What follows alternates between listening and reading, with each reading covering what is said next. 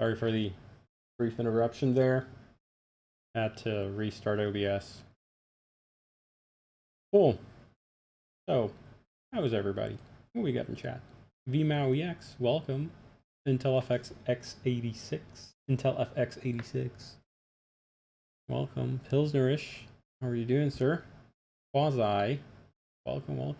Robbie TP 101. Hey, and Captain Zap. How you all doing? Cool. Now, let's get this thing on the road. So what was I messing about with? I was messing about with HF radios today. Can somebody give me a radio check though, just to be sure that I'm not, talking to myself. Maybe Wally. Welcome. F1 Mania Gaming. Hey. Captain Crash, how are you? Thank you, Captain Zap, for the audio check. Let me actually, maybe it's a bit quiet. I don't know. I'll try and mess about with it a little bit. Let's see if it will work. Jet Jazz Junkie, welcome. Thank you. Just getting myself some tea and all is well now. Perfect. Now we can actually start because I got my caffeine dose here ready to go. Thanks, maybe Wally. Hope you're having fun watching. It's the Sneaky Danish. Wow, that's a lot of people today. What is the date today? It's only Wednesday.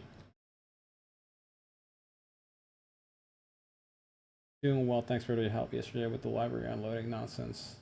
Did it actually help what I told you to do, or did you find some sort of a method of working around it? Because I have no idea how you'd, if it's a third-party library causing that, I'm not entirely sure how to work around that.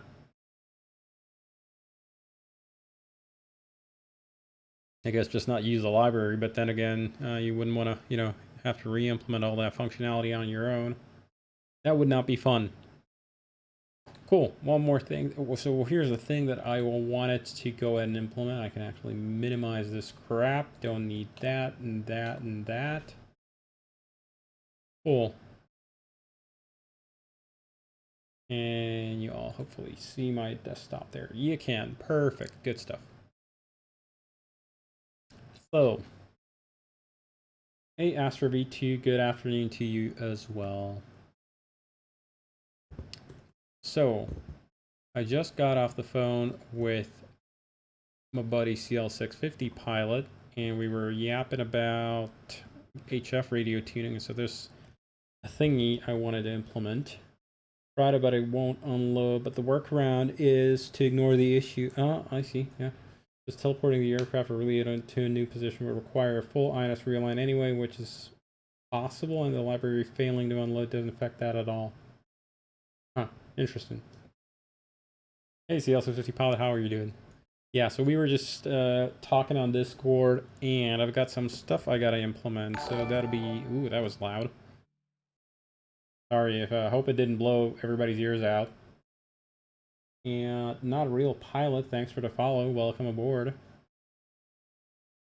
So I got some work to do, and that work is going to be done in the CDU pages, CDU page tune.c.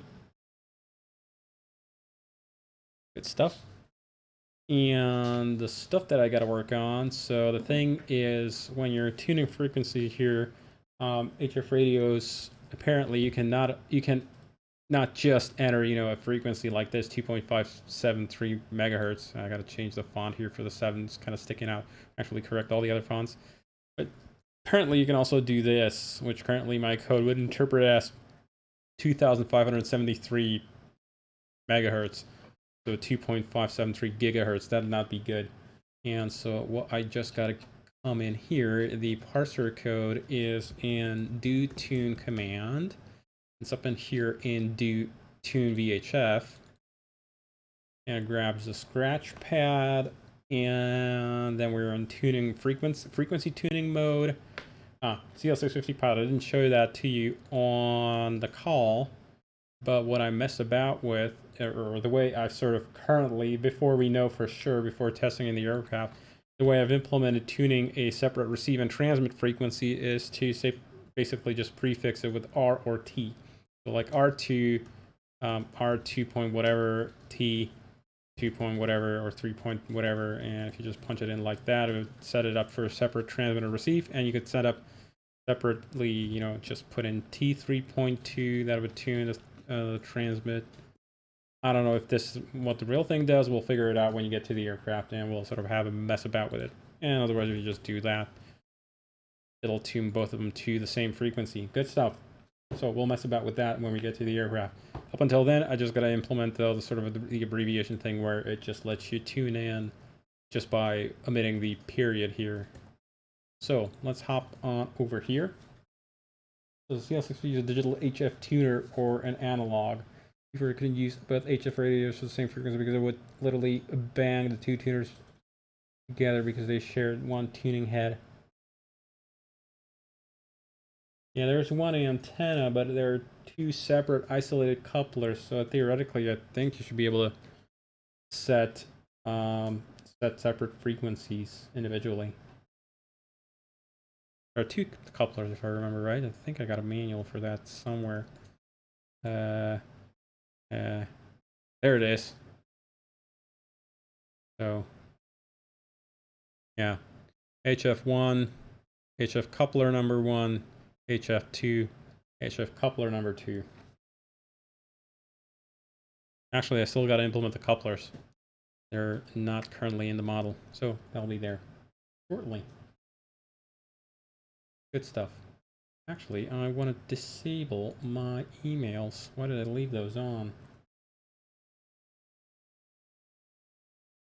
Go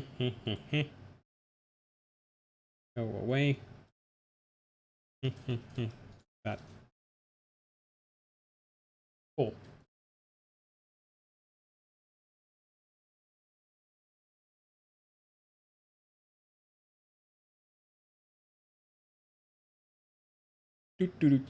Okay. Do HF tuning. And so where do I interpret the frequency here? Up in here. Out frequency. Okay, here we go. So I parse it as a floating point number. We hack the HF radio so that it can be used on the amateur radio bands. Would be cool to do some connections airborne. Yeah. Would be cool, but unfortunately there's no way to simulate that. I can expose the data that I have, the tuning data that I have in the aircraft simulator radios, but you know, whatever. Then you'll be the one providing the actual interface. Actually, that's another thing I wanted to implement here is implement a couple of data refs so that if anybody really wants to, they can actually see what is the functionality of HF on any similar network. That's the thing is I don't know of anybody who really does on any network or even the sim. The X-Plane for sure doesn't have anything for that. Resources data refs, and there's nothing HF. Com radios are basically the thing just assumes that it's always VHF. Yeah, I mean, you can set COM1 or COM to some sort of a weird frequency that would be sort of HF kind of like, but in the case if someone has to implement HF radios as an add-on for everyone else to follow. Yeah, there isn't actually. So there isn't any support for HF radios on any network that I know of. I think VATSIM has some support for cell call, but it's literally just them providing like a basically they just call you on some sort of virtual HF whatever, but there is nothing that would like actually give you proper voice communications or anything like that. For sure there is no, you know, actual radio propagation model in their case either, but yeah, I mean, what can I do as an aircraft add-on? All I can do is I can expose the data that I have and then hope for somebody to actually do something with it. Okay. Or is valid HF not a valid HF frequency RS freak? Actually, Will a radio handle a propagation model? It could do something, Captain Crash, but I'm not entirely sure. The underlying mathematical model, the ITM, the Longley Rice model, starts at 20 megahertz, so it's basically VHF and up. HF, well, it will try to simulate something, but it can't really do a very good job of it. So it will try, but it will not probably get it all that right. And I'm using it. I'm using it for for NDB simulation. Those guys are much lower in frequency. They're basically on the all the way down to the medium frequency band, and the lower HF band. But we're not really, we're sort of best effort guessing at that point. Will the cell call feature in VATSIM be able to trigger the green cell call ICAST message on the PL21? That's the idea. CL650 pilot. I'm gonna try and see if we can somehow integrate it. It really depends on getting the data. So the VATSIM client has to expose some sort of a data ref for me to read, so that I'd be able to actually, put it in the avionics. Because if there's nothing in the interface, nothing for me to access, or no externally visible thing, yeah. It's all done on the client side. Yuck. Yeah, that'll be bad. I mean, if that's the case, then whatever. Wish I could implement it properly, but those guys are, whatever. Not gonna badmouth people, but as we've seen in a recent, I guess, bug report for Microsoft Flight Simulator, where people are reporting, it could be bugged, but the fact that temperature compensation, they've gone ahead and implemented temperature effects on altimetry gets a big thumbs up from me, and hopefully people online are going to start, they're going to actually correctly implement their interface and client, and not just read the true altitudes or actual true altitudes elevations of the aircraft, but actually go based on barometric altitudes to make sure everybody sort of matches up. Because that's something I expect is also going to be somewhat of an issue for the Challenger, and I'm going to have to put in a little user config setting, whatever, in here to let you set up or disable temperature simulation, temperature effects on altimetry. So you'll undo all my work here. Whatever. Oh well. Cool. Keep having these asides. So it's valid HF frequency. Okay, so for that, I'd want to go ahead and implement. So what I'm actually going to do, if not ABUS isval, yeah. Parse HF frequency, and we're going to parse it off RX freak. Yeah, sure. Like that. And parse RF freak is actually, what am I going to do here? No, I'm going to do it differently. If not ABUS as well, parse RF freak, and you're going to get a string directly. Yeah. That's what we'll do. That's what we're going to do here. Actually, even better. RX frequency.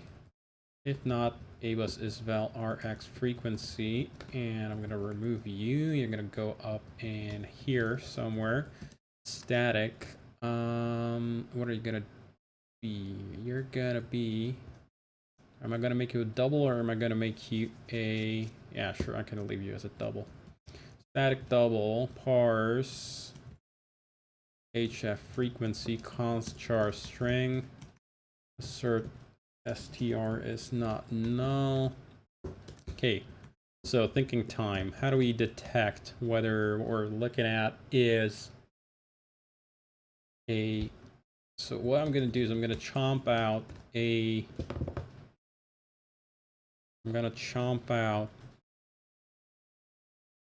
Did I use a full... Did I use a full regular expression for this? I could. And I was trying to avoid it, but I could. Yeah, that's what we'll do. Let me think. So I'm gonna go in here under FMS parsing. This is basically my sort of repository for all kinds of complex FMS parse HF freak const chart string. And it's gonna return it, I guess, and it's basically my sort of dumping ground for regular expression parsers.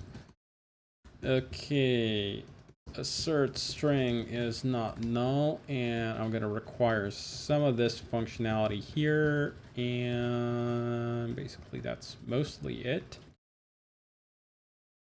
So we can get rid of that, get rid of that. Nav name len.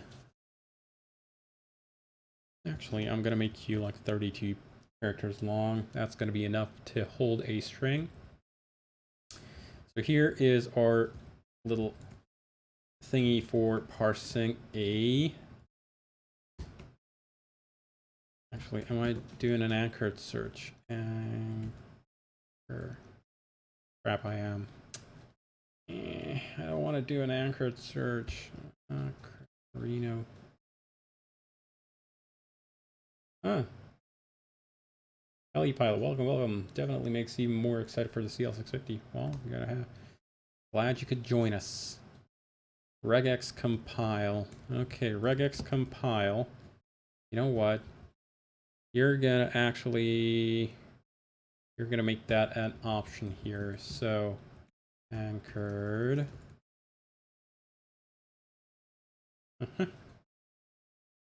Why the hell am I even using this? Why am I not doing this as a return variable? What the hell am I thinking? Okay. Slightly more refactoring than I was thinking. Regex compile. The const char pattern.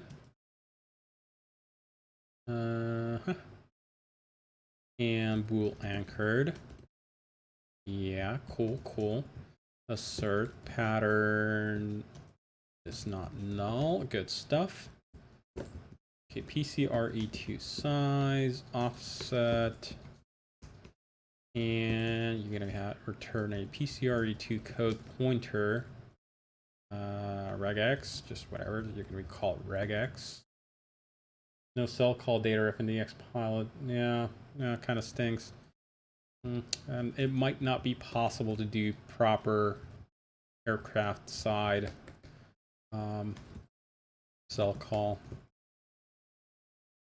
Sucks, but you know, whatever. If we don't have data, what we got to deal with, yes. Okay, so that verify regex is not null. Fail to compile regex. That thing, error, whatever at offset, whatever. Good stuff. And with that done, return regex. Okay, and get rid of this stupid macro here. Regex compile, going to be converted into regex compile.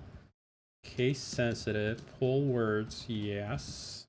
And regex compile, and I gotta add that extra argument in there. So true for all the other guys here that are using it.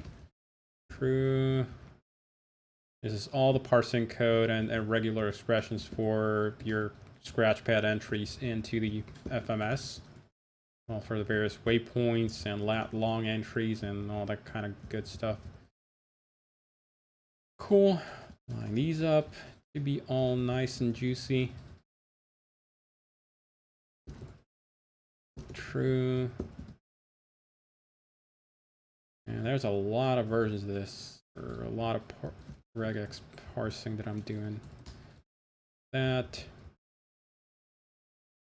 And yes, the regular expressions, if you're not familiar with what they look like, they literally look like somebody's cat just walked all over the keyboard. They look like complete gibberish. they do make sense. They're not, they're not entirely crazy or meaningless or whatever. They're not just complete gibberish, but they are fairly hard to read. If you don't know what you're looking for, basically. Yeah, regex hurts. Cool. So we'll put that kind of a thing in here, and yeah, that's basically it. I don't need that terminating specifier. Cool. So freak. And so first of all, you're gonna be led by either a 1 or a 2 optionally. And actually no, I don't know. I'll make it. What do I make it? What do I make it look like?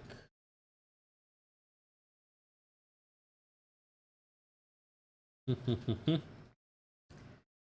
actually, so it's not going to be a 0 leading the thing ever. Guess you could put a 0 in there. Yeah, people hate mail-in regex. Yeah.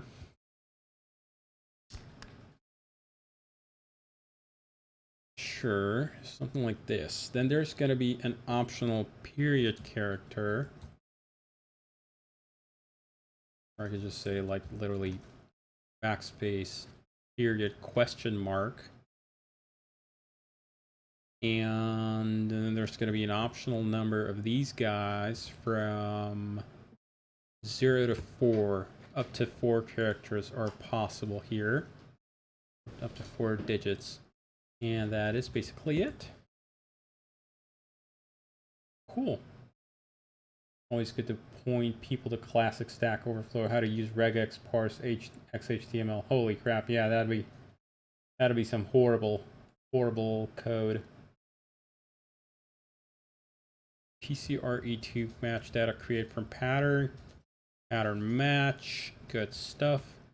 I mean, you can actually test your regular expression. So if I go to here, system source PL21 FMS test regex, and let's create, oh, I don't know, whatever. I'll just copy a sample file here, and we'll call you HF frequency text. And so this is, so the PCRET utility is a thing which lets you basically test out your regular expression. PCRET test lets you test out your regular expressions directly on the command line before you actually put them into code. And all you got to do is you just got to throw them in here into the pattern. So if I go and where's the other thing? I go ahead and just copy this thing out here, throw it in. Gotta get rid of a single double backspace. That's not going to be in here.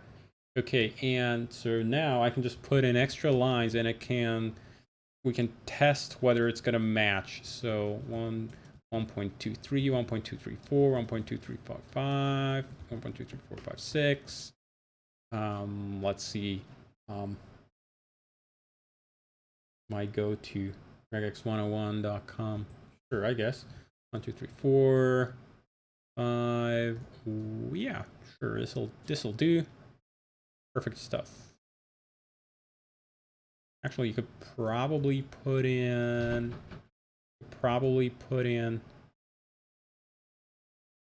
That. Oh yeah, starting to. Wind's picked up, so there's probably a little bit of doors being slammed left and right. Good stuff. So this will be 1 or 2 characters here. And 1 or 2 characters here. Good. And let's go ahead and test it. So PCRE2 test. HF freak. And so what do we get? It ate all of these. I was happy with all of them, although I put in one of them which it should have rejected. So let's go ahead and test a little bit further. So plugins, systems, FMS, source FMS. I set PL21 FMS test regex, so I can just AB between the thing. Okay, so it should have rejected this one because it is not conforming to this. Okay, so what I'm going to put in for an additional condition is that there should be an end of word condition, and now nothing matches. Actually, it might just be like this. Not even like that. Okay, cool. What the hell? Weird. Will you match like this? You do. That's not good. I don't want that. Yeah, that's definitely wrong. Now, this is definitely the end of word specifier here on a regular expression. So what the hell gives, dude? Perhaps this stupid thing does not match end of word specifiers unless there is a space there? Perhaps it wants a single backslash? No, definitely not. Ah, crap. That's one of the things is regular expressions are different by dialect or whoever, what sort of dialect you're writing them in. So I'm using the PCRE2 library. So PCRE is the Perl compatible regular expression library, whereas the regular expressions I'm most used to are the grep ones. So the global regular expression processor. So command line one. So I kind of have to sort of wade my way through this just by sort of trying to see what sticks. Will you accept this? Okay, you won't accept a 0. There could be 0 to 9 question mark. Yeah, okay, you still will not accept that. So if I say like 10, will you accept that? Yes, you will. That's good. There's an optional character for a period.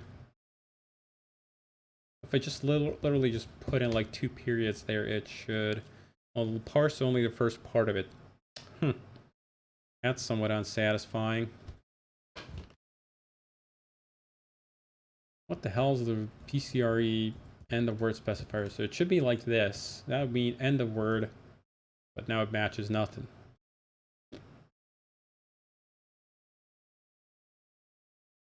What am I doing wrong here?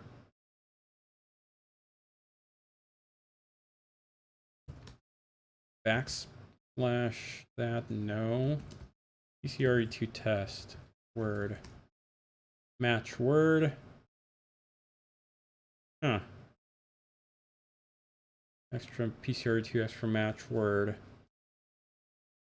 Match word. What do you do?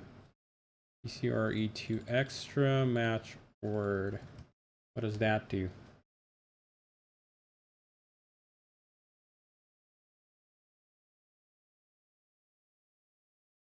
I love it when documentation doesn't match word. Match word. Ah, there we go. Here are 2 extra match word. The option provided is WPCRU grep causes the pattern only to match strings that have a word boundary at the start and at the end. So she's by automatically inserting the code with, okay.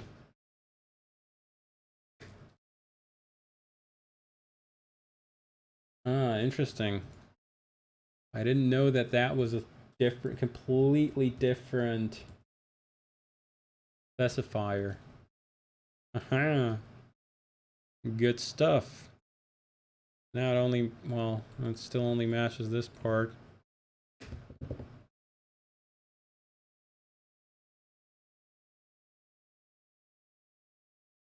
If I put you inside of the character group here, yeah, that's not gonna make a difference. Did I miss some regex stuff? Yes, you did, perhaps a little bit. End of word for PCRE2. Backspace B open parenthesis question mark at the start, and this is a different way to specify it, though. Hang on. It says this is the way? No. No, unmatch close parenthesis. Backspace B. at the start of the compile. So if I shove this thing in here, so backspace B question mark, and like that. That makes no difference. This thing doesn't even work. Alright, because a period apparently, yeah, period would kind of separate words, wouldn't it? Weird. What I could do is we could match the end of the input or a space.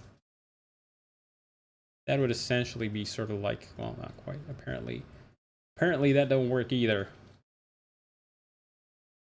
Oh, right, because it's considering, yeah, it's thinking about this. So like that or end. Something. No, not something. Ah, right, I get it.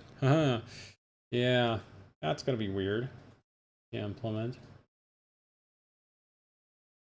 Hmm.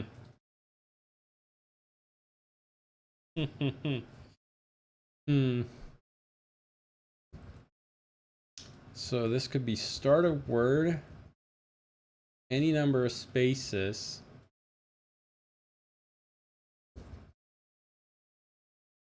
and any number of spaces there.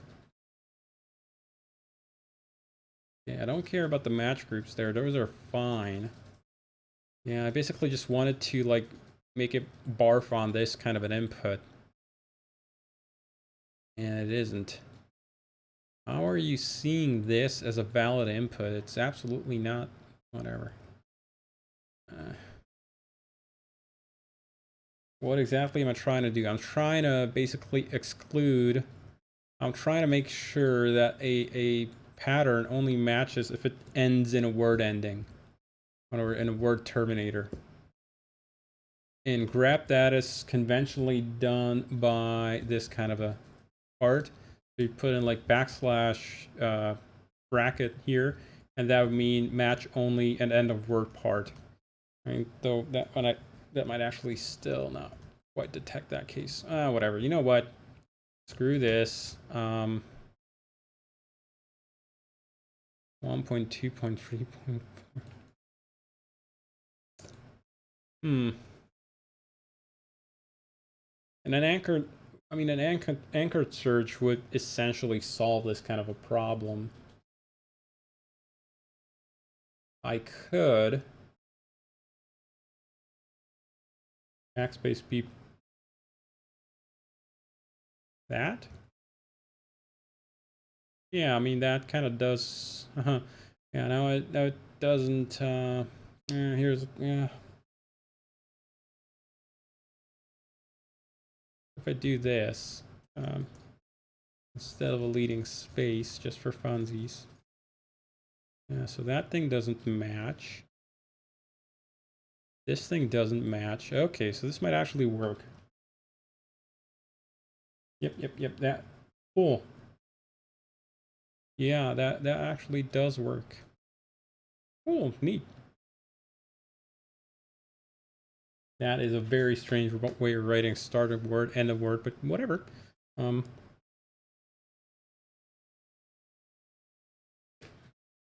reason is what I'm trying to essentially exclude are things like if you write something like this, I don't want it to match, or if you write something like this, I do want it to basically, well, skip that part. Yeah, no, that don't work either.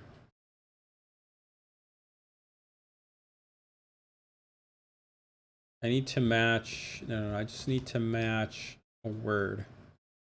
Yeah, cool. So this will do, it'll barf on this, which is good. It won't barf on this, which is not all that good.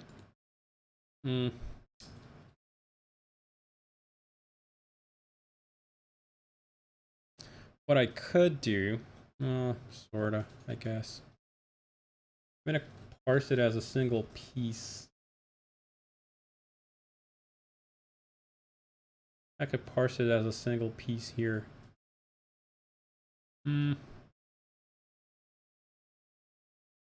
Gonna make it a single frequency specification for both of them. You know what? It's close enough. Do I even want to use regular expressions for this? I probably don't. So the entire endeavor here is probably going to go down the toilet as useless. Make you the original size. God's 80 column terminal, which is the exact amount of columns a terminal is supposed to have. Good stuff. So screw all this. Go away. Instead, what I'm going to do, and you go away as well. I created a completely useless change here, but whatever. Switch the to match further full strings. It's a bit more complicated in IntelliFX. I basically just want to parse out a chunk of that string. That's fine. I'll do it completely differently. I'm just gonna do it like this. So I'm gonna do a string scanf string and just chuck it in here. So this will chomp out only a single word, white space separated on either side, or if it's a full string, then the full string. And then what we're gonna do is we're gonna do a check for whether there's a period in there. If a scanf, or actually string char, look for a period. If there is one, and we'll do frequency is if string scanf, scanf, buff actually, so not string but buff. We'll grab it as a floating point value, chuck it in here. It's not one, then return nothing, meaning basically parsing failure. And then we can just go ahead and return that. From you in here. Else, we're gonna go ahead and actually either way, in either case, I could just go ahead and parse it as, yeah, I'm gonna do it like this.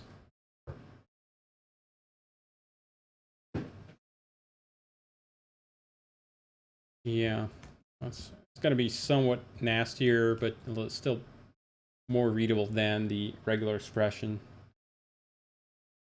If there's a period in there, or if there isn't a period in there, this is when we need to do period must be assumed after the first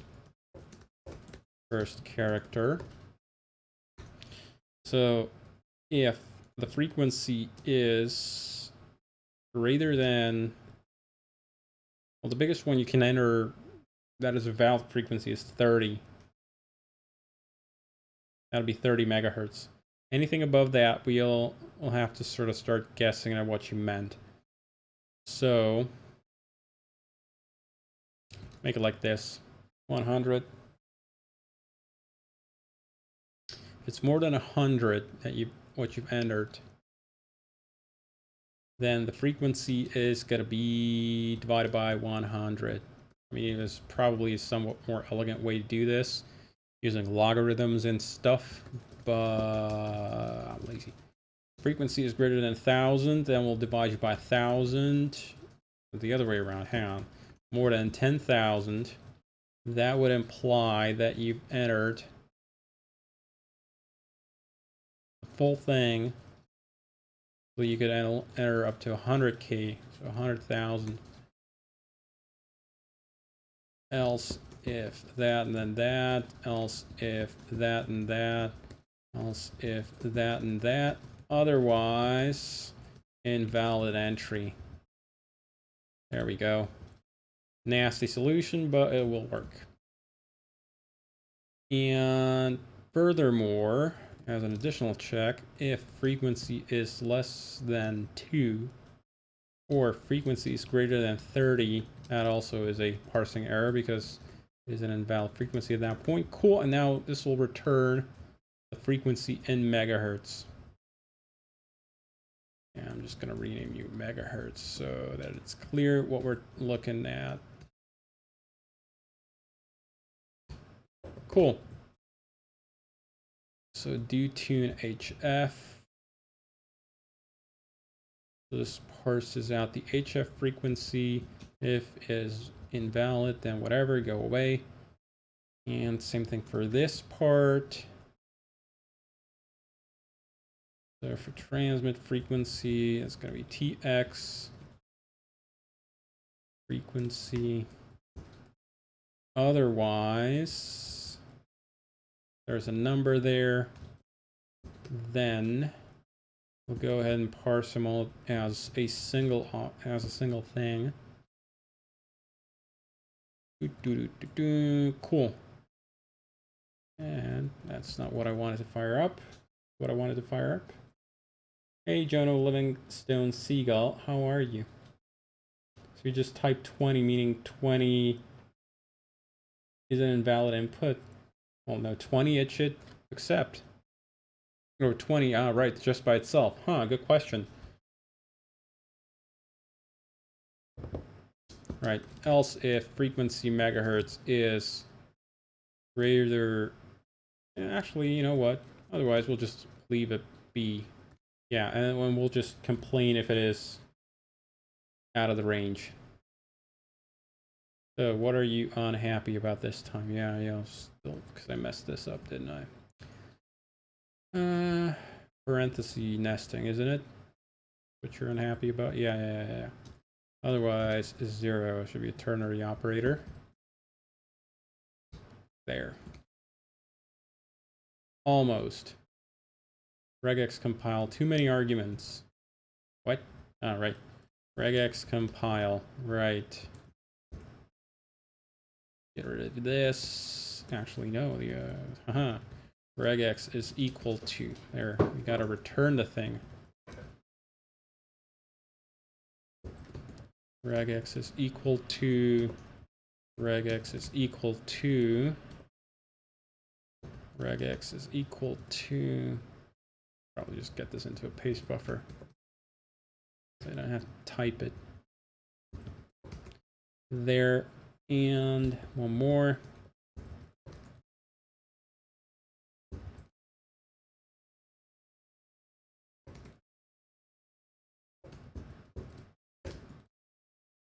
Perfect stuff. Compile a bit faster, please. Good. Reload.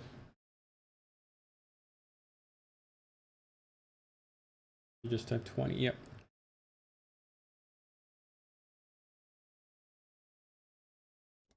So hopefully now it'll grok it. Good stuff. Ding.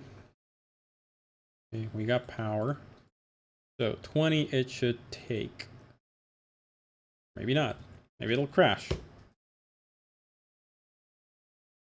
What did I mess up here?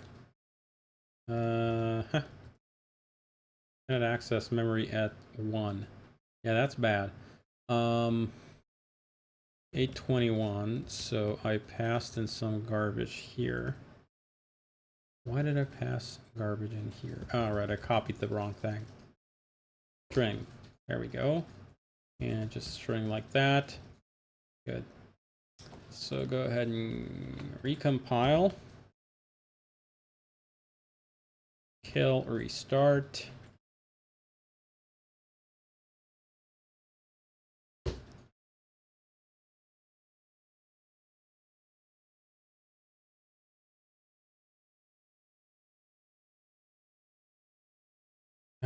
Good T.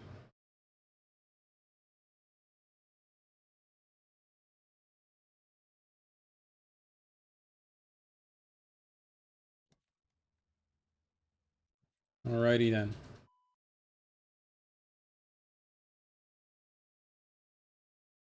So type in 20.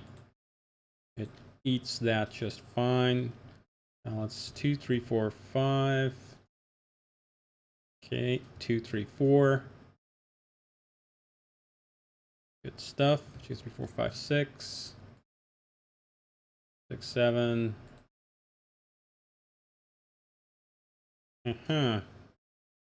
3, 4, 5, 6. I said it if it's more than that. It should actually, so if it's more than that, actually will interpret you as megahertz, as one less. Yeah.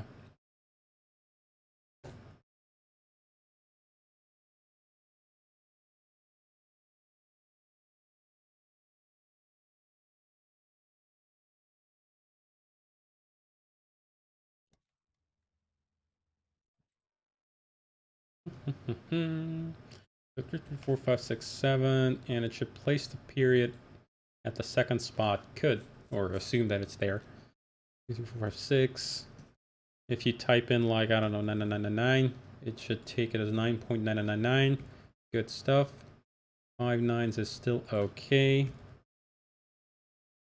But 100,000, it will take us 10 megahertz. Good. So you can literally type in 8175 or whatever. Good stuff. This is what I wanted. And crucially, this should also work with my little compound format like this. No, it won't. Why not? What is your problem? Will you accept it like this? Or whatever. And we'll accept it there. And we'll accept it there, so it's a combination problem. R2346, T2734. It ate that. What did I do there? Whatever, like that. And T whatever. Huh. What did I do different?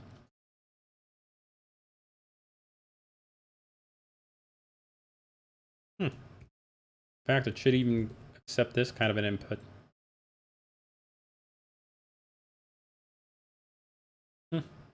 Strange.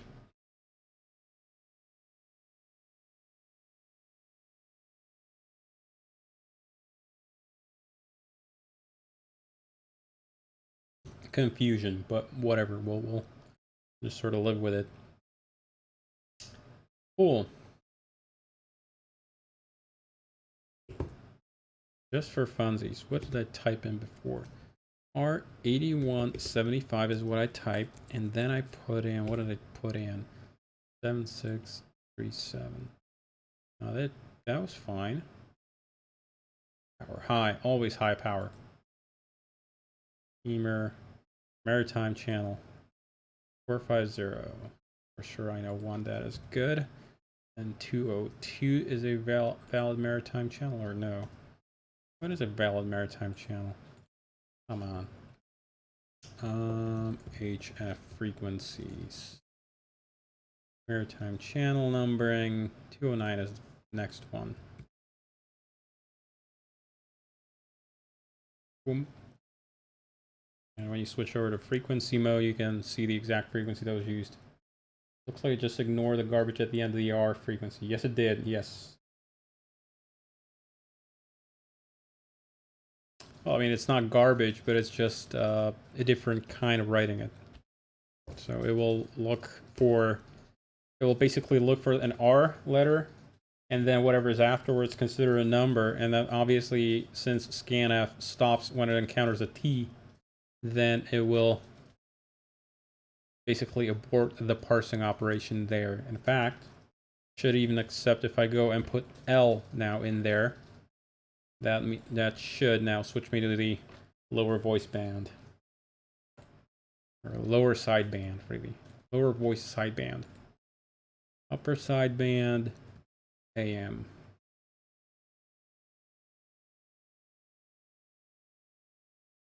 Cool beans.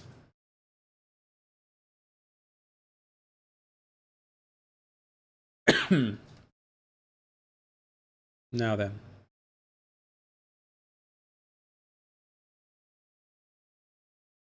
So that takes care of that.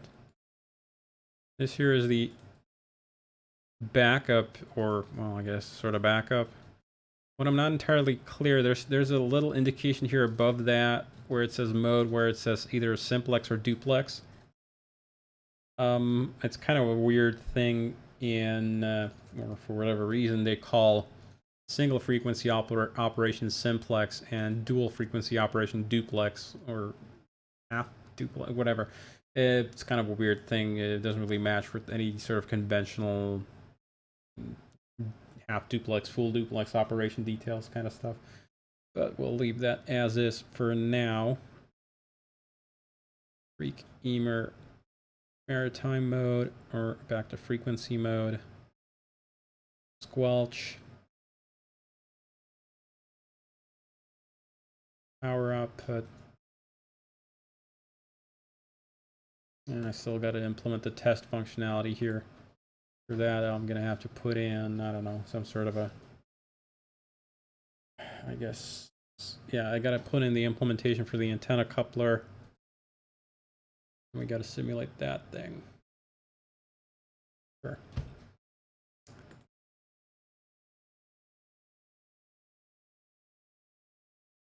Radio. All right, one more thing I got to implement in here is COM3 should have a button here for selecting data mode. I had a picture of that somewhere. The Mfd font finalized. Not quite. There's still some changes that need to be done. The parentheses are slightly too much curly. Number zeros need to have a cross through them. Actually, I'm gonna go ahead. I can go ahead and change that pretty much right now. Sorta. And yeah, 137. Yeah, the 7-digit I gotta fix. It's a little bit too tall. Cool. So let's go ahead and jump out of here and go into, where's my CDU crap? SFD. There we go. Font Forge.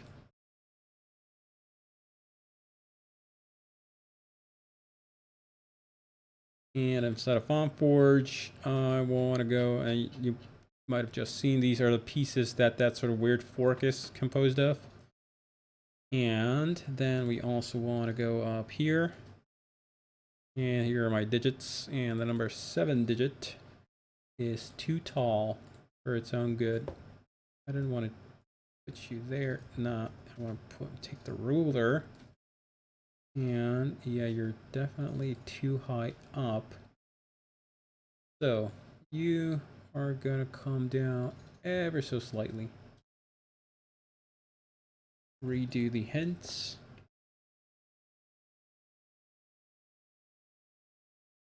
Yeah, and sort of font design stuff is always just a truckload of futzing about with exact point offsets and making sure that it kind of sort of looks okay. So if I type it in 7, 6, I mean, they sort of line up, but the 6-digit here looks much, much smaller, even though it is exactly lined up to the same point. So I gotta come in here and I gotta elongate it a little bit further up. So what I'm gonna do is I'm gonna take the scale tool, slightly make it taller. I'm gonna take you and push you up a little bit. And even though this is now much closer to the top, it should appear to be about the same size now. Hey, have a good one. CL650 pilot. Glad you like it. Take care, man. So let's stare at this some more. And ironically, actually having it be slightly smaller sometimes helps with recognizing what's out of shape. So for example, the 8 here is a little bit too small, and the 6 now looks about right. The 2 looks too small, and 3 definitely looks a bit too squished down. But mostly it's the digit 8, and it's because of the narrow upper portion there. So grab you. A ruler. I'm going to extend you out to about there. Take the scale tool. A little bit just slightly larger. Move it back up to where it was. Redo the hints. And let's have a look at it. It looks a little bit better. So even though now theoretically, mechanically, this thing is much closer to the top than the digit 7. So you can see where they actually are, you know, not even close to being the exact absolute height. It's because of the shape that your eyes would perceive the digit for 7 as being taller, just because of the width of the character here. So that's why we got to make, for anything that's sort of oblong or pointing near the top, you actually got to make it stick out a little bit further out, just for your sense of scale to feel like it's the right size. Same thing for the number 4 here. It looks a little bit too small there. So I'm going to grab you and move you a little bit further up. I'm going to check my spacing a bit better.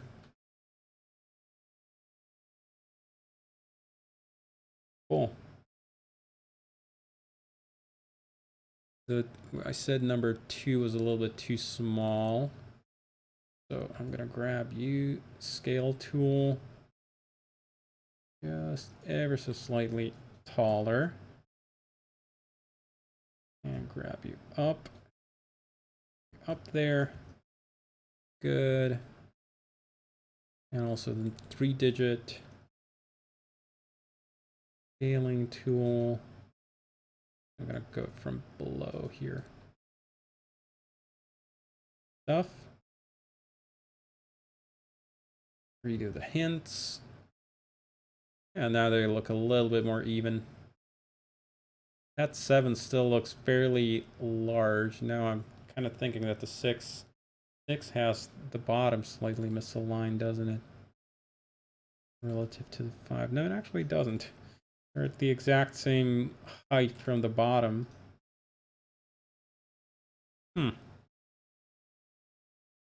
For some reason, though, just my eye sees the 6 digit as being closer to the top. Might be, again, another optical illusion. So down you go.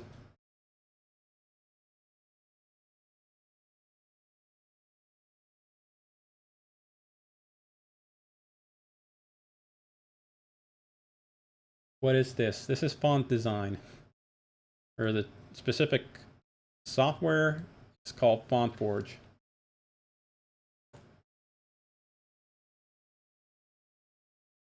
I'm seeing a tiny bit top heavy. Yeah, but it really does look like that. What is it for? It's for the CDU in the aircraft.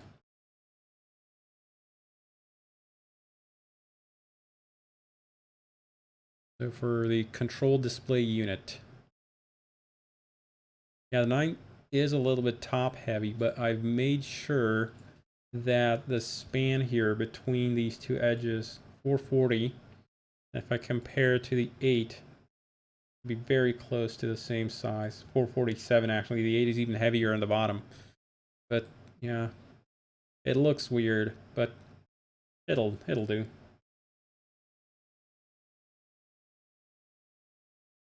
Well, I hope you're gonna have fun flying it then, given the amount of work that was involved. Cool. Export the font. Go to next step, CL650. Does it have keyboard shortcuts? Yes, it does. Go. No. PL21. Fonts. CDU. CDU OTF. Replace. Good stuff. And so now if I fire up the... Let me think. There was some more crap in here where I wanted to check the letters as well. A, B, C, D, E, F, G, C. The C is a little bit too light on the top here. G I already overexpanded vertically, so it is a little bit top heavy to basically compensate for the fact that it's curvy. But let's go ahead and grab. I said, give me the scaling tool. Oh, I hit the wrong button there. Give me the scaling tool, like so. just to expand it so it looks about the same size. BHIJ. KLMNOPQ. Yeah, they look pretty good to me so far. RS, RSTUV, WXYZ. Yeah, the rest look good to me. What do you guys say? Why doesn't Prime let you sub on mobile? I'm not an affiliate, Obstinus.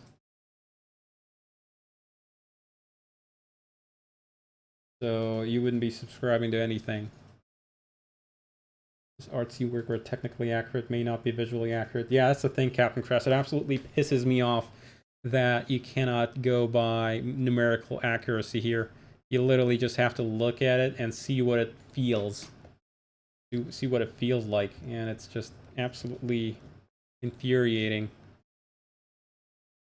So see here, for instance, now the S and R and T kind of look about the same height. They look roughly aligned, or to be close enough. But if I actually measure there from the top, the S here is 38 units. And if I go to the T, you'll notice that the line is nowhere near touching. The T is actually 50 T units from the top. Qualitative statement. Looks a bit weird. Yeah, I mean, I copied it off of pictures of the CDU, so if their S is weird, then mine is going to have to be weird.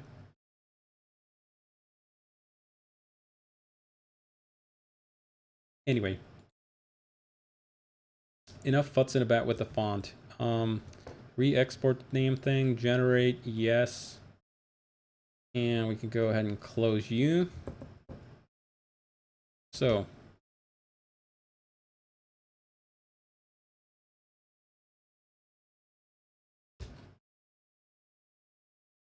Fonts are no fun.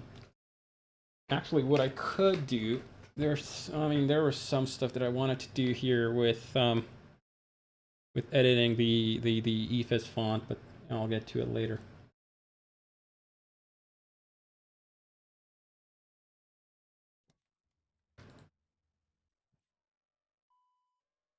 So, bring you a bit closer. What do you guys say? Looking good? Now the 9 looks a little bit oversized. Kind of hard to tell. Oh yeah, and I might have showed you this on Discord, but in case somebody didn't see it, or I guess they want to mess with it.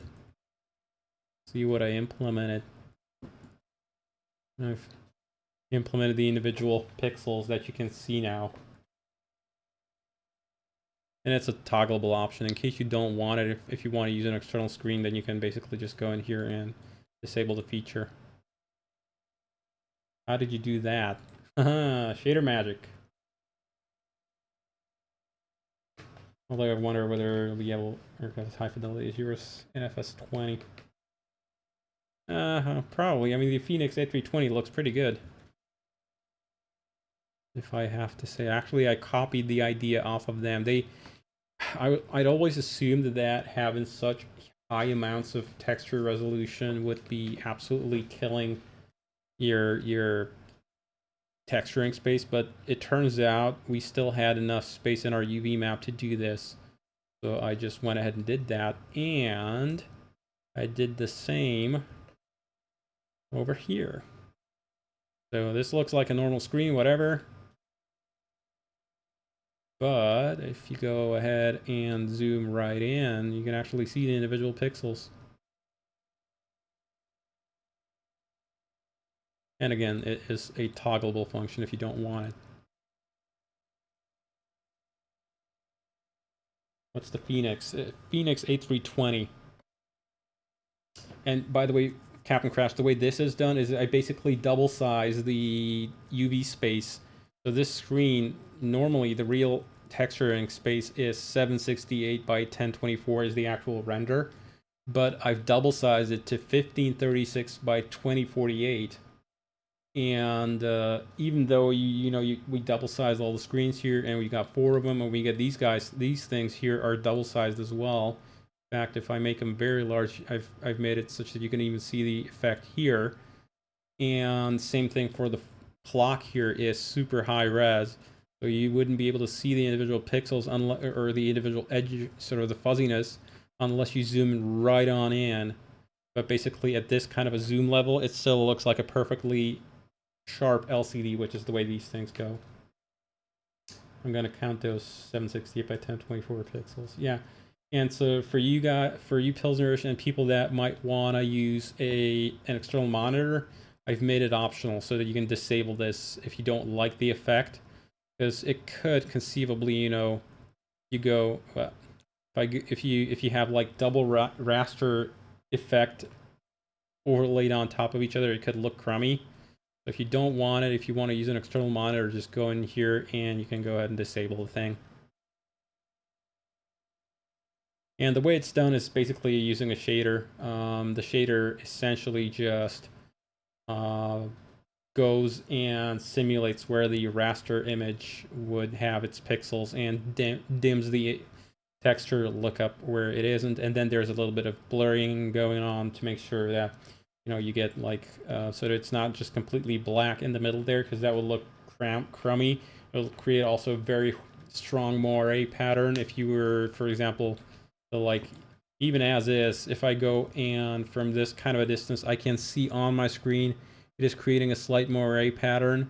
But if you're very very close, there was another one. If you're very close, the moire pattern is not a problem. And if you're at a reasonable sort of viewing distance where it does not, where the double pixeling is not a problem, basically just blends together, then it's also fine. Yeah, you can probably see it. It gets visible when you get to like about there. So if I go and put it there, you can sort of see it, and it changes with zooming in. But if you're very close or at normal viewing distances, about from your typical, I guess, seating position here, whatever, it shouldn't be a problem. In fact, I'm getting more of an aliasing moire pattern here on like these buttons here. In fact, it might go away if I go to like, I don't know, anti-aliasing. It might actually, the super sampling anti-AA might just make this thing go away. Or it might make it worse. Let's see. See what happens. Yep. Cool. Let me turn on 4 times SSAA. Didn't make a difference.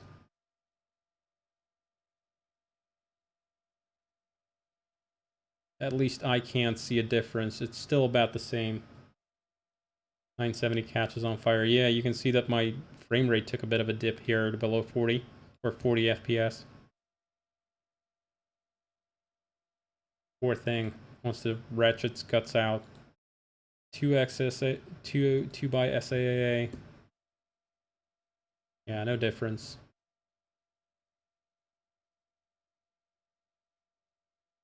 But yeah, should more or less work.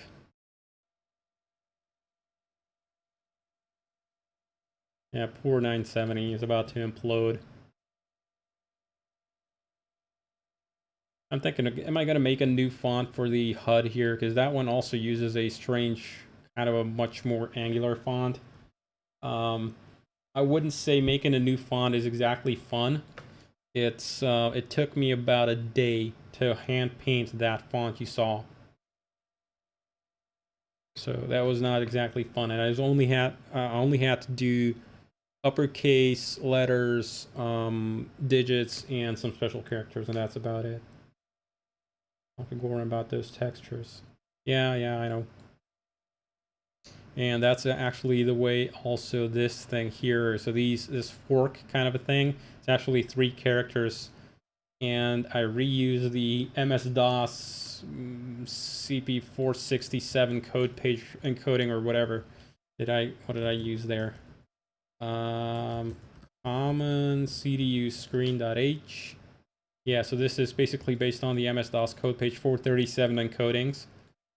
And those guys I then translate into Unicode in my little Unicode translator function. So for these characters, we just straight up bash them out the same way.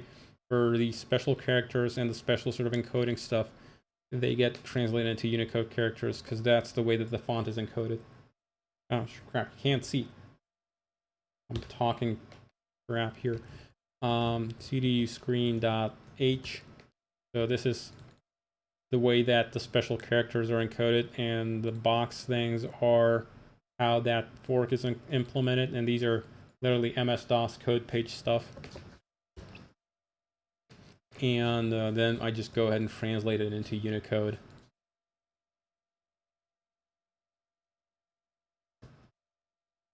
Cool. How about we take a 5-minute break, and then I'm going to go flying. Just for funsies. We can play around with, I don't know, data link stuff. Plan? Deal? Cool. So, back in 5 minutes, folks. And then we're going to go fly somewhere. I don't know yet where, but we'll fly somewhere. Give me suggestions for city pairs or airport pairs that you want me to make it a flight, and an hour tops. I'm sorry, hour and a half tops. So, you know, something within 500 miles of each other would be ideal. Smoke them if you got them. Yep. Be right back, folks.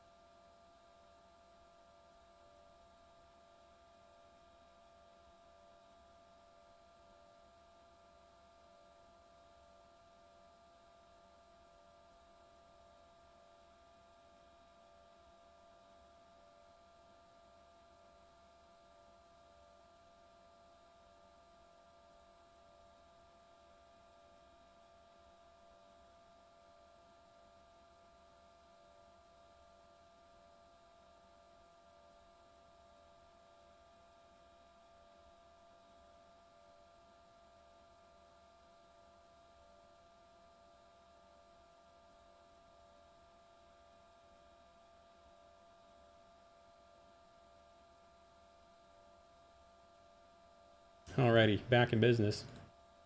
Cool. So what do we want? Where do we want to go? Somebody said Halifax. Let's think about that. Ottawa to Halifax. Halifax is CYHZ, isn't it? CYHZ.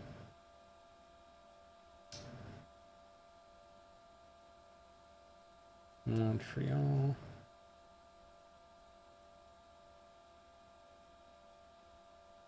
What's the code for Ottawa Airport ICAO?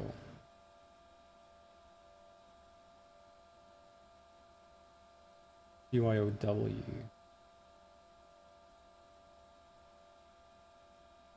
Not the one you meant. How long do you want a flight to be? Well, sub 500 miles for, you know, about an hour.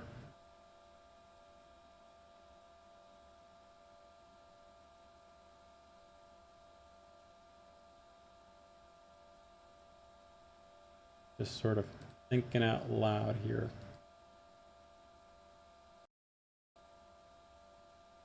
Leculias. LECU. I want to do that. LECU, LEAS. That's a very short one though.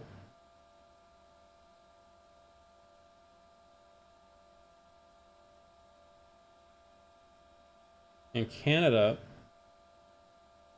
Canadian airports are kind of famous for having, you know, very little in terms of like approach stuff. So that makes them a little bit boring. So CYOW. Pretty sure that the departure there is just going to be fly straight ahead. Yeah, there we go. Canada never disappoint. And approaches are stars are going to be a little bit more complicated, obviously. But they are still fairly straightforward. Yeah, Canada, predictable in this. Madrid.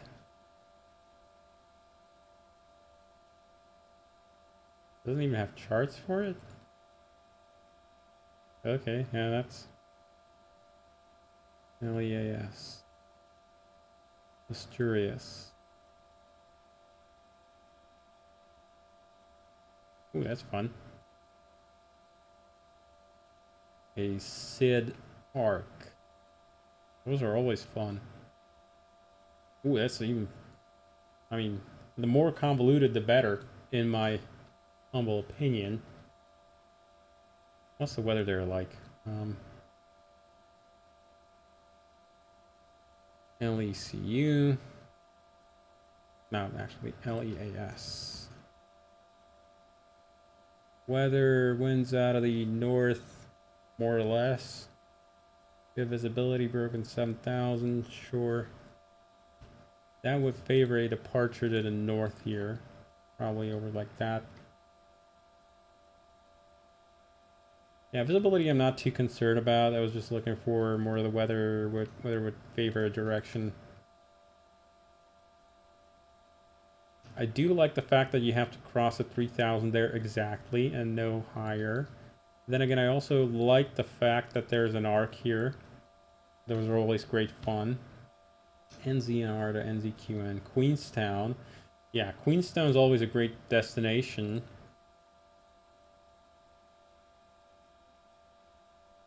That looks like fun.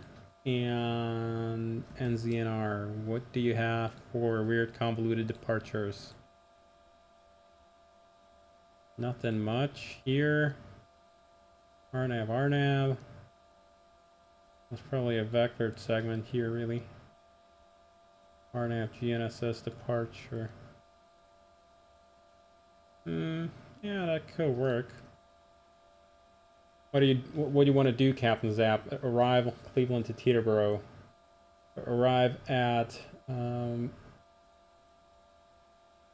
arrive on, like, I don't know, the weird convoluted into Queenstown. This guy. RNAV Zulu 23. This guy, like these kinds of approaches. I mean, those are fun. seeing the FMS sort of, you know, wiggle its way down, and then go in a mist. The mist one's even more. The mist is even more fun. That does sort of tempt me. I gotta say, you do know what's up. Teterboro is a bit boring. I mean, there's real world flying is obviously complicated, but SBRJ, Rio. Oh, I haven't flown in there yet. Into there.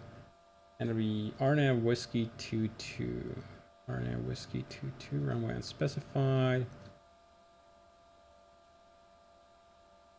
I think you meant 20, yeah. 20 left and 02 right. There is no 20 right. At least, what's the 20-9 say? Oh, right, I know what you mean. Yeah, I know what you mean. You mean the one that's the sporting one where you gotta like hook a left. Yeah, this one. 02 right. Yeah.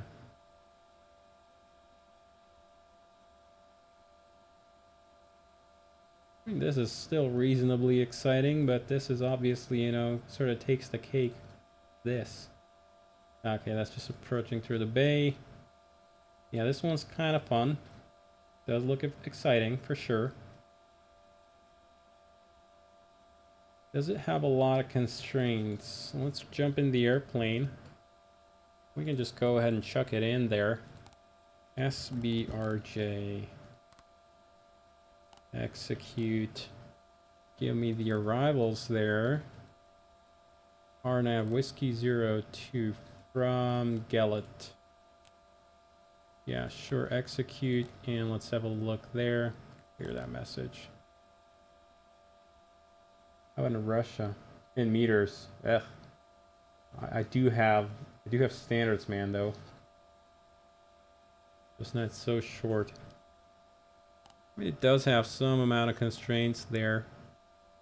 It's not a complete waste. Ooh, pixels. And I waste a lot of brain power trying to make them all line up and good and looking reasonably good. 4800, 385, 27, 1850, 1537 above, 1162 above, 305 above. Wow, that's a late one. 300 feet above the runway. Russia switched to feet last year. Is that just for terminal environment? Hey Steve, 099. Welcome. I mean, it does tempt me. But yeah, that Queenstown thing, I mean, I know the airplane's gonna fly fine. Well, what do you guys want to see? You guys want to see the airplane fly down a complicated constrained approach, or you guys want to see some sort of a sporty sharp turn in there? I mean, Queenstown has reasonably, actually Queenstown does have a reasonably sharp turn in there as well. That one's kind of fun. We go to the, I don't know, Zulu 23 or whatever at kill. That thing has a lot of constraints. Not too many speed constraints though, but it does have a final approach segment here. That's kind of fun. SBRJ back, yeah. Short flight indeed. How far would that be anyway? SBRJ. We probably couldn't make it on a single tank of fuel. Yeah, ain't happening in a Challenger. Just switch down land. Runways instead of taxiways.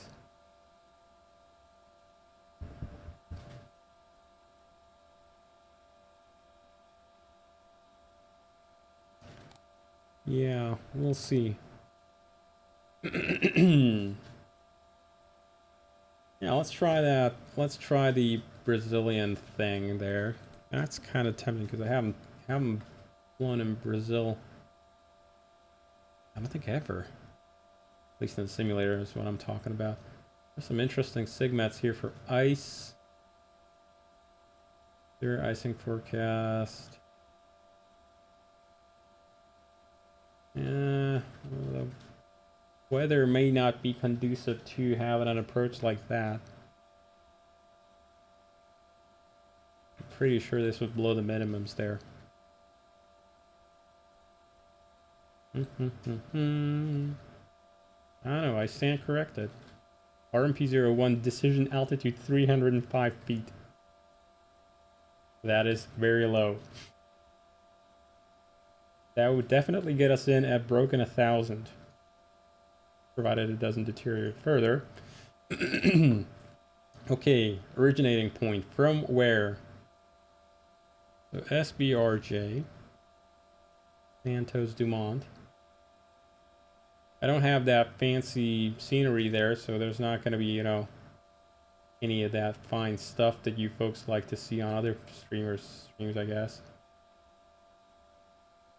Any kind of suggestions for a departure airport? Verifying the fly minimums IRL. Yeah, definitely. We probably want to fly in from the west here, so something further down here. Porto Alegre. How far away SBCO? How far away are you? 600 miles. Okay, that's a little bit too far. SBKP. Yeah, it's 200 miles. It's, I mean, we could get up to cruise altitude. I was thinking maybe this. Curitiba. SBCT. That a valid place to go from? I hope I got scenery there, by the way. I think I do. Or don't, or do I? Let me actually check. One of the neat things in X-Plane is you can quickly check for this kind of stuff.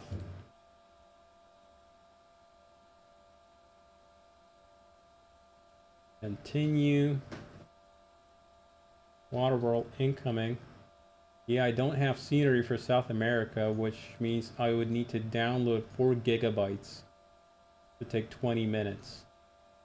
So that unfortunately means, yeah, Brazil is out of the question for the time being. So backup plan, we're go to Queenstown. So what was the original departure airport? NZNR. Napier. Cool. So let's go there. Hop on in there. NZNR. What do you have for parking? I don't want a gate position. I want a air ambulance. Not quite. Oh, I guess a ramp position we'll have to do then. What is the real time there? Middle of the night or well, early morning? Sure. And real weather. Why the hell not? Rock and roll.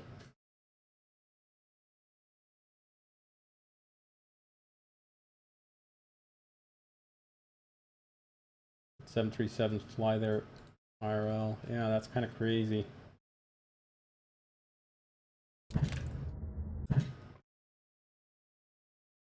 Kind of dark in it.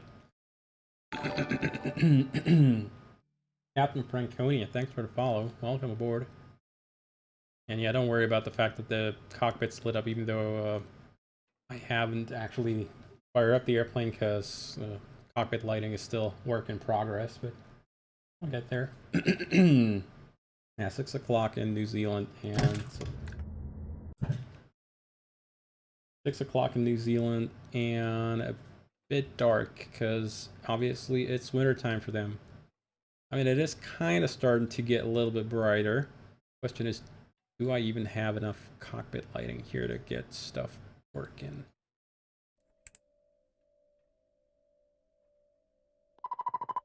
Thing is, I don't have night lighting implemented in the cockpit currently, so that might be a bit of a thing there. Might have to shift the daytime around a little bit. Just make it slightly more daytime. Just a smidge.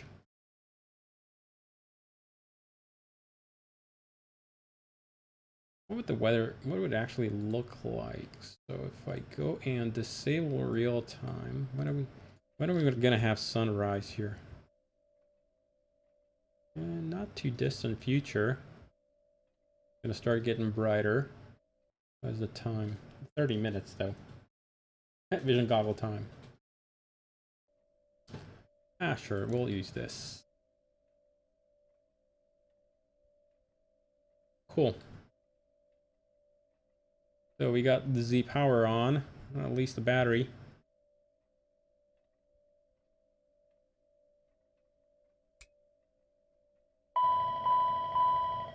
Jet pipe overheat.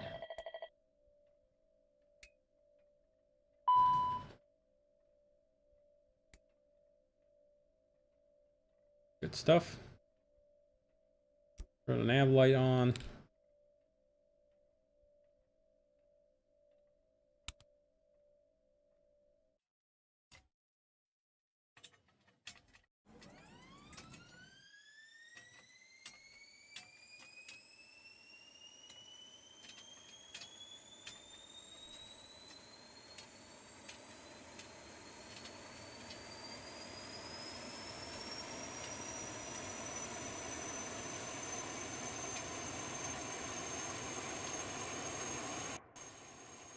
Yeah, it's the fan blades clanking away.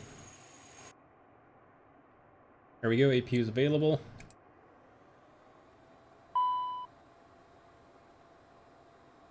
Put you away for the time being.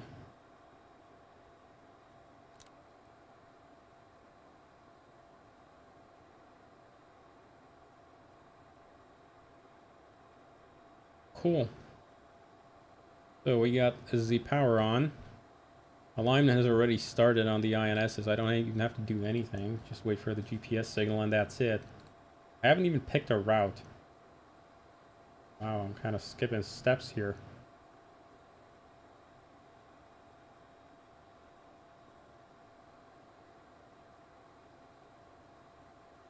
So let's have a look at some departures there. Mohan King 629. Welcome, welcome.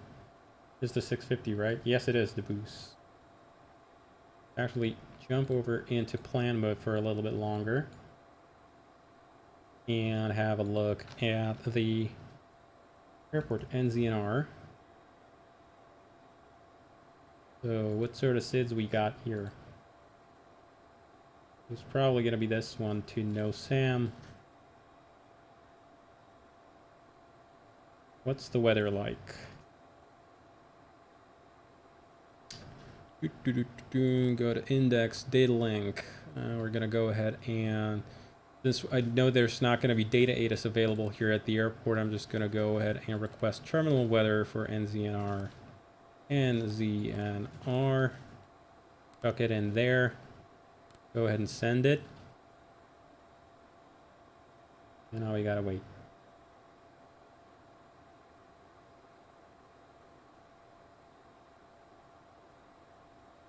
And we got VHF connected.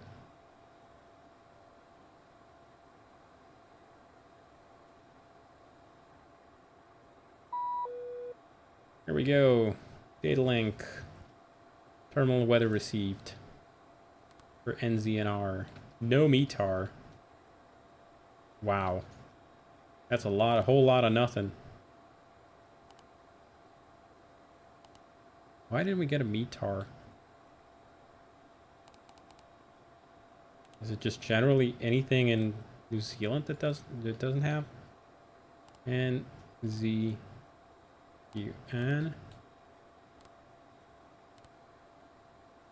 Are we gonna have even at least Queenstown?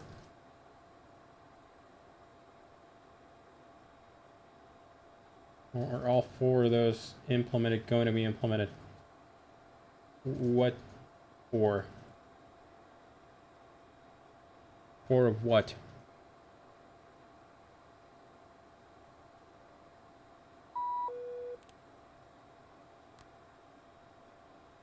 Yeah, no METAR, but there's a TAF. What the hell? What kind of a weird place is this? Huh.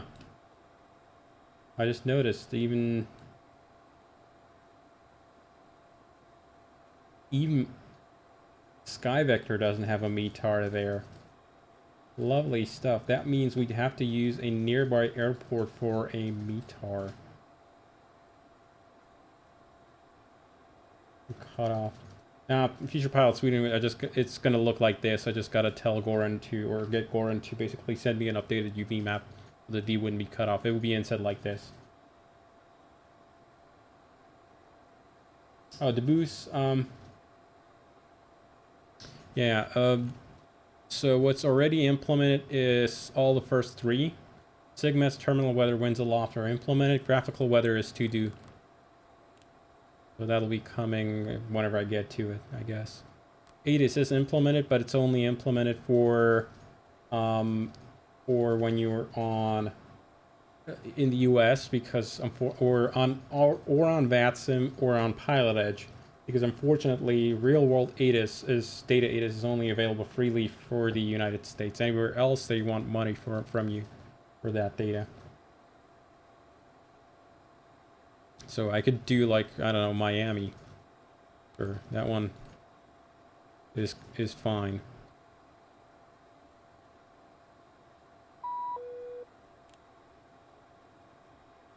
This is actual real world Miami departure info, Papa.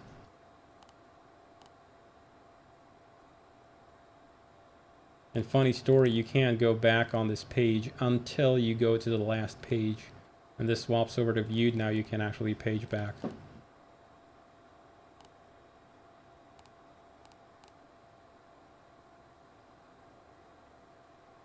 I can take the brightness down a notch.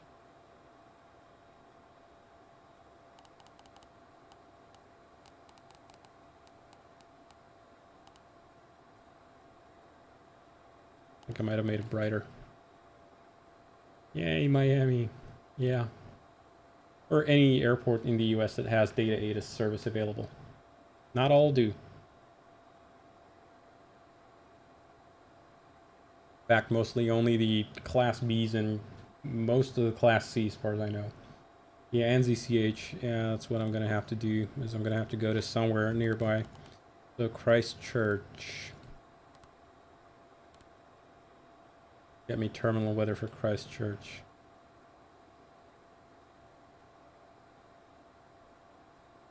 We can do winds aloft and crap like that. Actually, you know what? Why the hell am I inventing a flight plan? I can just go and have SimBrief make one for me.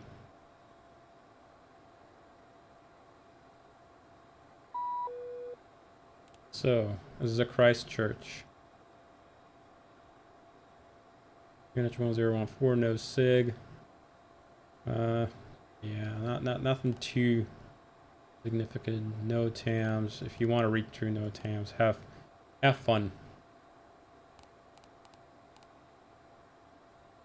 So you know what? I'm gonna be lazy. ABC 123. We're gonna go from NZNR to NZQN. Give me a flight plan. Yeah, we're gonna fly the Challenger. And whatever. All the other crap, I don't care. Oblox 2. So what does Oblox 2 look like? Yep. No SAM. Then a bunch of crap. All that good stuff. Cool. I don't need any of this. I just need the detailed nav log. No ETOPS. Sweet. Rock and roll.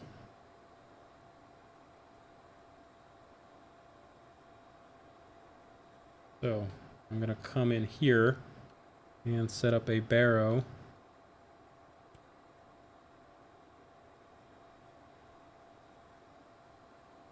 Cool stuff. Oh, no, this one. And so that Bombardier has a page by premium business jets on there. Yes, they do. Cool.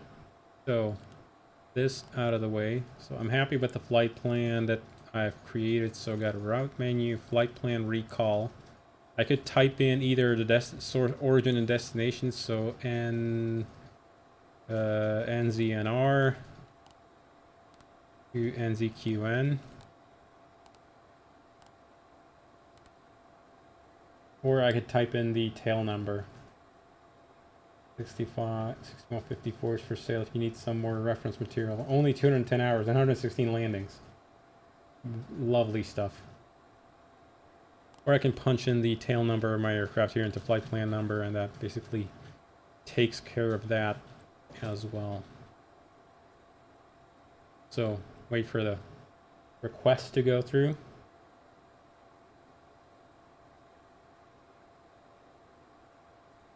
Data link flight plan loaded.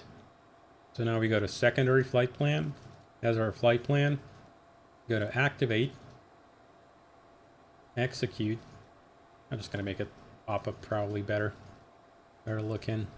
So you'll see that we don't have a departure in here.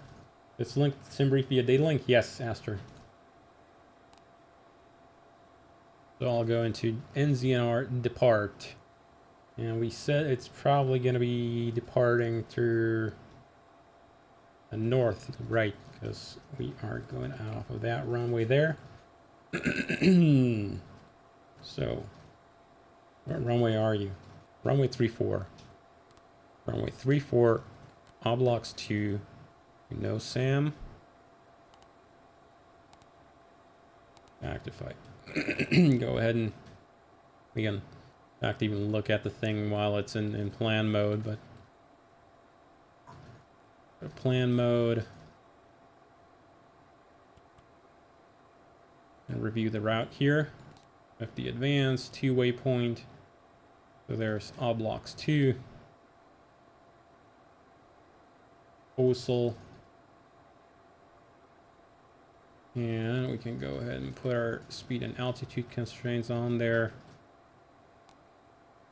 That saves a lot of time. Yes, sir. No SAM, Seldu, EM. Apparently that's our part of our flight plan, but it still looks to be trending in the right direction. And Christchurch or CH or whatever that. So LRIV, and then our destination airport is over yonder. So is there an arrival we could program in right now? We could do it later. In fact, I could even do this like so. Bring up the other MFD here. Get you over to like so. Go to charts. Menu. And for instance, we could browse through the arrival charts. LRIV, good stuff. This gets us over to the other side. Not quite what we want. I wanted to have an arrival that goes like down that canyon and crap. So yeah. Upper menu.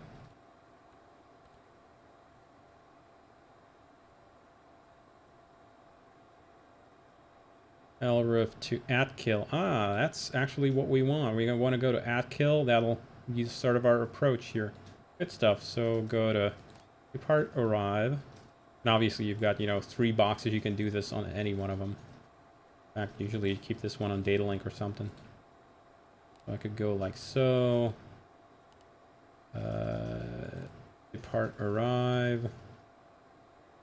And I said which one? LRIV 4 Bravo.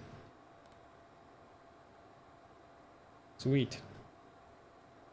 Execute. Neat. So that's about what we want.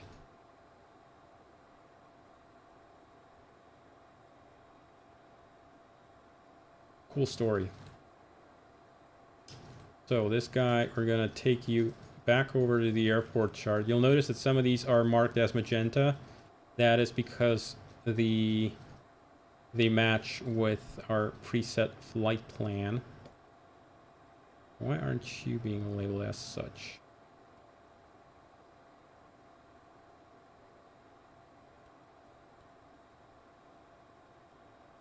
Now there we go. Now it's magenta.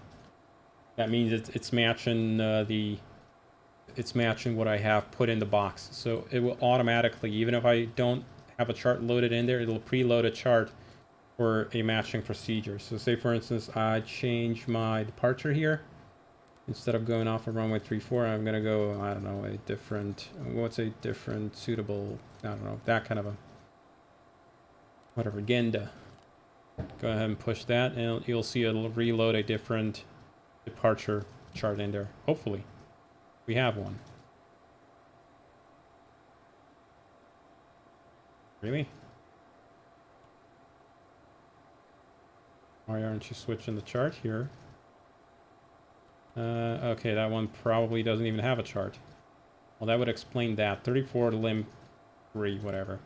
That's a weird departure. Cancel. No. Back. Navigraph charts. Yeah. So let's go Letiv to Ganda. And there we go. See? I just had to pick a chart that actually exists. Or a departure for which we actually do have charts. Now, apparently, it seems there are departures in the box that are not charted. Interesting stuff. Anyway, that's not the departure I want. I want to go off of runway 34, all blocks 2 to no SAM. Enter. We check for discontinuities. None. Looking sweet. And how's the INS alignment? It is aligned, so that leads me to believe that this chart is not georeferenced. That's a bummer. But the airport chart is. So here we are.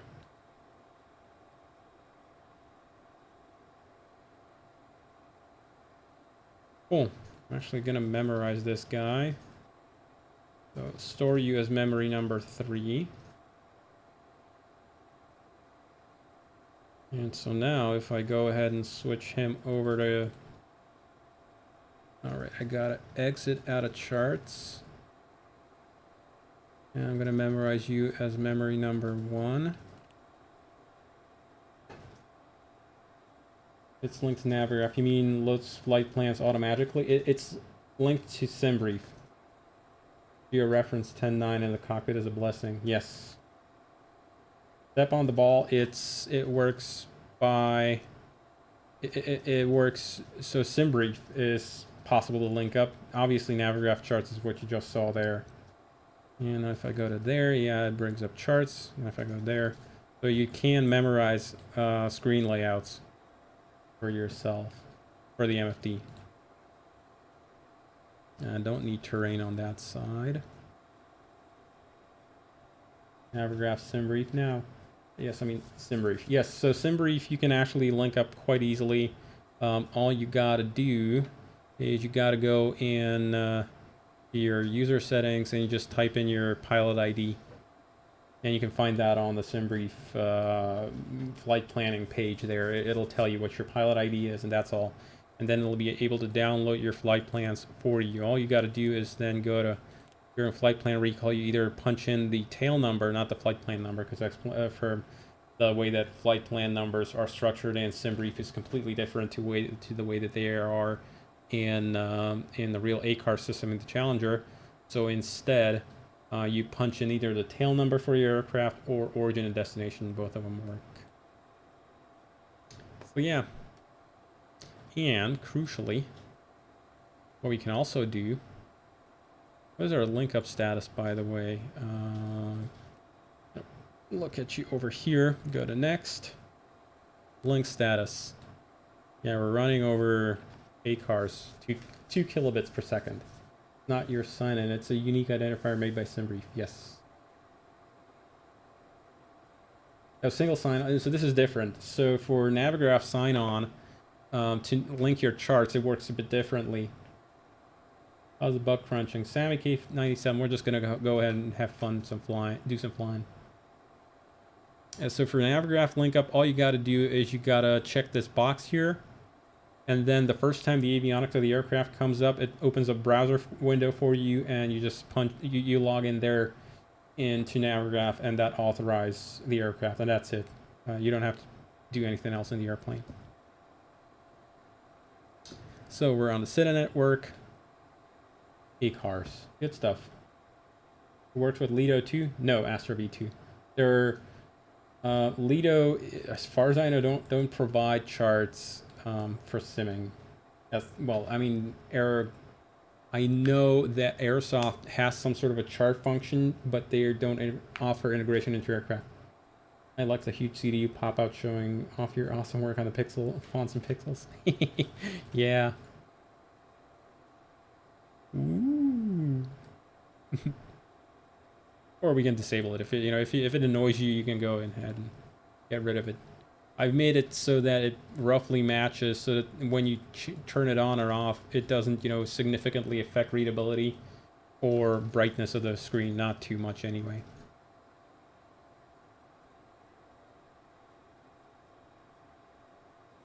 Would turn the effect off.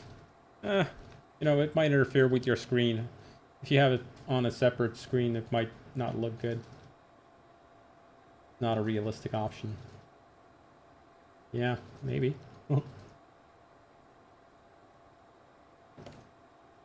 Cool story.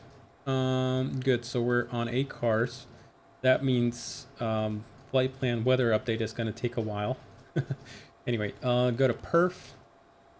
Let's see, what's the outside air temperature we set again? That was over here. And weather, terminal weather view, Christchurch, 1 degree. Ugh, cold.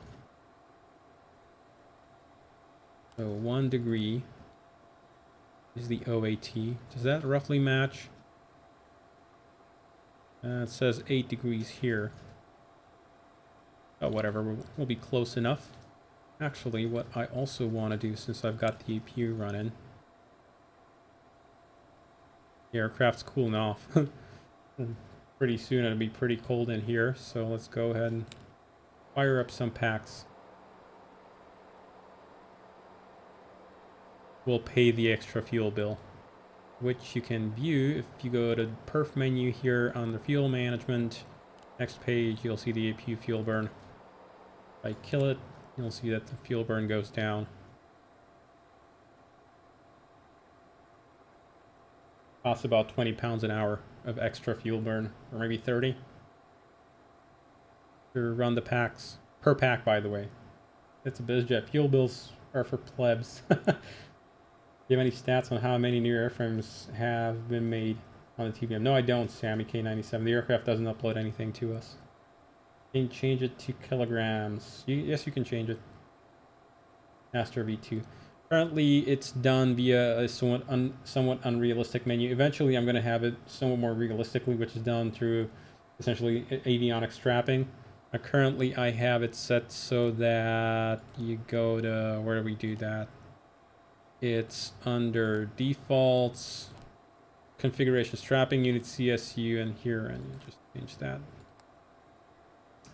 And then it's going to talk to you in kilograms. Here, restrap avionics. Well, you're telling me you don't have to do DRM by installing Bitcoin miners on your computer? AFL. What? What are you saying? The boost. The boost.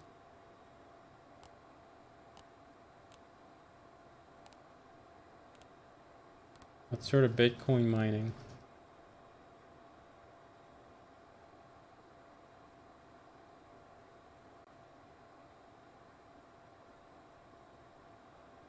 FSL. Okay, yeah. That makes a little bit more sense. Light management. That's a thirsty APU indeed. Yes, sir. And it's not doing anything. It's just literally idling. There's a little bit of load on it, driving the generator. But yeah. Where are you? That's the APU there.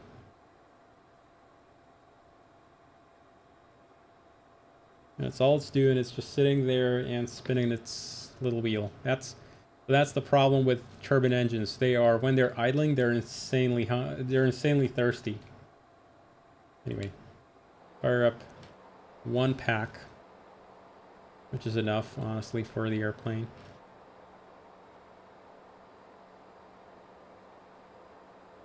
Just stole my username and password. Well, no, it's all good then.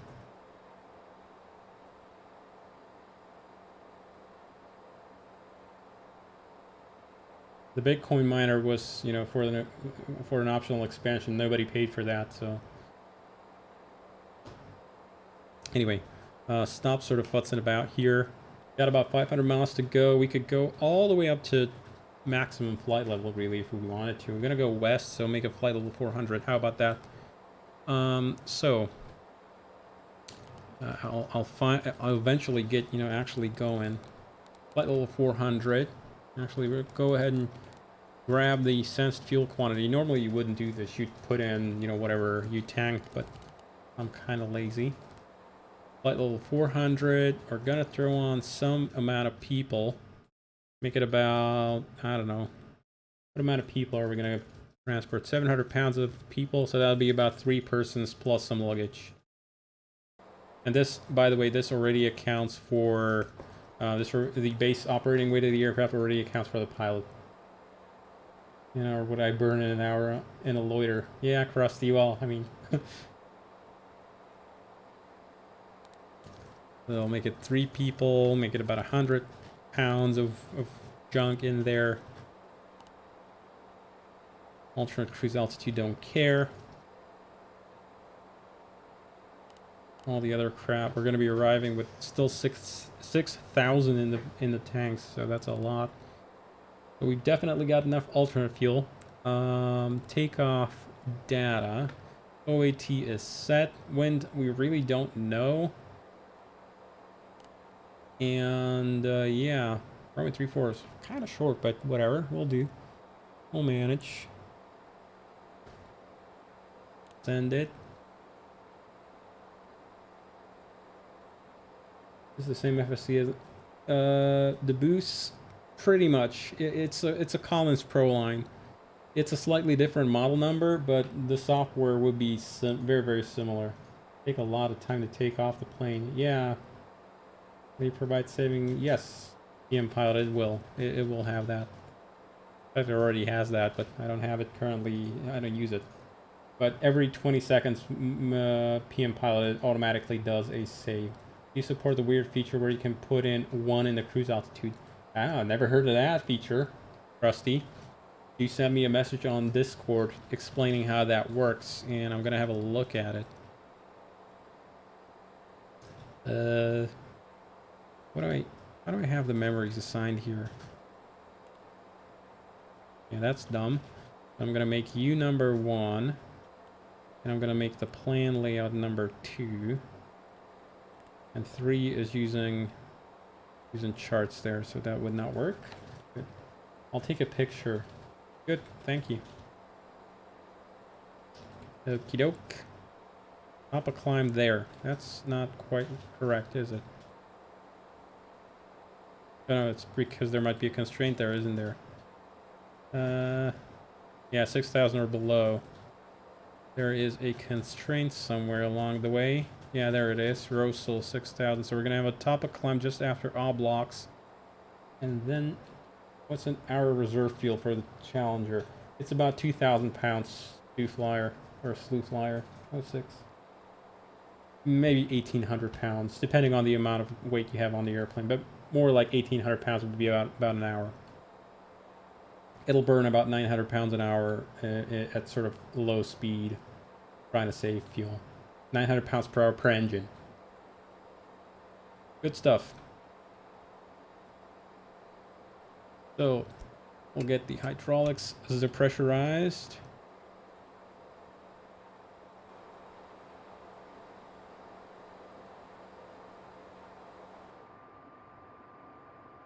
So sweet. What did I forget?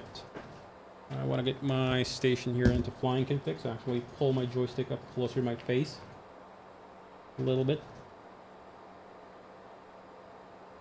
Yeah, I don't have my other stuff on here, so that, and that.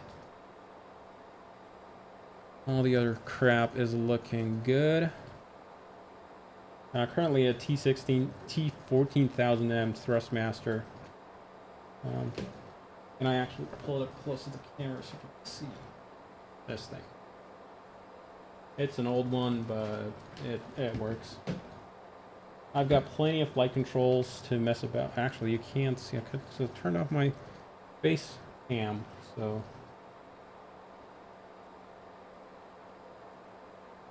that thing. So yeah, it's a reliable joystick. It ain't nothing fancy. I've got plenty of flight controls to choose from, but most of them are a little bit more involved, so I don't bother with them, especially during development. You're doing well. Won't deserve vacation. You're still churning out code for us. Well, it's partly my job, but also a lot of it is fun. Can we actually fly real time now with having some light? Almost. It's just about getting ready. V-Day. A very good price to quality one. Yes, it is. And GNS is not available because I repositioned satellites in the sky. So, good stuff. Get everything ready to rock and roll.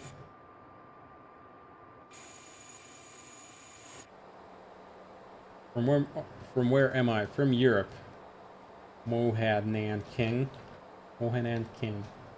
Yeah, that's a difficult name to pronounce. Cool. I'm gonna make it slightly brighter. Just ever so slightly brighter. Probably for departure we're gonna be able to go real time, but for the time being we can't. We could actually go to dim indicators here, but we got less glare off of the damn things. Good stuff. So, we'll make it ignition 2 today. Get these guys going. An X55, but I'm thinking about changing a stick for a Warthog one. X55s are different to a Warthog. You might like it, you might not. I personally do not like the Warthog all that much. So, beacon on. Did I forget anything? Who cares? Let's get some sound going.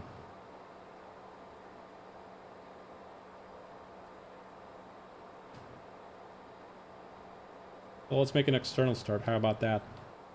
I can dim down the screens here just a smidge.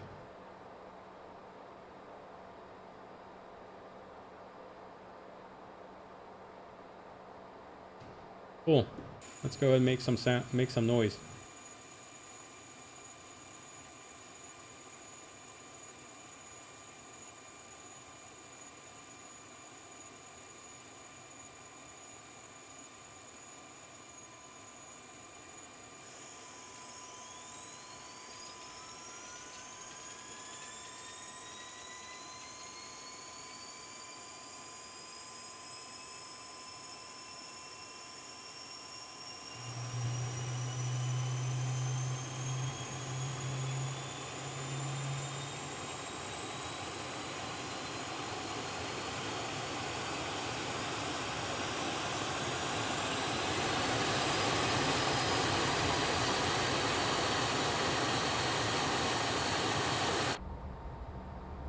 Alrighty. Get the other one going.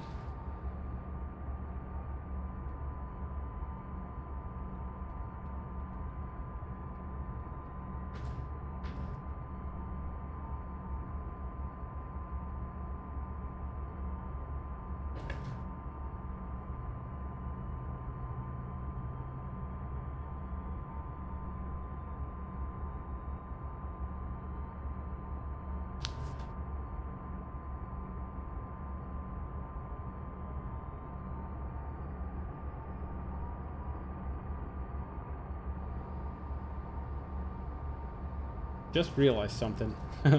Oh, I could have turned it on beforehand. I didn't show you this before. I have implemented position and time reports for... Yes, you want generators on. Go away. I have implemented position and time reports for Hoppy.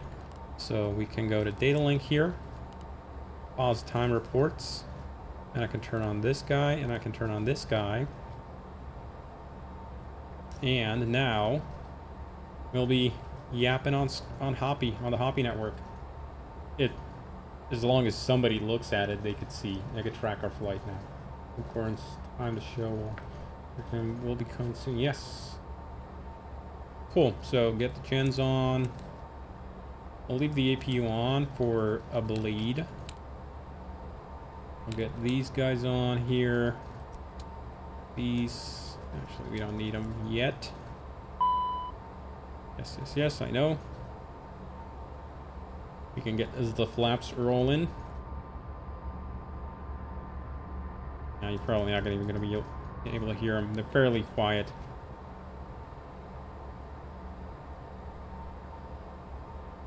Alrighty.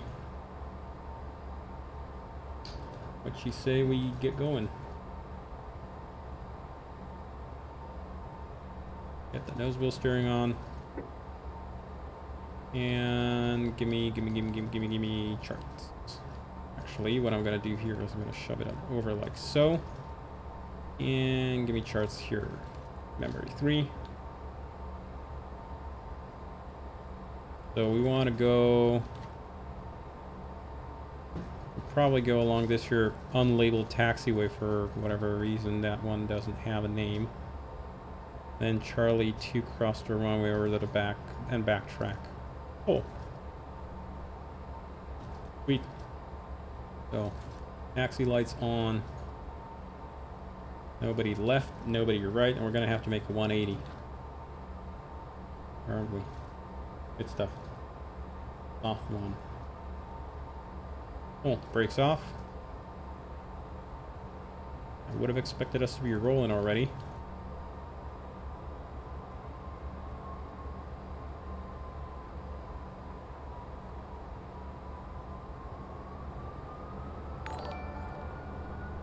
Did I put the brakes on or off?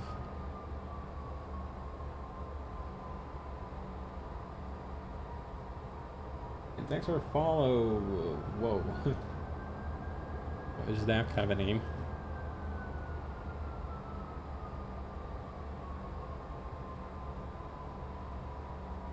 Okay, we gotta make 180 here.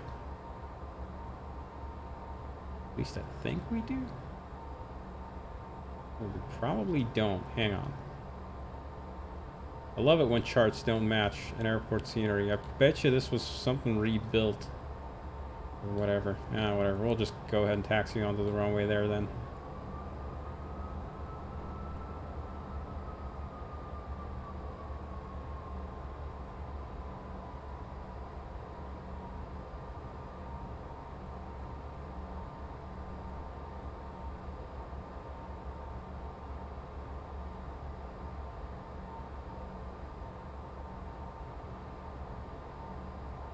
Never mind me taxiing through parking spots.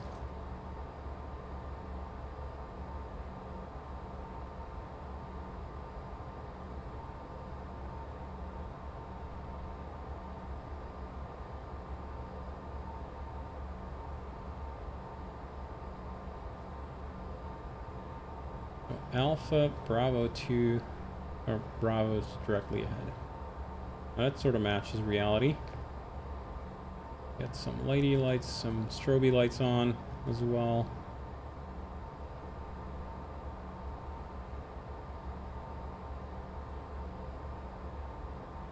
Points on the windshield. Astra V2, that's just a bit of stray geometry. That'll get removed.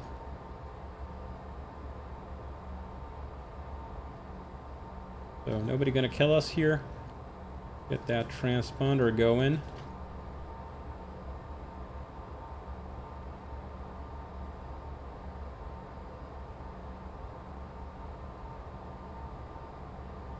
One more item here.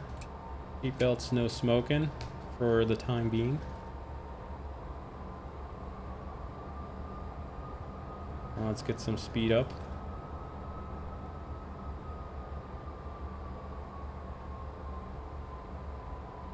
We're not taxiing for a week.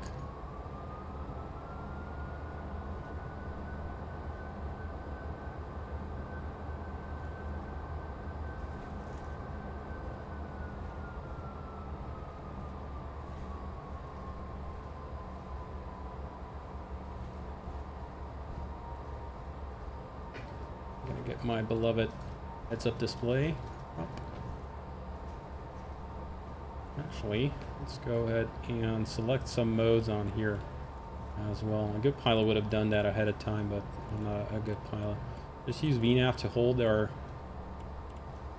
Is there a taxiway or is there not a taxiway there? Apparently there's something there. So we'll pre-select about 200 knots here is going to be good. Heading about 340 or whatever the runway heading is, 344.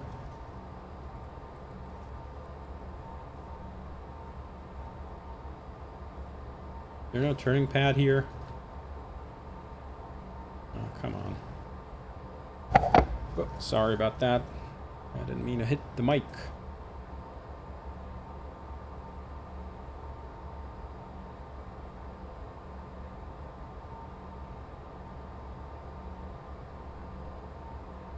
So as they say, since the most useless thing is runway you leave behind yourself, we're gonna try and get as much runway as we can.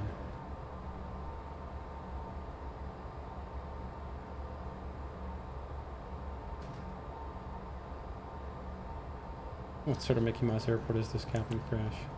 Good. You don't need those. All the other crap there is looking good. I also want to take toga mode, arm LNAV and VNAV. And yeah, all the other crap is looking good. So don't need the charts now.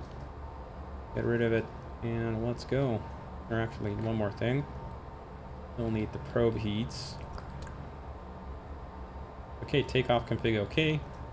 Let's go. You can just mash directly into ATS, that's fine on the Challenger. That is in fact the normal way to do this. So we're looking for 87.9 by 80 knots, and we've got it.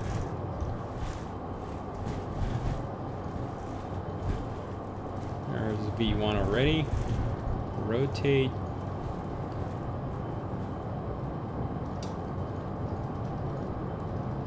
What are you yelling about? V-speed's deselected. Okay, I gotta check why it's doing that.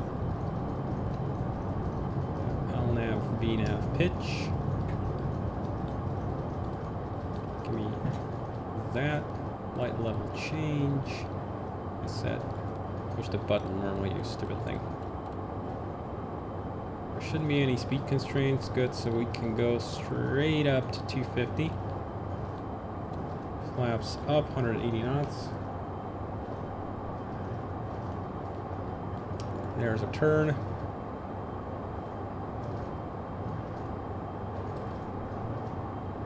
All blocks should have been a flyover. Why is it turning early? That's a bug I gotta note.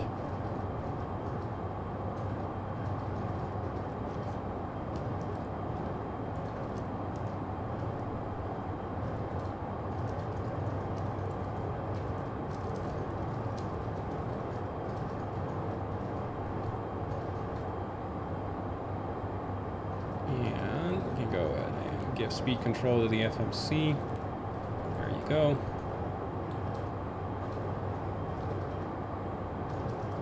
I'll put you over the pulse. VNAV cap.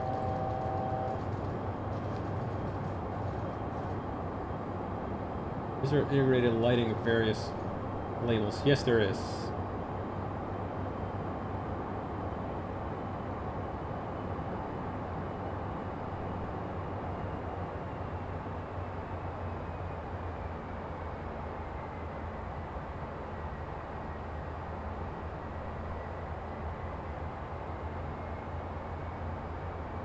VLV cap.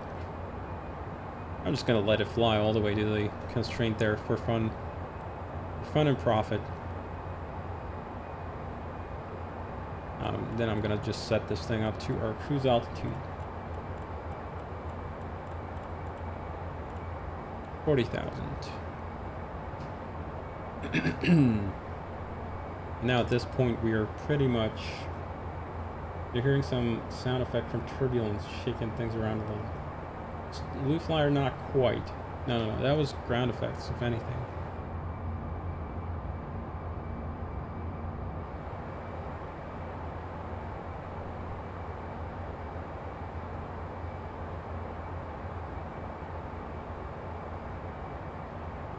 So we can turn off the pulse lights off.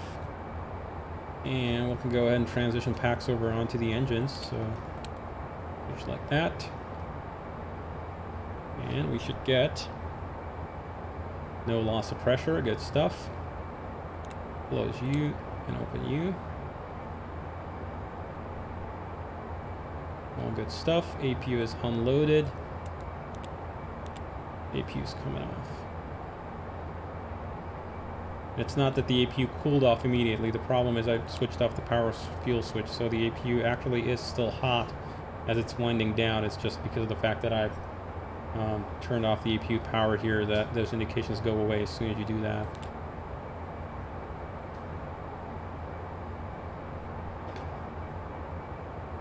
And there's some more tea. Okay, you don't get time. Okay, cool. Lovely stuff. So, pretty soon we're going to get an annunciation here. Bottom of climb.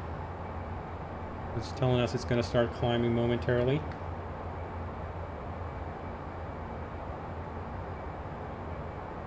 Going to be another Gotta honk at us twice.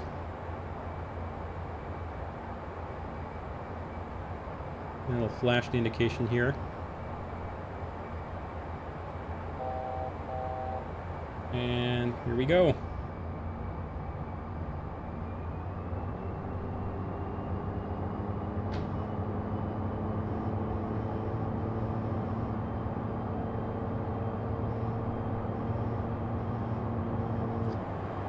And let's see how fast we're climbing. Actually, we can go into climb power. Actually go even harder on the engines. There we go. That's climbing like a Challenger.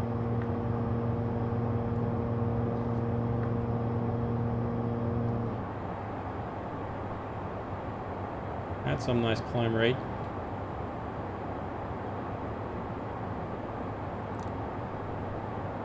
$9K. As soon as we pass 10K, it'll accelerate up to 270.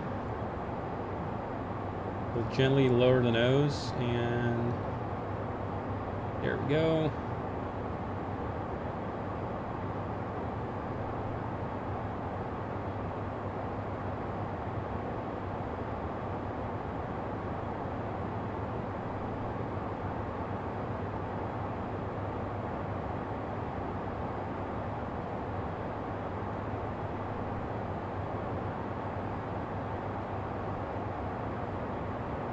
Since it should be about good for real-time flight, I'm going to switch this over to real-time just for funsies.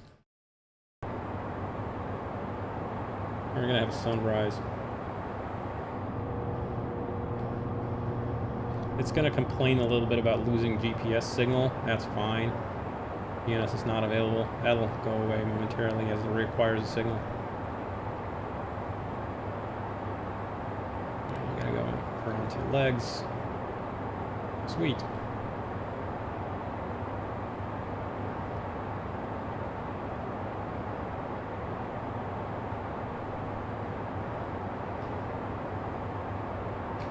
That's a hot climb. I'll switch you over to standard and standard.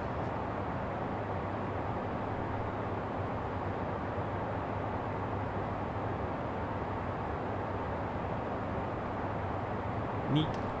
It's probably a stupid question, but it's so challenging. You can't get behind the power curve if someone climbed too slow.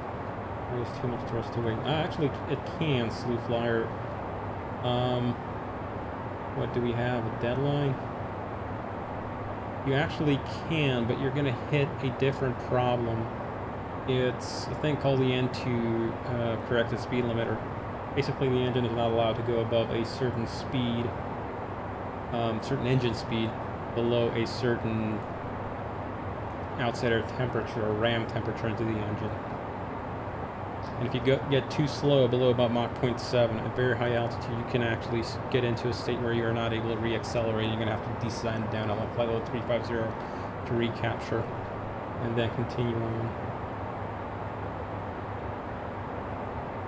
Zero place. We'll see. There we go. We're out of the out of the SID here, so it's starting to do shallow bank modes between turns. So if the turn is fairly low angle, it'll avoid doing a very, very steep turn. I can switch over until we see our entire route. In fact, I could hand the ICAS over to the other side, and now I can see all of New Zealand in one view.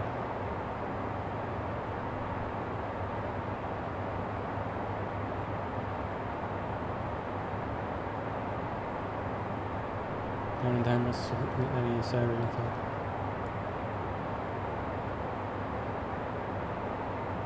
It's done when it's done. We don't know ourselves for sure.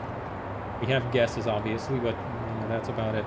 So we're out of the sort of immediate danger zone below 10 degrees nose attitude, so we can go passenger signs off, and since we're a business jet, no smoking off. You can go ahead and light one up if you want. Not in the cockpit, but in the back you can.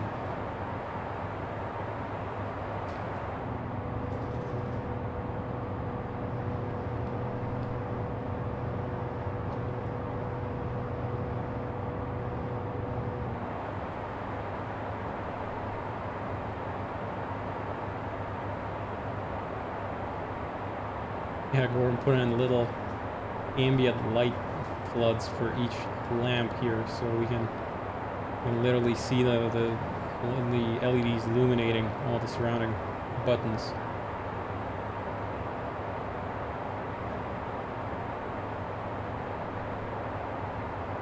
That was legal still. It is slew flyer for private operators and charter operators. Not for airlines, but for private, yes, you can. And it's your airplane, right? It's going to stop you.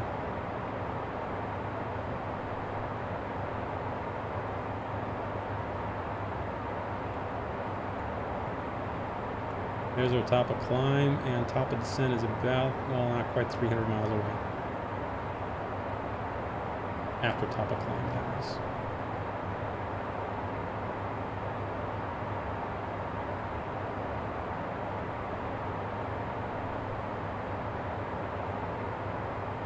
As the tar cause crash is contaminating the outflow valves.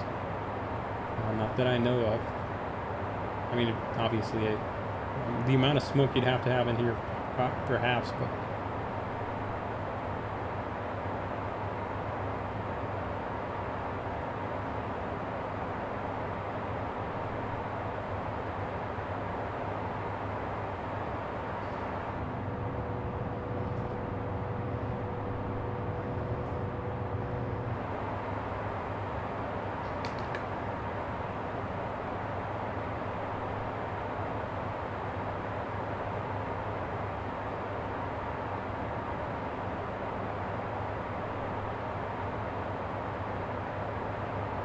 So -5. It's getting colder.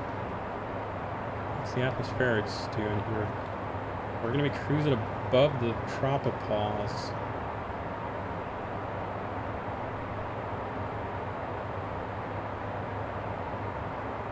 They're smoking in cockpits for decades. That HUD is awesome. Yeah, glad you like it.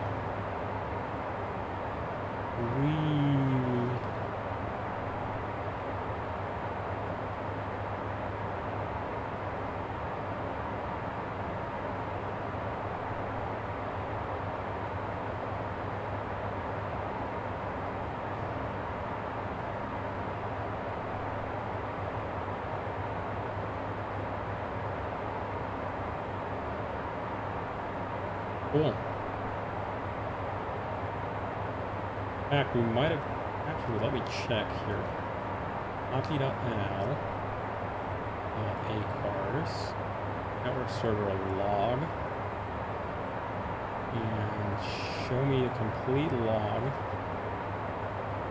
There we are. So if I go like this. You see me there as I took off.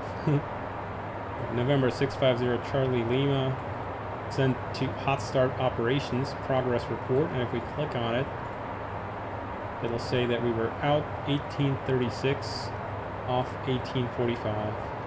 So that's the difference between engine start and takeoff. So 9 minutes on the ground here. ETA 2001, and this is real time hours. I could have put in simulator time, but we're sort of faking this because this goes out to an external subsystem. I didn't want to, you know, confuse people on Hoppy if you had a different real time in the sim or a different time in the simulator versus we feeding sim clock state in here. That'd be a bit dumb. But yeah.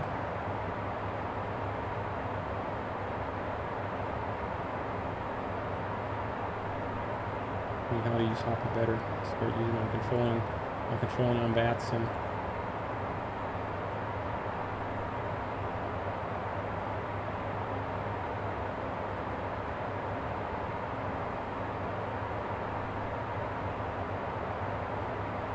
So we're already in half bank mode as indicated by this line here through the bank indicator, and also this thing, and also the fact that it says half bank up there and there. And pretty soon the thing's probably going to swap over. There we go, into mock hold. So the climb is going to steepen up a little bit.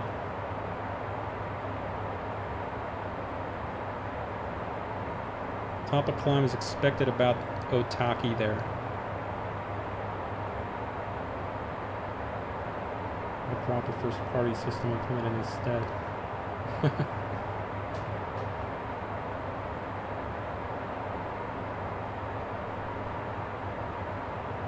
So how are we looking on that ISO deviation? It's coming down, and it's actually going to go a little bit high. It's actually going to be a little bit warmer up here than standard.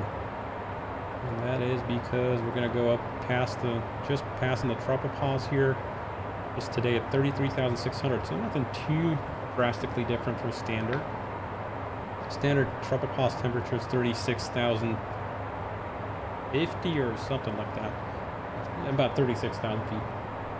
But I've seen this tropopause being down as low as, like, you know, 18,000 feet and up high as easily as, you know, 60,000 feet. That does happen as well. Okay, turn. And there we go.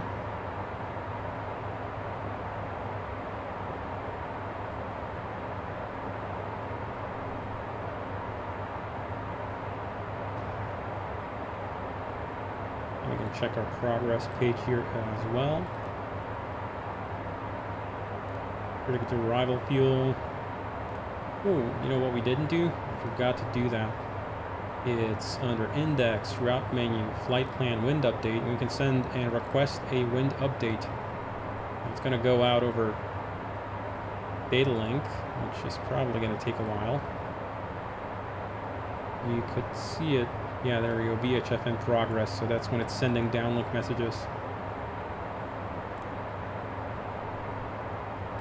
There's the corporate menu.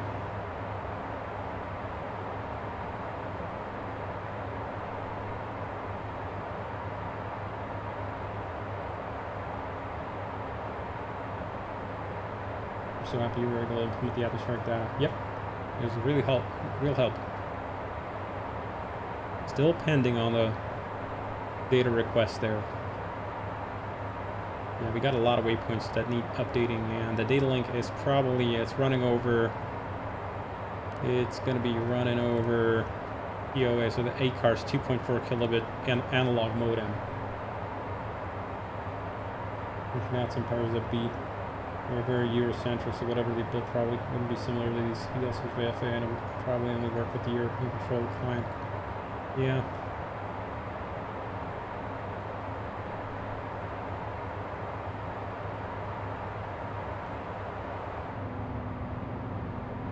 Now, what you might not quite be easily able to tell, as we climb into the rarefied atmosphere, we actually get a, there we go, flight plan winds loaded. Go to leg winds. Now we have wind data in there. And just go ahead and execute that change. And there we go. Now the FMS has wind data in it for our route of flight. And it should probably have refined our fuel estimate. Well, it didn't really change.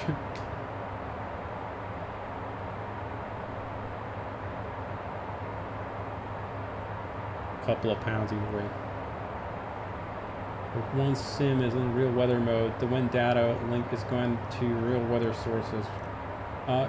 Hills inertia goes to real wind sources anyway, because there's no other wind data further up ahead that we could fetch. I guess if you had active sky, we could, but that is really kind of faking it at that point.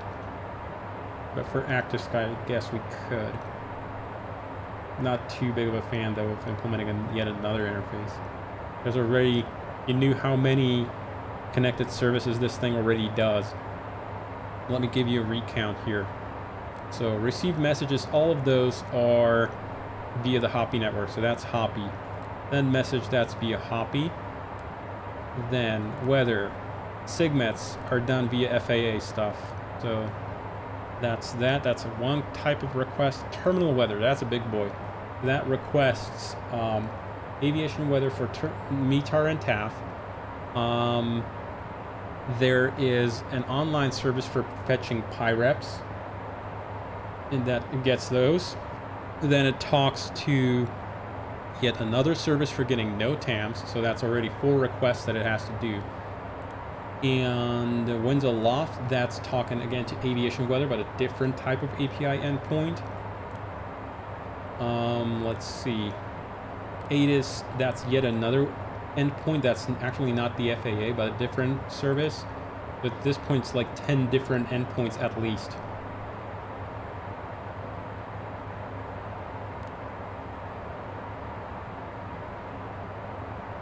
You can poke around in here.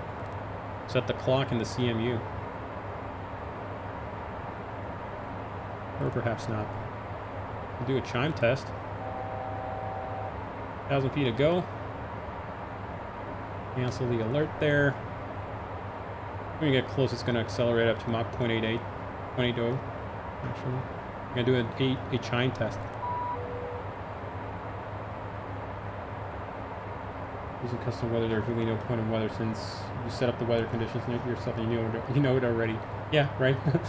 And by the way, this fetches real-time winds, or whatever winds we have at that time. The wind data for these soundings are updated only about every 3 to 6 hours, so it's not like you need to refetch it at very, very frequent intervals. But what a custom weather is set, explain weather is set to custom. We still fetch real-world data either way.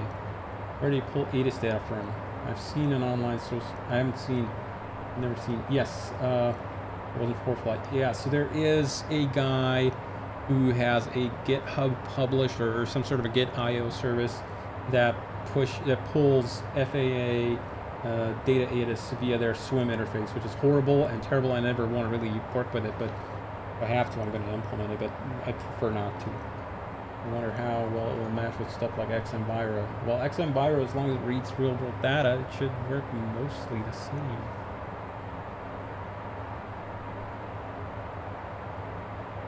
Okay, VLS cap.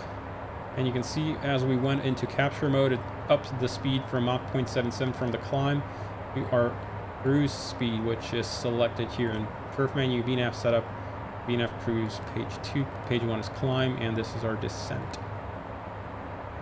Yeah. But it says explain to custom, that's what I was wondering. So Intel FX, the way we figure out, for the FMS, it's always real world. If you're talking about this part, the atmospheric simulation, the way we do it is we look at the sea level temperature that is set in the simulator. If it is within plus or minus 10 so there are 4 methods that this works. I've actually built in a number of different workarounds or checks. For XPlane, XMViro, XPNOAA, there was one other. I forgot. I've got active sky. I've got dedicated checkers for whether they are set to enabled. So they're literally, no matter what you set as weather, if it sees that it's there, even if the temperature here at ground level doesn't quite match, it should still catch if it's real weather. If you're using some different rando type of weather injector, which sets custom X-plane weather, as long as the sea level matches our prediction here within plus or minus 10 degrees, we'll consider that to be guessed. You're probably using real weather. So we'll give you this atmospheric temperature curve for the system simulation. And same source for the data Total uses a thing for real hiatus. Yes, that's the one, Pilsnerish. I thought of everything. So we can, while we're here in cruise, we can jump here and mess about with the atmospheric debug. No, what did I call you?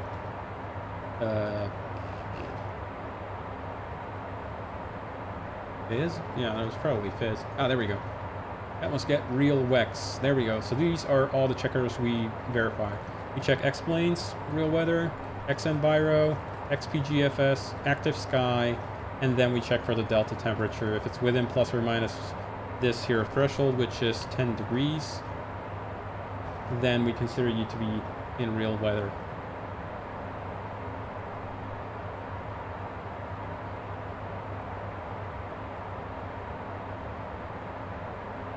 And the XNViro stuff, we check for a data ref. XPGFS, we check for a data ref. Active sky is the most complicated one, because that one actually does not use a data ref. That guy, unhelpfully, is using a custom HTTP request, so that was fun. And by fun, I mean not really fun. I have to basically connect to this here port locally, grab the file here. I think it's an XML or a JSON or something like that. I know, we just look for the string live. So if it says live in there in the return value, then we say basically you're probably, you've got active sky active and probably using real weather. It doesn't tell us actually whether you're using real weather or historic weather. For the time being, we consider always to be real weather. Well, I don't know if you can hear it, but the soundscape would have changed between when we were in the climb. You could hear the buzzsaw of the engine fairly intensely. Right now, it's a lot quieter because we are, up at 40,000 feet. And the engines have sort of come down a little bit in speed, but the blades are still supersonic, so it would still, buzz. But we're so high up, and the atmosphere is now so rarefied that, we're basically at this point running. There we go, just changed waypoints.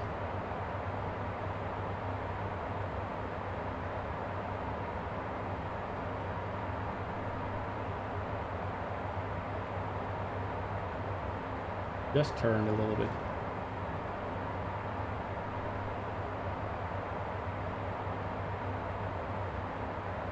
So doing Mach 0.80. And we're burning 970 pounds per side, 980. And this is because we're sort of got the hammer down. It would burn about 1,000, maybe 1,100 if you were heavy. If we were heavy in denser air further down below, it would be about 1,100 pounds for the first hour. And then it sort of starts coming down. Second hour would be about 1,000 pounds an hour. It's doing about 1,000 pounds an hour right now, even though we're fairly high up at level 400, and that's because I've got the the pedal to the metal, so to speak. So this is about your maximum typical cruise speed, Mach 0.80. At this point, we're sort of going screw economy. We just want to get there.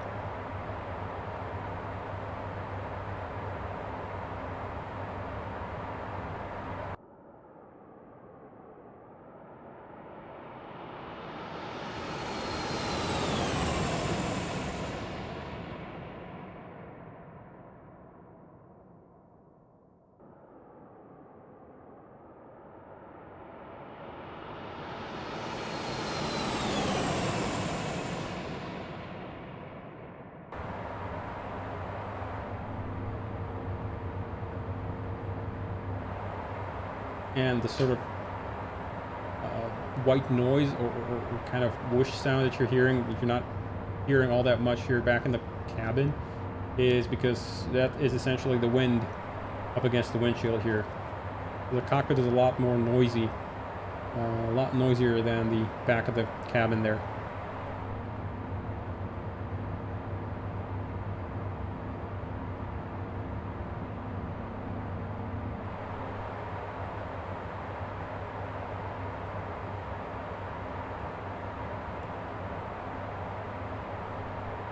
Yeah, that's about it. I mean, what can we look at? We can look at, I guess, satellites. What Iridium satellites are nearby? There we go. We're just passing underneath one. That is our Iridium SATCOM system link up at this point. It's currently only a backup. I've got this Challenger, guys, is fairly, you know, it's kitted out. We essentially got the full deluxe package of features that you normally pay millions of dollars for. So we've got a 3 FMS, 3 IRS install. So that's an extra, you know, a few $100,000 extra. And then we got a dual SATCOM link up for the and dual satellite data units. So we go here, we got a return, link maintenance, satellite data link status. We've got 2 SDUs, so 2 pages of those, a primary and a secondary. Avionics, can you show off during cruise? Well, we can play around. This is what I'm going to be playing around here. So that, or also obviously you got VHF data link radios, so those are currently linked up most likely since we're flying over land. Yeah, we are. WLG is a AirInc VDL mode 2 station, but SITA only mode A. This is the guy that we're linked up on currently in VHF data link. And the aircraft, when it's in VHF data link range, it uses VHF preferably. So only 2 kilobits per second. And for avionics features, here's the Iridium satellite that's over us. Since we're flying in real time, there was a reason, by the way, why I selected real time, because I can show you that this actually is real world satellite. If I go here and click on track, notice that it brings up a tracking site here on the web, and looky here, that's the satellite we're under. That's a real world tracker.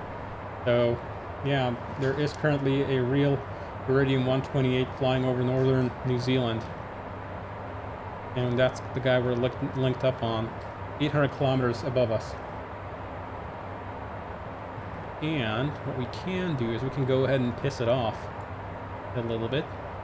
So let's go and let's see, where are you? Where are you over on the second panel here? I forgot. No, you're over on the G breaker panels. And there you are, Iridium SATCOM. Wow. And we've lost the lock, and if we go over here to links status, second SDU is not available. And if I power it back on, it'll take a while to boot up. Configured inactive currently, and it'll do a search of the sky. And you'll see the dashed green line, and means it's trying to lock on, and it's already locked onto that satellite again. And our primary SDU, which is SDU1, satellite data unit, by the way, is what that stands for, is on Inmarsat. Ah, crap. I hit a bug. Ah, interesting. Crap. How did you crash? Well, we'll get to test our recovery feature. Let's see. Where did you crap out? You crapped out in up azimuth. Ah, I'm an idiot. Okay, yeah. Stand by. First plat. This is a piece I wrote just a little while. Well, a piece I changed just a little while ago, and I screwed it up.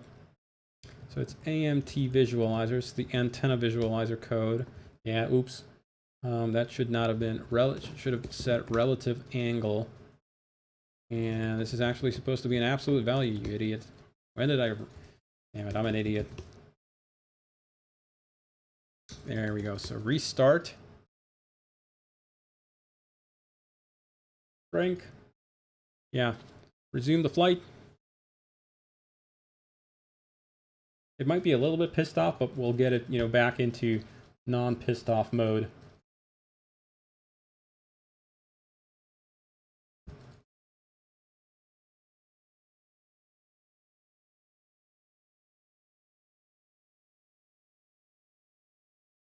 You have autosave already. Yes, I do, Bottle.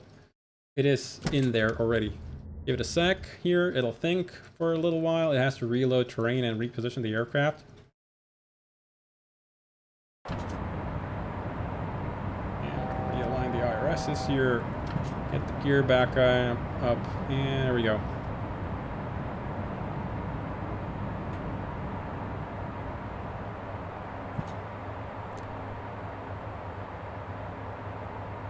Alrighty. Back up we go. And I actually don't want to be in climb power limit. I'm going to be in cruise power limit. ATS was a little bit unhappy because we were decelerating. That's because the atmospheric model now is kind of trying to catch its breath again. How's that NT speed limiter? Yeah, we're probably fairly close to it. Compressor map, nah, not quite. We've still got power left there, so we didn't quite decelerate quite that far. About Mach 0.68 would have been a problem.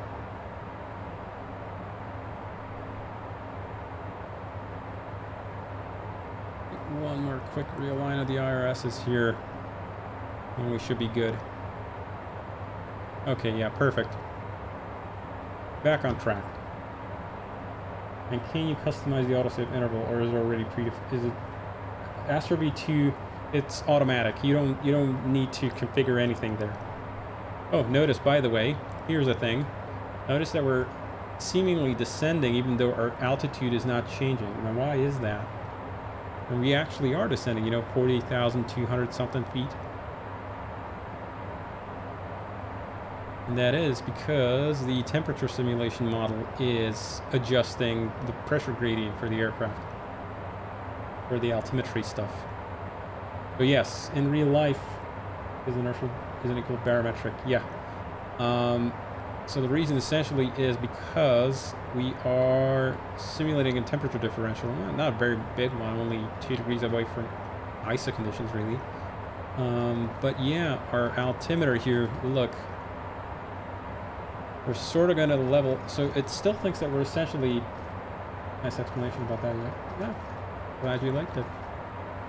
So 40,000 feet is our barometric altitude, but notice up here that, actually let me put it like this, notice up here that it says 39,870 and still coming down. That's because I've got a gradient or gradual adjustment for the outside air temperature, basically so that it doesn't like generate large jumps in the OAT conditions. But yeah, it's slowly gonna realign itself. Now, did I actually fix the bug? Let's bring up that window again. Aha! All is well. So, as I was saying earlier, you can see the CDUs are still on the same page. Even, even when a switch is sort of in transition, this thing will store that. And Astro V to your question, oh, Dipper Dolphin, thanks for following, man. Welcome. I didn't know you were already your follower. Astro V to your question about the autosave interval, it's automatic. You don't have to configure anything. It is once every 20 seconds. It does it in the background. There's no interruption in the simulator. You can see we've been talking, chatting, flying here. You never saw the autosave happen because it is so fast and background transparent that you'll never ever notice it even happened. And it does it automatically once every 20 seconds if I remember the interval right.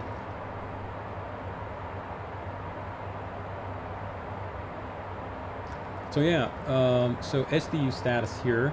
This is our master SDU. So this is the preferred one. If we don't have VHF data link down to the ground, this is the satellite data unit that we prefer because it has more bandwidth.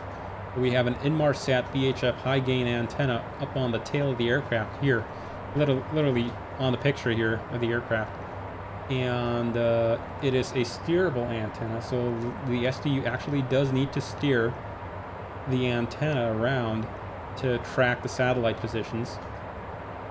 You can see we've got 2 satellites roughly in view. Here's I4F3, I think, and then we've got I4F1 is the one that we're linked up on. And if I go here, I can actually go ahead and kill power to this guy.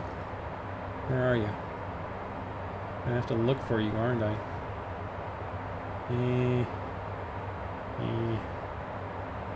Bit warmer, not quite. I'm gonna look at my little cheat sheet here because I don't remember where it sits. System data, SATCOM is on CB2B10. Yeah, I'll be looking for that for a week. CB2B10. Here you are. 7.5 amps. That's just a glare. The breaker isn't really gold. It's just some glare. So if I go ahead and kill him, he's gonna go here into configure no inactivity, inactive, everything, all that good stuff. Where am I? I went too far. And CB2, where are you? B10, B10, B10. There you are. And if I repower him on,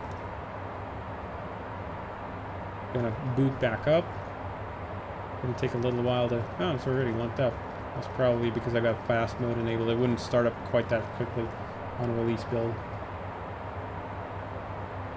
Pretty sure that's Gordon animated the antenna steering too. You can't actually see the antenna. It's embedded in the tail. How to implement the satellites. Inspiration Aviation, well, the satellites for Inmarsat, they are geostationary. So they are at fixed positions. Actually, we can force the thing to go into satellite data mode. So I can literally just go in here. Actually, I'm going to go in here. Bring you up. I'm going to take the radio out of data mode. So go in here. Radio, and I'm going to go ahead and switch VHF3 out of data mode.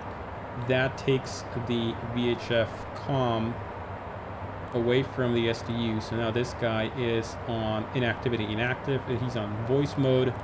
If we go to link status, well, I should have degraded. Shouldn't say ACARS here, or it should say no link here. I gotta check why now.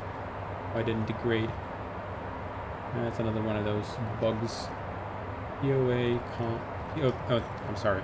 This POA scan, not POA com. So it's basically trying to do a scan, but the VHF radio is offline. So, or it's in voice mode, so you can't actually grab it, or it can grab it.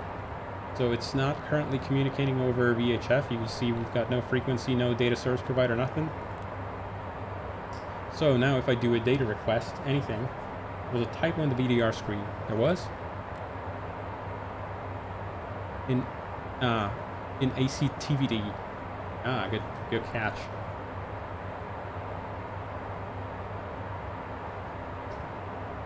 VDR page, ACTivity, typo. Actually, we can go ahead and fix that right here. Go in here, and it's going to be under data link, CMU subsystem VDR status, and it's ACTivity, and it's supposed to say activity. Good stuff. Build, and there we go. Bug is fixed.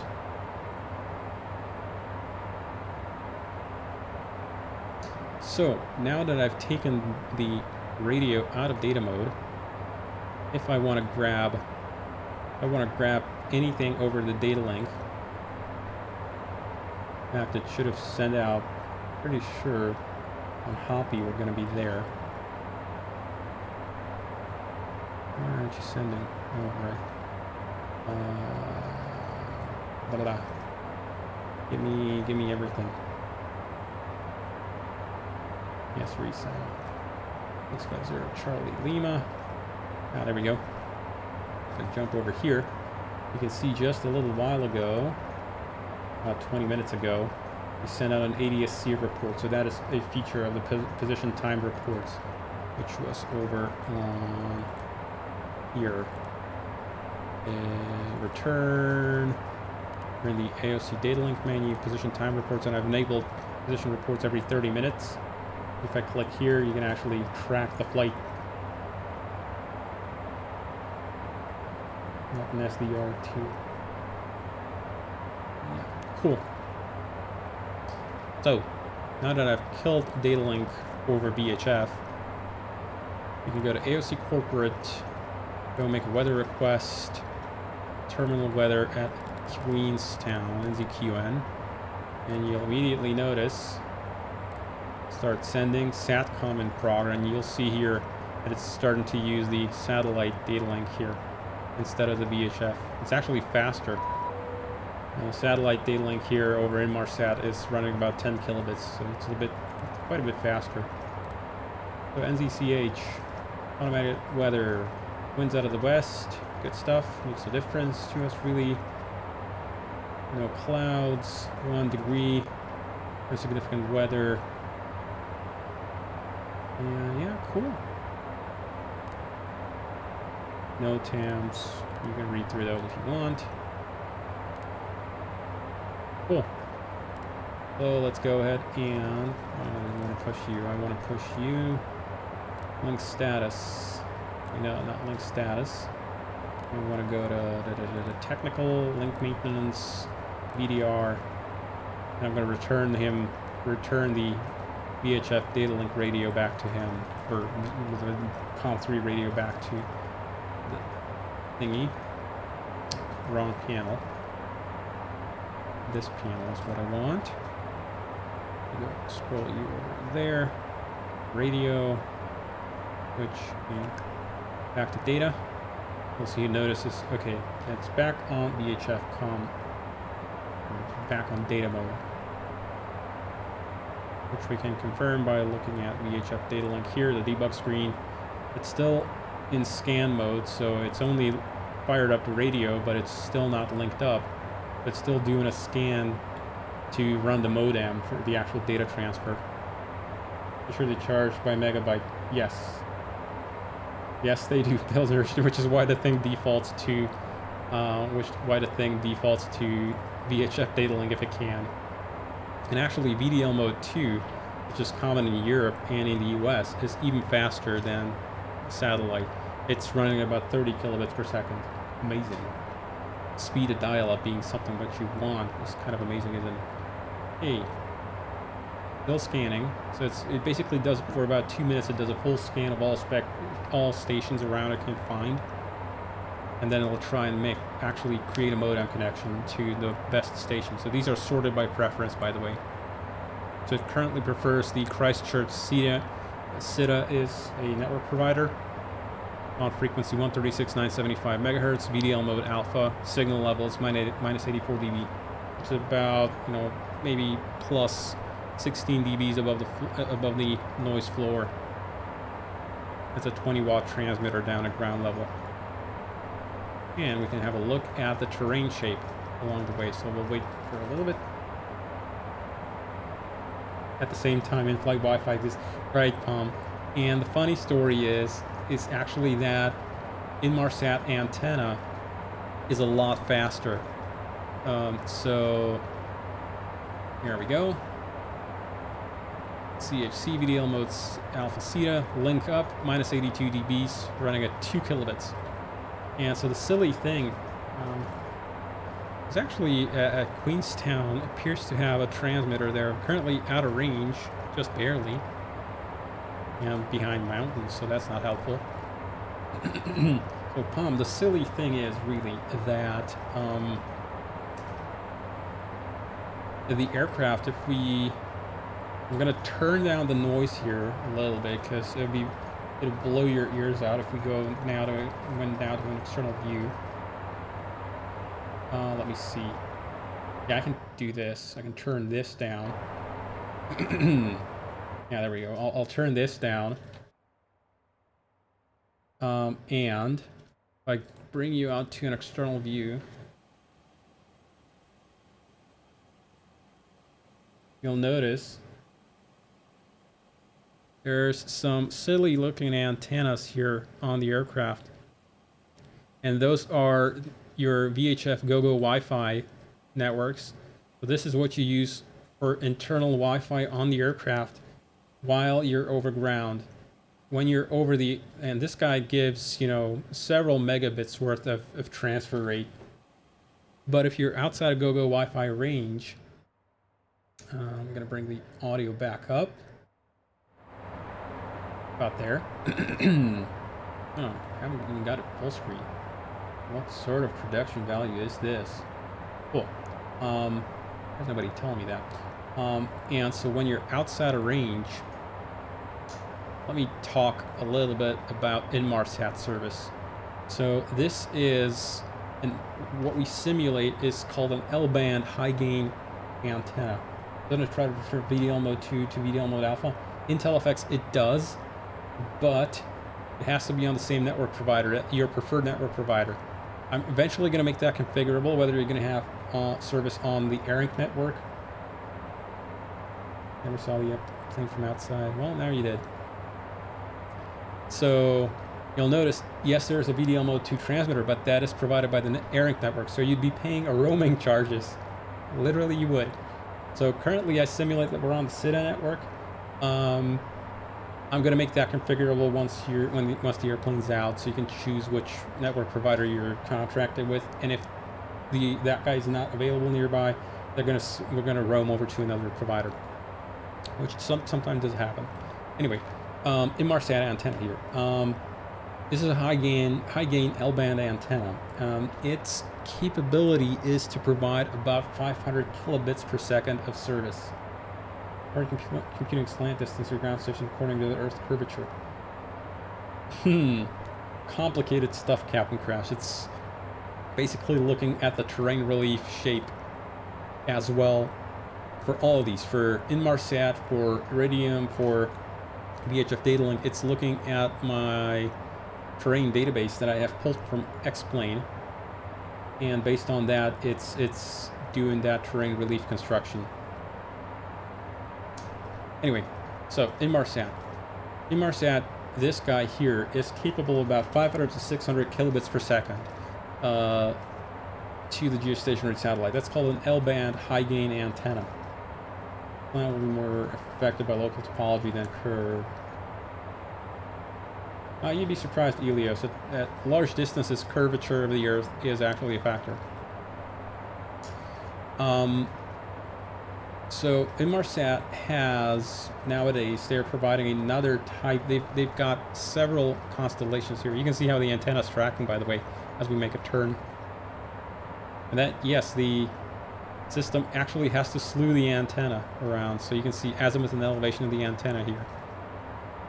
And it's using IRS. It literally receives inertial data from the inertial reference system to figure out the orientation of the airplane. It'll be much closer VORs anyway. Yes, I mean, if you're when it's very far away, you know, 200 miles, you can actually get to the curvature of the Earth.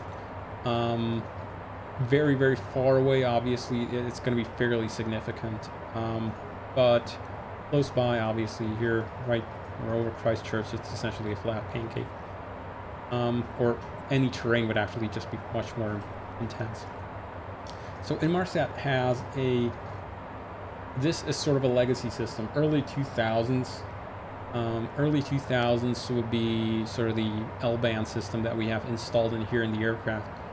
There is a newer system. Inmarsat has an I-5 satellite constellation of about 4 or 5 satellites. They call them the GX, I think, series. And those are using Ka band. So L-band, if you're familiar, actually we can swap over here. L-band. The L-band is 1.1 to 2 gigahertz spectrum. And Inmarsat, so we're simulating essentially the Inmarsat Aero Classic system. Between 1525 and 1646. So Classic Aero is the system I'm simulating. I was kind of talking about Malaysia, but there. Classic Aero, about 9.6 kilobits per second in the high gain mode. We're simulating about 10.6 is what I found on some product brochures with a good signal. There is a newer system available that is, however, not used by aircraft.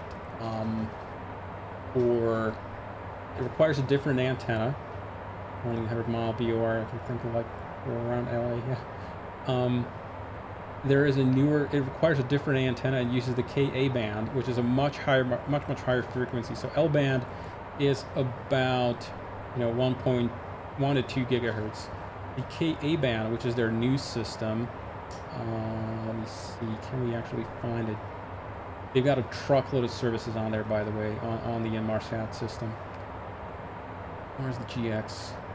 GX5 satellite, and what those guys do, yeah, there we go. GX1, Inmarsat 5F2, and whatever. What these guys provide, and these are fairly modern, Ka band, that gives you 26 to 40 gigahertz. It requires a different antenna, different kind of service, but this very high frequency gives you a lot of bandwidth to play with on the actual signal transfer. So these guys can provide multi-megabit, tens of megabits to a downlink station, but it requires a different antenna, which we don't have on the aircraft. So there's that. So currently, when over the ocean, you're essentially the L-band system would provide you with data link service in the cockpit, which is really what we care about in the simulator. In the back, in the cabin, you'd have about 600 kilobits per second service for Wi-Fi. It's not great, but it is sufficient for a voice call. It is actually sufficient for a video call, although video over geostationary would be quite a lot of delay, about a second of delay. But it's sufficient for a voice call. Starlink holds my beer. So hold my beer. Well, Starlink is kind of a complicated issue, Elios. We'll see about how that develops in the future. It's currently not an established service that you can rely on when you're providing actually service to, aerospace customers. It's also not suitable for data link and not suitable for high reliability services like data link, aircraft monitoring, ADSB, and search and rescue. Yeah, sure, I get it. U.S. Air Force, they can do whatever the hell they want because they're the Army or the Air Force military. They can do, they can play around with funny stuff that civilian service is not doesn't have available. Cool. So we got about 30 miles to top of descent. So let's do one last terminal weather update here. Go back. I want to go to weather request. NZQN.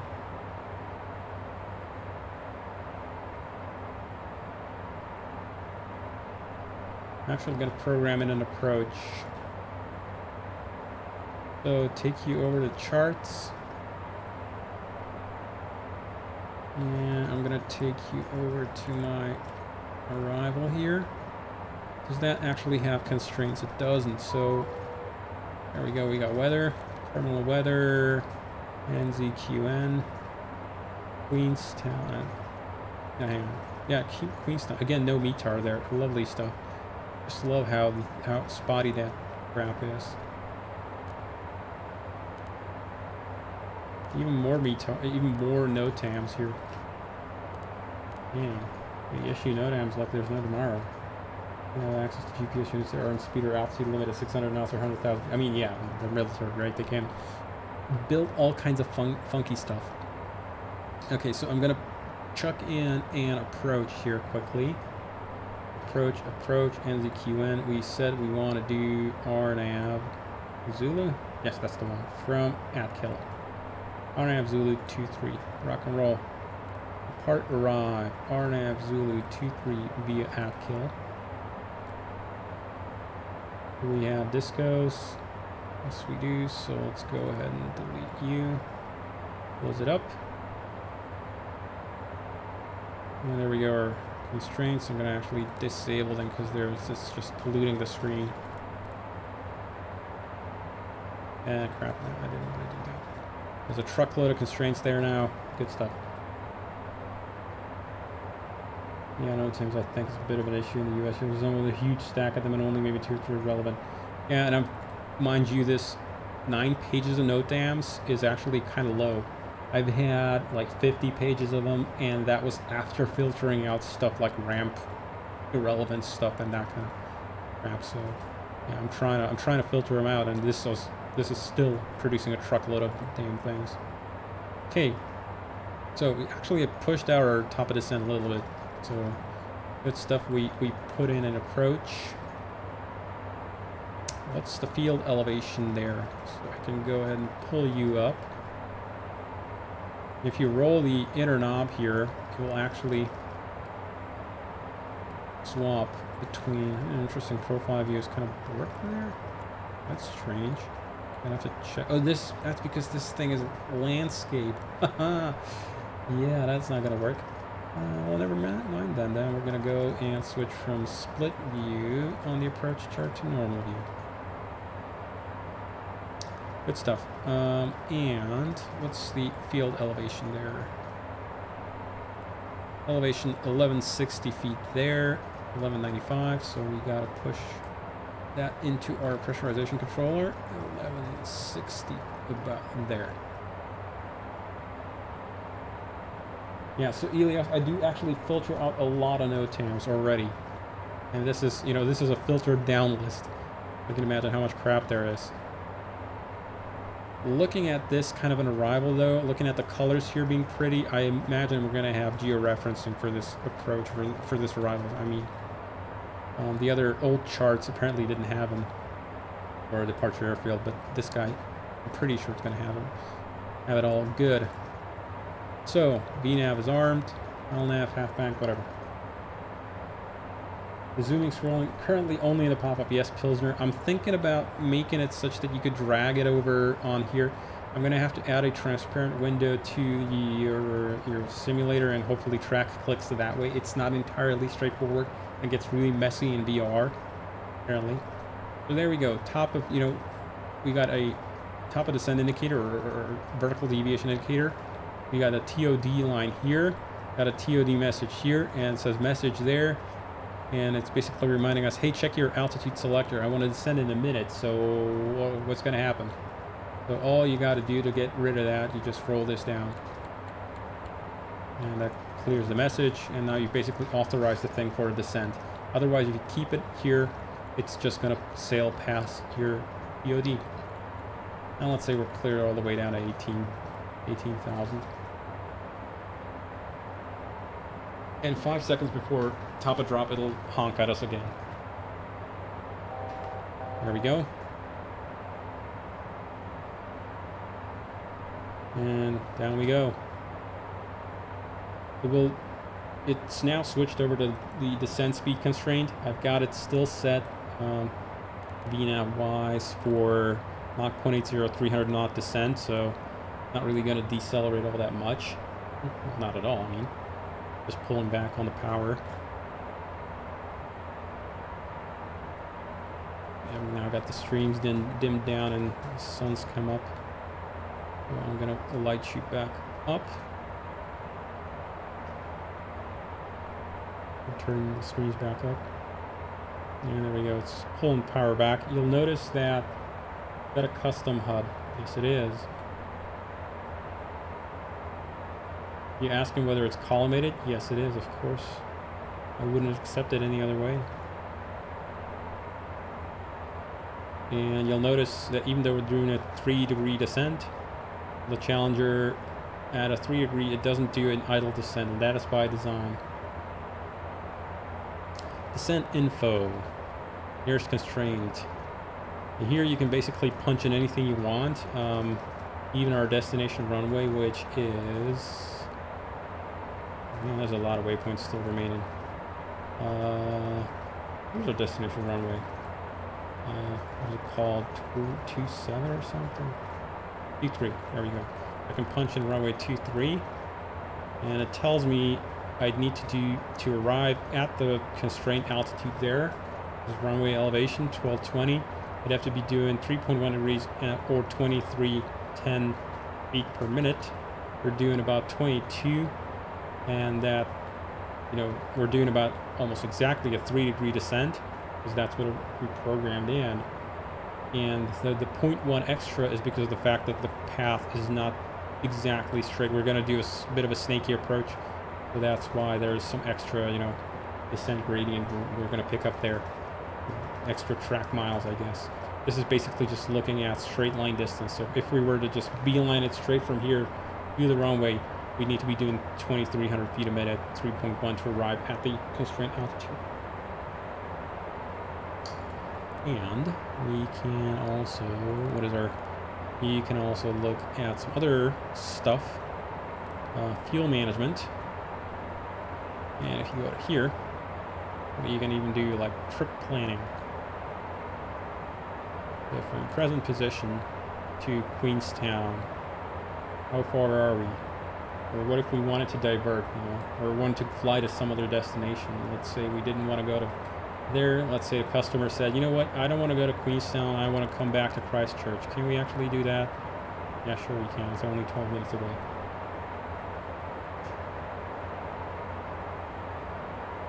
Maybe whale. You're gonna have fun with it, I'm sure.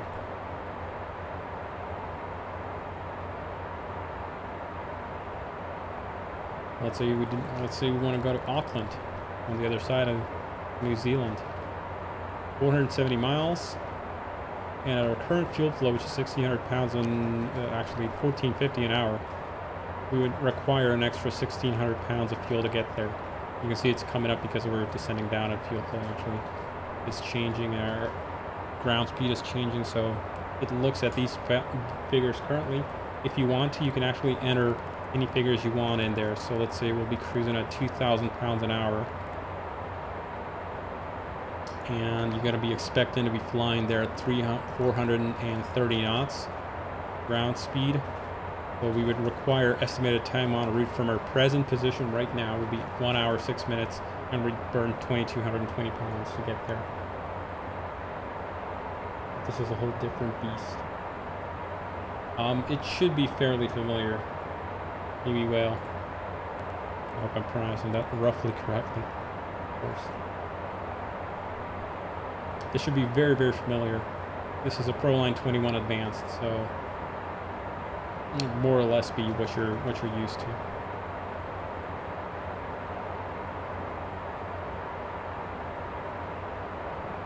Now this is a whole heck of a lot faster. That's synthetic vision. Yes, sir. Modeled on the exact look of the Proline 21. So this ain't like a substitute synthetic vision. This is what the real thing actually looks like. Color matched, everything, symbology, all of that is matched to the real thing. In fact, funny story, if you turn on synthetic vision on both of them, pushing here, that's the button I want. This is actually the same image. There's only one synthetic vision computer, and what is your name? Yes, there we go. Only one synthetic vision computer, which is located on CB1G7. If I kill the synthetic vision computer, both of the screens are going to lose their synthetic vision, because it's just a single analog video output that's duplicated out to both screens. In reality, that's how it works.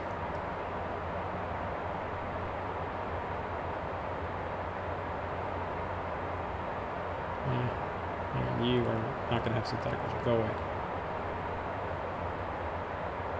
Don't have the synthetic vision overlaid on the HUD. I don't know yet. Helios, it's complicated. The real thing uses a combination of an infrared sensor in the nose here and synthetic vision for the upper half of the image. Lower half is infrared, and X-Plane doesn't have the capability to do infrared render at all. Like, I've looked for it and it just doesn't have it. Yes, it was called the IR HUD stuff. Yeah, so it's called EVS, Enhanced Vision System, and I can't figure out how to make but I'm going to put it in 12. I'm probably gonna, but it's not going to be out. It's probably not going to be available before the aircraft drops, so I'll see. The thing is, the reason why I don't want to do it half correctly is because synthetic vision, we actually simulate. This thing is driven off the GPS, whereas infrared is driven, this is driven off the GPS and your inertial attitude. Whereas infrared is your real position. And another thing is infrared can see things like objects. You can see other aircraft in it. You can see buildings, which a synthetic vision is not going to give you.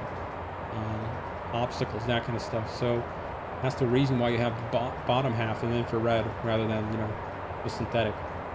Because if you just want synthetic, just look down here. That's the same thing as looking through the HUD, I guess. So I don't know if I want to do it somehow, somehow fake it or something. I haven't decided yet. How are we looking on the there, and I actually want to bring you up to progress. So we said 13 minutes to go. 20:05. I think our prediction said 20:01. We're a couple of minutes behind.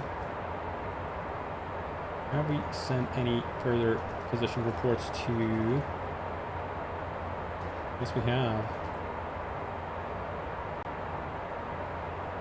Or was that the old one? I don't remember that one. 37. So 07. So we'd probably be landing before we send another position report to Hoppy. By the way, you can enter a different reporting interval if you want. Not that. Oh crap. You can enter a different reporting interval if you want here in position time reports. 30 is the maximum. 1 minute is the minimum. Oop, I don't want to push through. Whoa. That's that. So that is the maximum time reporting interval. What is an option? IRL, isn't it? Yes, it is. Very expensive option, but yes, it is an option.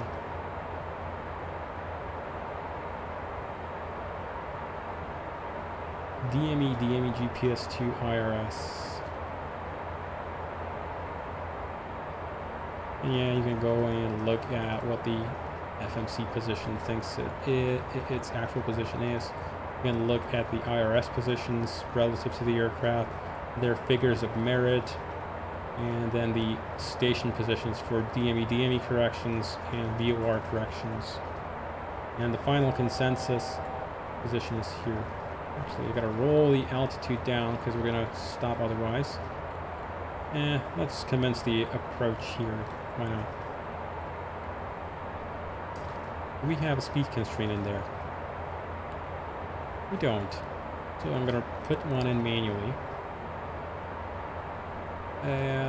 Let's see. At kill. Yeah, sure, 210. And we should already be decelerating. You'll see it pulls the power back.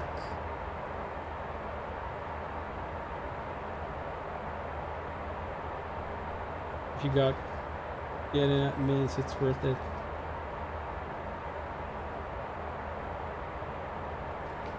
Yeah, check speed. It's just complaining because I've put in a speed that is much lower than it thinks.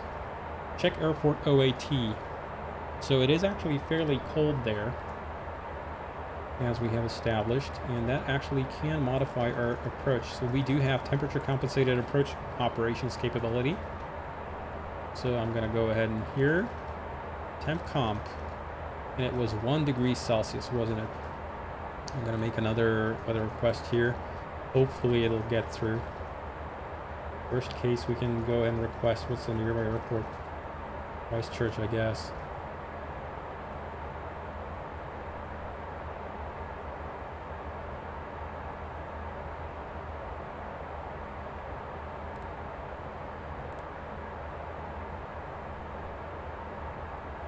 Come on, data link. Taking its sweet time. Terminal weather. No METAR. Okay, well, Christchurch reported 1 degree. So we'll just punch in 1 degree. Minus 12 ISA. Do the adjustment here, and you'll notice. This says check speed, you're sure? You'll notice now it's recomputed our constraints here, and it's put a little copyright symbol next to them. And what that means is that these are compensated temperatures. In fact, what I can do is I can go in here and to defaults. I can even show compensated angles. So final descent angles, I've already got that enabled. So if there is a final descent angle, so without temperature compensation, this would have been a different angle. If I show you, so 3.34 with compensation, uncompensated angle, crap, what menu am I in? Defaults, Uncompensated 3.2. So 3.34 is our actual descent angle. Whether it's gonna essentially barometrically compute to be what it would have been. You're actually gonna be descending more like 3.2. Okay, let's give it a little bit of speed brake. Actually, do we need to? We kind of sort of do. I don't want to be going too fast into that approach, so I'm going to pull a little bit of speed brake here. Throw on the LED lights in the back here. As we get there, extinguish. Rain prediction was implemented, right? Yes, yes sir, it is. So we can do that here. Actually, it is automatic, so if you just go into RNP rain, it's automatically going to tell you whether it is available or not. It could modify the arrival time. I'm going to make another request to the it's going to make another request to the GPS units, and it says it is available, and you can actually monitor that state. If you go to the GPS unit status, you can see up here there was a little bar, and that's the GPS checking each satellite. So if I go ahead and reset this back to a predicted arrival time, these are the requests that it received, and it receives the request is checked for 5 minutes before and 5 minutes after we are predicted to arrive. Okay, pull you in.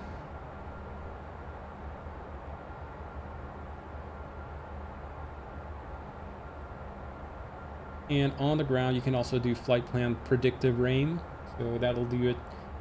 This is restricted to on-ground operation only, so it will not function in the air. This is a fairly heavy thing on the GPS units, so it will not let you do that. You don't have satellite. Yeah, we don't have satellite augmentation here. New Zealand doesn't have that. There is no SBAS service in use. Currently, we are just in mode navigation rather than SBAS PA, precision approach, or SBAS even in general. So service in use is none. Cool. Get some flashy lights on. We don't have to. We're a private operator. And space weather GPS jamming effects. Oh, not yet, Pilsner. I'll see whether I can get data for that. I'm not entirely sure. Ah, there we go. See, we were geo-referenced on the approach chart there. And I'm actually going to roll down our pre-select for the altitude all the way down to what's our final platform altitude here. It is QN725. QN725 doesn't say the exact altitude here. 2650. Final approach point is 3,300, so we can roll you down all the way down to 3,300. About there. Another descent.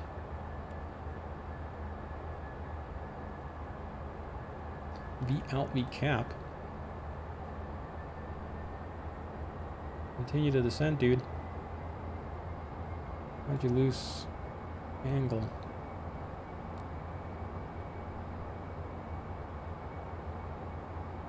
Okay, I gotta check this. Descent angle stuff. Still not worky. Should we be descending here? Probably. Oh no, hang on. No, we shouldn't be. I'm talking crap. Oh, got some tea. I was about to start an early descent here. That would not have been proper.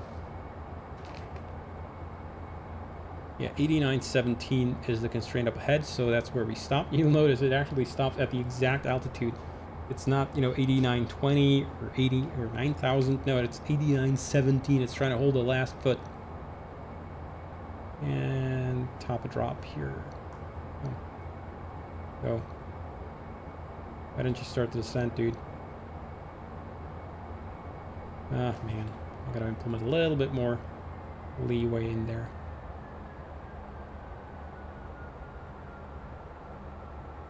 Sailed right past the constraints, so that is another thing I gotta check. Good thing.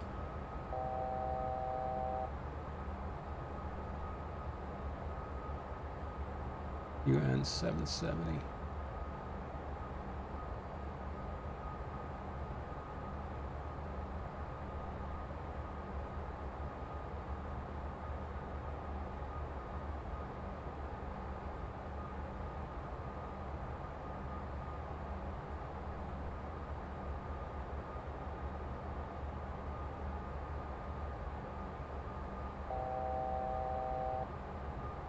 It shouldn't be yelling at me.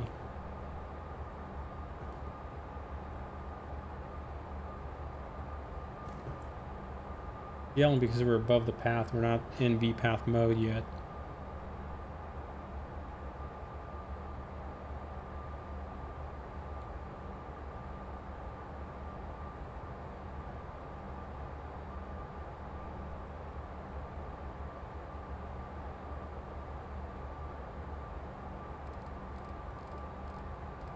Pull back to idle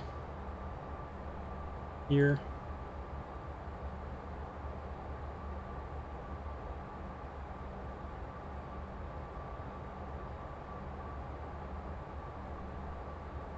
UN755, I'm pretty sure is going to be getting close to the final approach fix. Yeah, Larav there. I'm going to go ahead and arm approach mode here. RMP arm.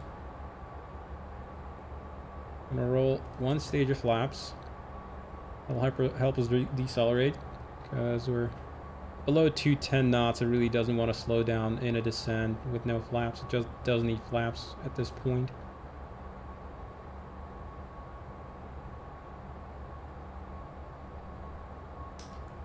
Cool. Get the APU running.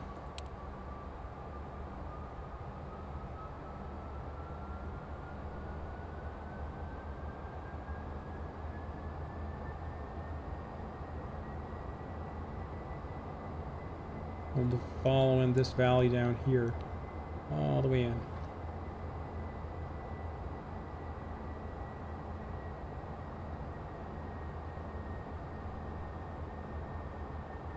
Did chat die or are you guys so quiet? I know I talk a lot, but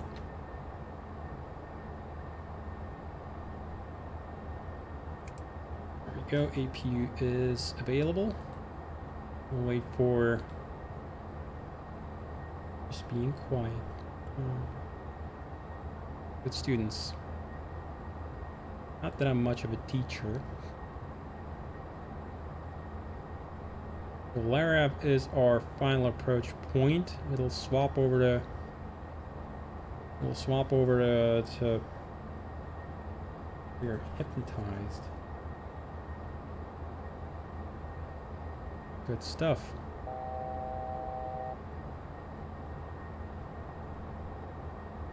There we go, VGP.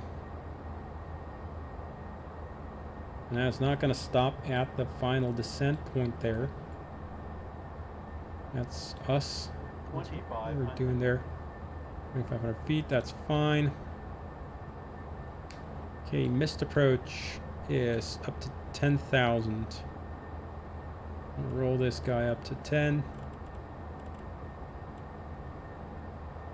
We got some low cloud there. What is our minimums? Anyway, I should have set those up. Jesus Christ, I'm such a crap pilot. Decision altitude. 2709. Actually, we might need to go around here. No joke.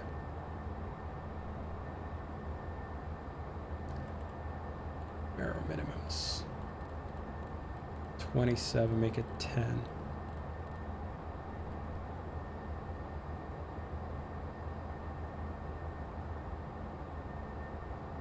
Did I get those right? Yeah. Good pilot would have checked the weather better. Yeah, there we go. I can't see. I'm gonna be straight in the suit.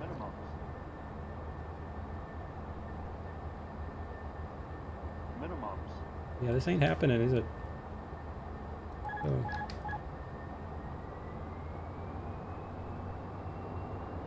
Hit toga there. Follow the pitch command.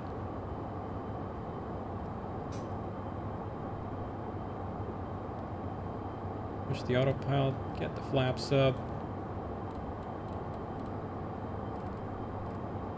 There's a speed constraint in the mist, isn't there? Yeah, 150 knots only. So let's get those flaps back out. We're gonna have to decelerate for that.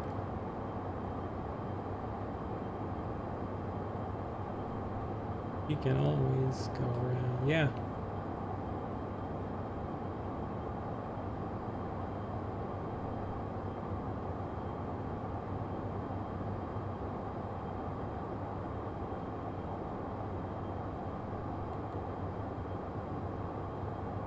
So it's going to inhibit the sequence when we get to the last point on the arrival there. So I'm going to uninhibit you. It's going to give us the rest of the approach there into the mist. Unable next altitude. That's fine. It's because there's a constraint there for the runway. Ignore that.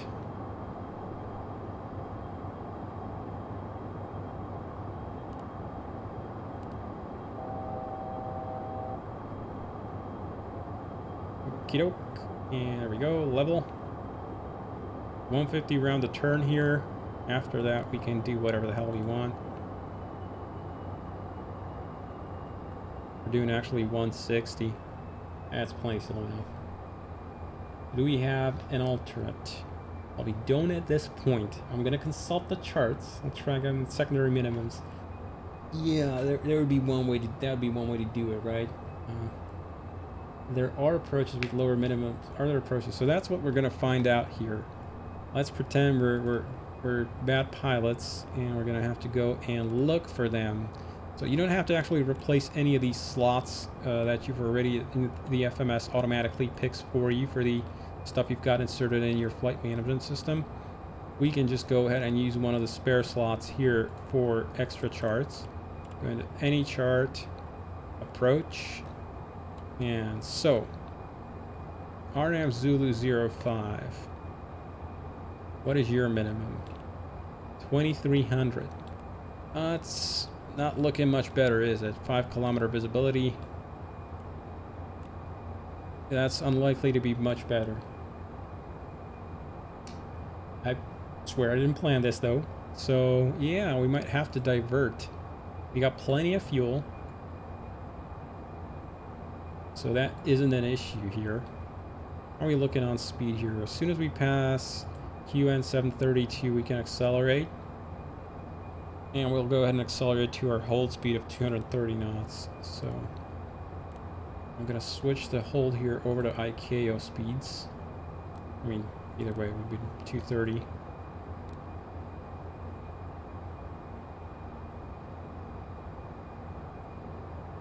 So go ahead and return speed control to the FMS. I'm going to put the flaps up here. And you'll see it targets automatically the next constraint that's in line for us. There should be our hold here. And you can see how it's chasing the little arrow on the HUD. It's basically chasing that horse needle.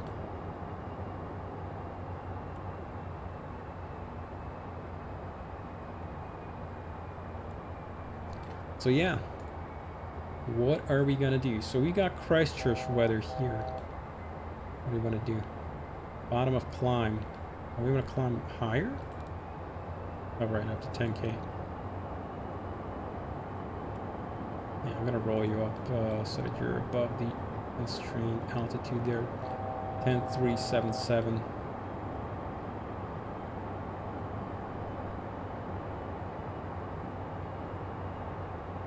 That's just because of the temperature compensation there. It's just trying to figure itself out. It would have been 10,000 feet or thereabouts. We're actually overestimated a little bit. 10,300 feet is where we're going to be. Might be X-Plane has a different idea of temperature. Let's imagine an angry sea on the back, storming into the cockpit to blame the incompetent pilots. Well, I mean, we saw at Truckee what happens. Pilots, those guys seem to have been pushed into an approach they didn't want to do, really. And, well, what about NZNV? NZNV is Invercargill, Invercargill. Yeah, we could. So there is an additional menu here, you'll notice, alternate. And then you can also punch in your own custom identifier if you really, really want and mess around with this horribleness. Or we could just go in here into NZNV, put it into the alternate there, load it up. Ah, there's a bug there. I gotta check. I gotta fix, actually.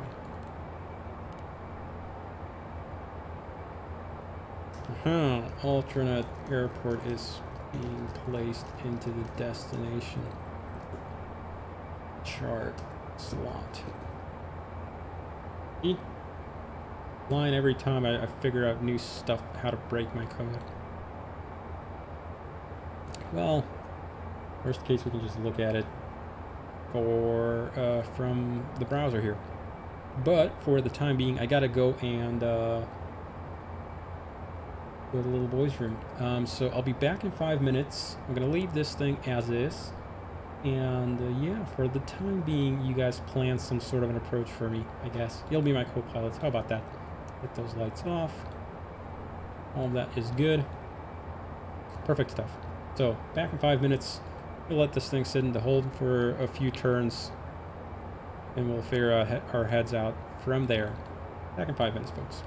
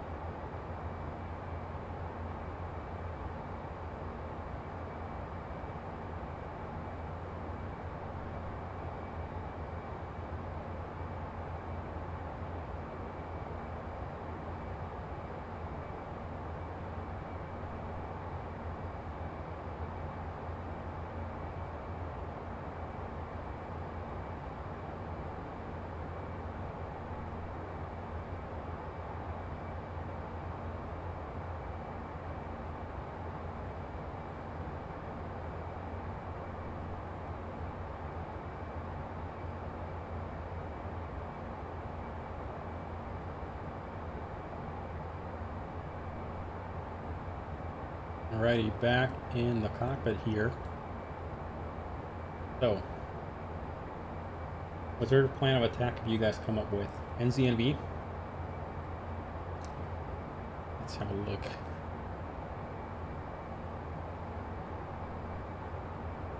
NZNV. Inver Cargill. There's an RNAV.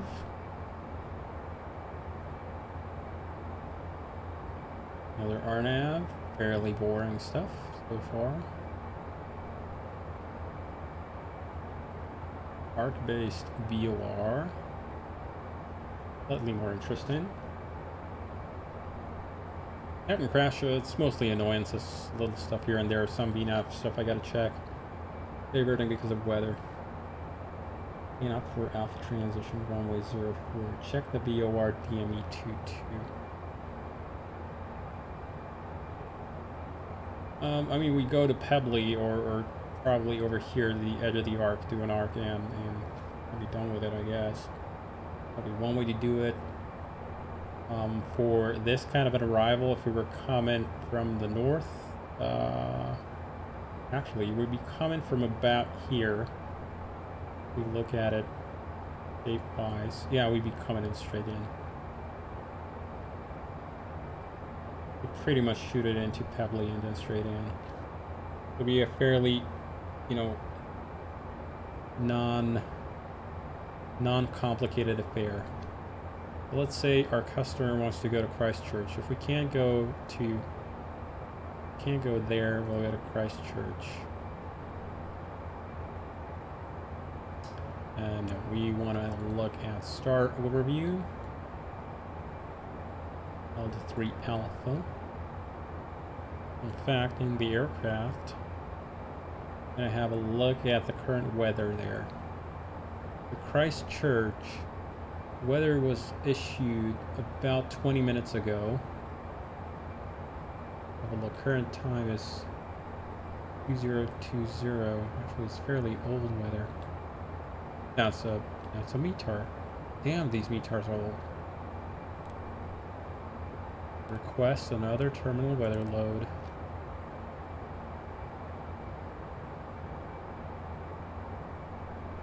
We hold over NV. Yeah, I guess I could. I mean, what would be the point though? Bottle. We'd just be wasting fuel. We watch the antenna. Steer. Very interesting.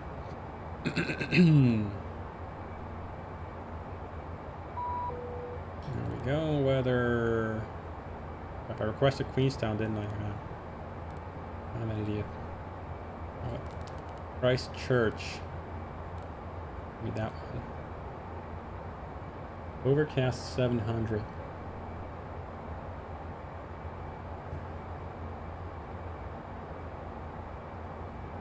Overcast 700 where? There? Yeah. Bricky.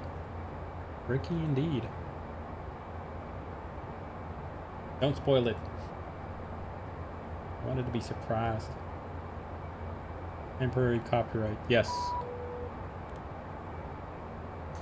So Christchurch. Yeah, it's 20 minutes ago. Winds basically nothing. 700 foot overcast. 1 degree. PNH 1015. Yeah, that's basically crappy weather, as crappy as can be. So, well, not quite as terrible, but reasonably terrible. So, we could come in on an ILS. We could come in on an RNAV. There's an RNAV out in the north that I remember has a nice arc in it. So we could do an ILS here into like that. Winds are basically nothing either way. Ah, yeah. Lovely. RMP RNAV. Yeah, that's what we'll do. Because there are arc segments in here. Vertical constraints. Yeah, baby. That's what we're doing. Ervax. Good stuff. So, decisions made. Going to Christchurch. Star. Do we have anything that goes to Ervax? Hard to know. I hate these.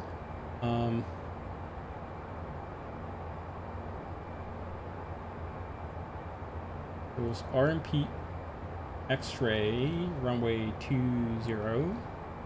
Good stuff. RMP Yankee 29er. That's also fun. RMP Whiskey, RMP X-ray 20. Ervax going down there. For operators, this is approval only. RF required. Lovely stuff. Use Christchurch altimeter setting. Procedure not authorized when airport temperatures below 10°C or above 47. We're below -10. Oh, that's good. We're within limits there. But they don't want us to use temperature compensation. Okay. We done NDB-DME approach with the Challenger already. Bobble not yet, but NDB-DME would just be, just using the NDB and manually either flying it by hand or using heading mode. The autopilot has no NDB coupled mode.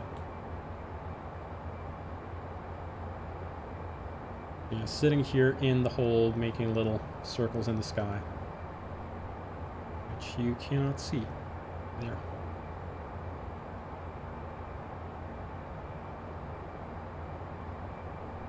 Yeah, this was our route in. Came in on an airway, started the approach, went that zigzag path. Here's about where we figured out, okay, it's not going to come together, so continued on. Notice that when I pushed toga, it stayed in LNAV mode and only went to vertical toga, so it went to, vertical go around. So vertical mode went to go around, lateral mode stayed in LNAV. You could try one at NZTU unless you wanted to go to Christchurch. I've set my mind on Christchurch. Customer wants to go to Christchurch because everywhere else is kind of a not really much of a point of interest. Okay, so plan of attack formulated. We're gonna go to NZCH via direct. So we'll just go ahead and punch in the Christchurch VOR. Go direct to the Christchurch VOR, and not in K7, that'd be in America. Christchurch, there we go. Why are you so far away? You should have been sort of much closer to me. Yes, Christchurch direct. And rock and roll. We'll let the thing basically just exit out of the hold here. So go ahead and hit exit hold, execute. You'll see it trimmed out the hold, so it's only got the inbound turn now, and then we'll bump out of there. I guess you could try the one at NZTU. Okay. I like how VORs and NZ have 2-letter. Yeah, mostly. Yes. It's really helpful for FMS entry, which is to say it's absolutely horrible. So go to climb thrust limit. It should have been sorted at the top of the list. Yes, it should have been. There's airport positional sort. Yes.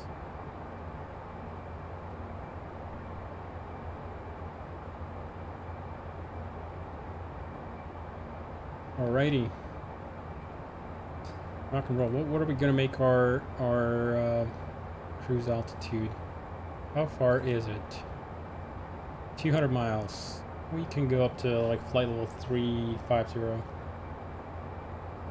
Sure. Perfing it. Flight level 350. Enter. Execute. And let's go.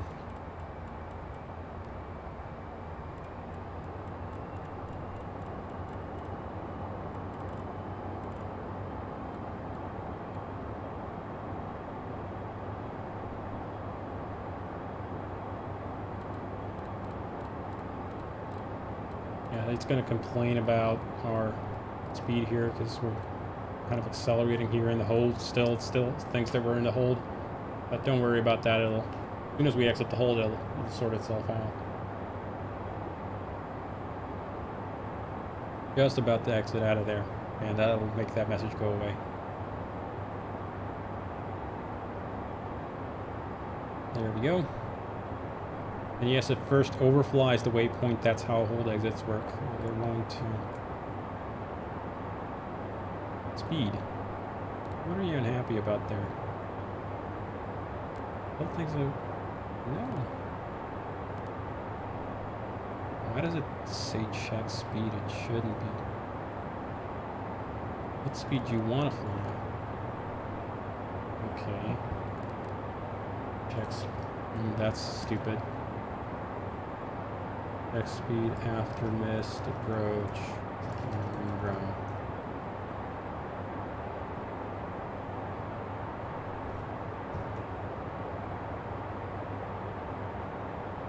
Probably latched itself onto the previous speed constraint there.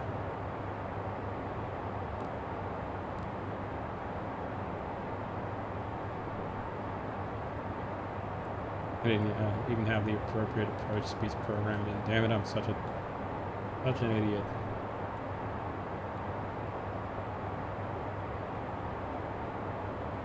You know what, just to clear its head, I'm going to select here an approach. We said we want the RNAV X-ray, yeah. RNAV X-ray 20.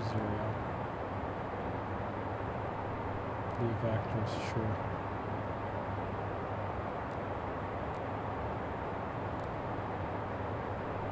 Curvax. And we're going to go direct Curvax. Execute. Now it's gone away with that stupid message. Why are you giving me descent speeds?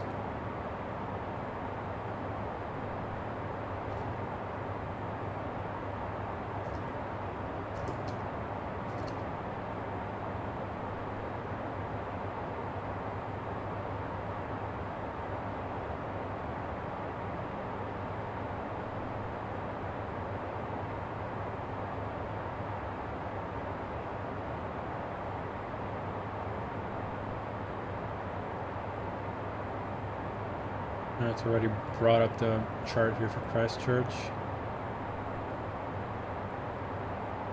That is the approach chart. And here the split mode will actually work. If I switch over like that, there we go. That is what split mode is supposed to look like. You use the outer knob here to switch between briefing strip, profile view, and minimums. 500 foot. Below that. Come to think of it, since the weather is kind of marginal, you probably want to get as much margin for the approach, because I don't want to be doing this again. So even better, we'll just select the ILS. That'll take us down 200 feet above. So ILS 20 via Delta 290 Mike. Execute. Direct there. Execute.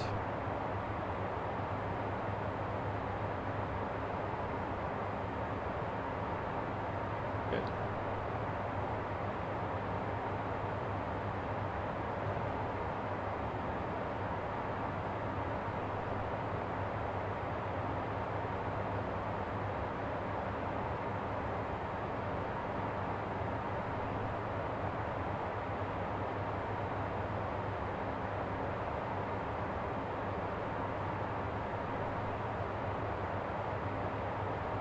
Why aren't you giving me a topic climb here?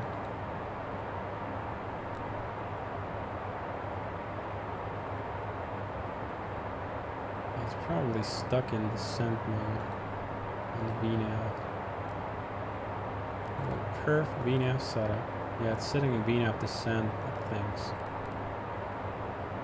Whereas it really shouldn't be.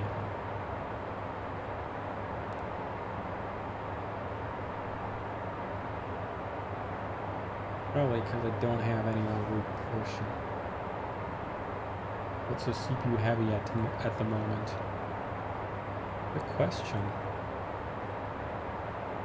Not us. I don't know. Ask explain that.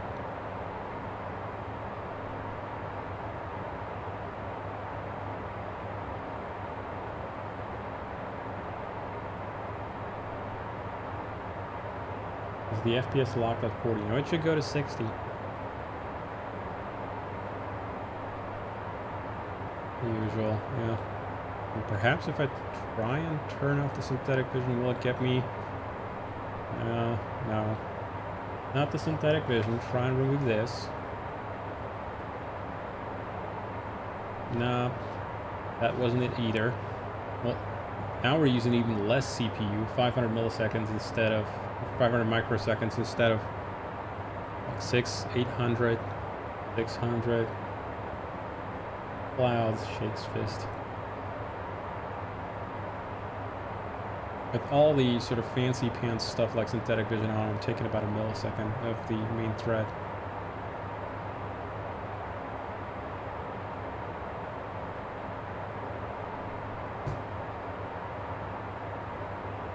I don't know. Ask to explain what it is, what is slowing it down. It ain't us. That's for sure.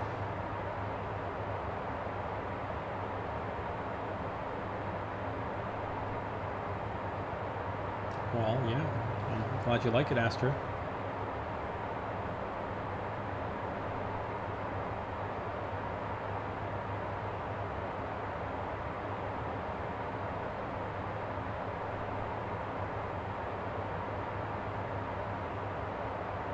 It's not bad at all. I wish it was better.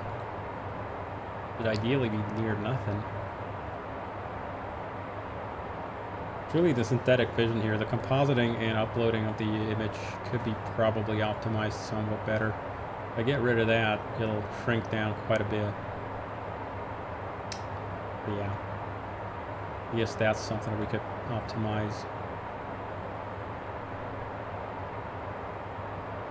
Power of not using Sassy. Yeah, I suppose. Cool. Well, I got the ILS loaded in for runway 20. I think it's 1,000 miles to Christchurch. What are you saying there, dude?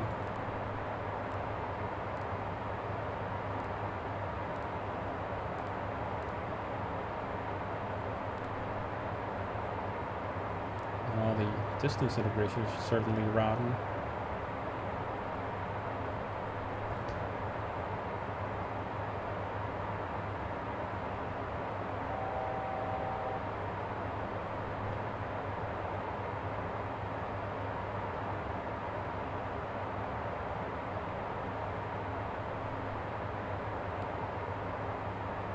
So as we get to our, it still thinks that we're in descent, but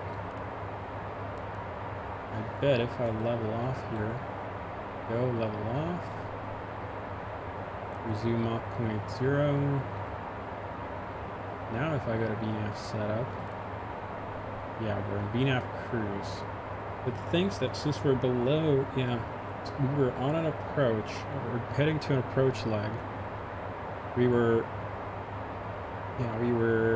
in below the cruise altitude, so I thought that we gotta be in descent mode or descent phase of the VNAV.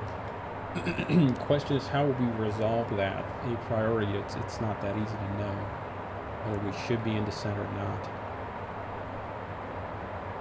How frequently these guys issue me TARS? So this one's from 30 minutes ago. If they follow the ICAO typical airport, they might issue them every 30 minutes. Let's see.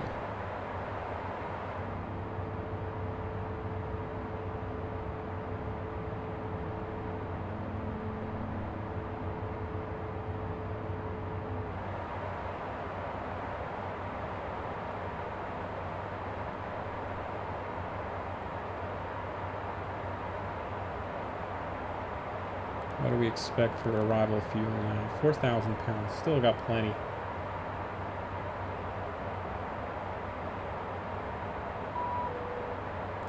Thermal weather.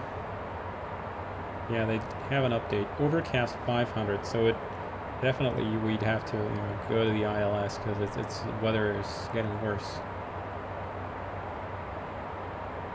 Half Amendment Christchurch.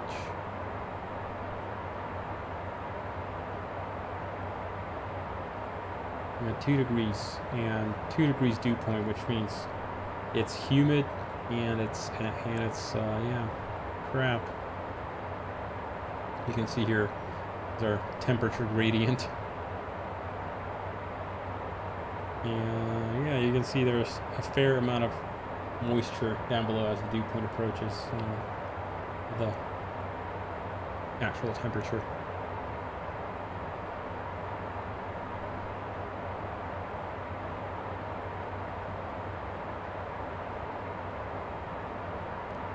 So, great speed limit.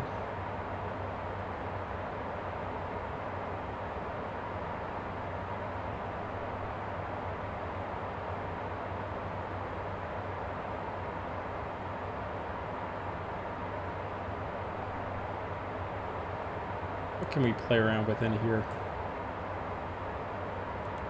I don't have any Easter eggs implemented. We might do that. Let's send a message to somebody. We have somebody who's online on Hoppy. Anybody on Hoppy who can receive messages?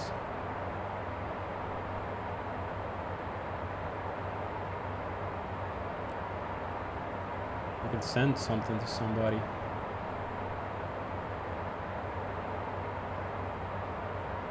Pong, yeah, maybe. We'll see. We'll see about Pong.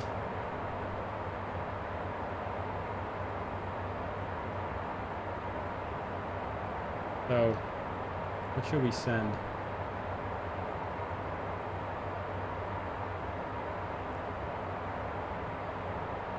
And to whom should we send it? How much do we want to freak somebody out?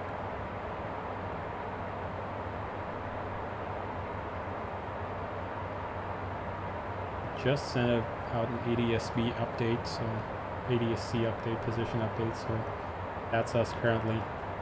Just send out a little position update here on Hoppy.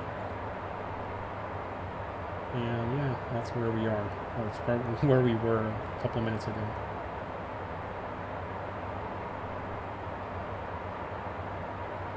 So whom should I message? I can message myself. Put Hoppy. And something to AF1. They're an Air Force One. What is Hoppy? It's a ACARS network that basically simulate data exchange between aircraft and ground stations. There'll be potentially a server on the other end of HS Ops one day. Prisoners, I'm thinking about it. Very, very strongly thinking about it. You can actually configure what the default target is, so send position reports to. So you can change that over here. And I'm going to change that at some point. I'm going to default it probably to HS Ops, and you can change it to something else if you want. So I can just send a message to myself. How's the stream going?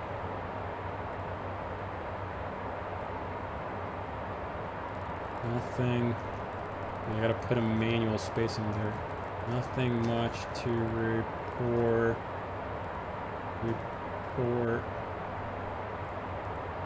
Today otherwise.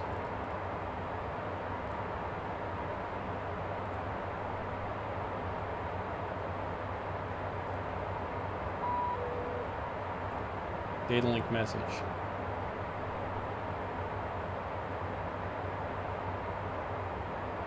I just spent the last hour learning Hoppy. I just sent a PDC to an airplane with Sweatbox using recent release. Step on the ball. Are you logged on to Hoppy? I can send you a message, see what that does.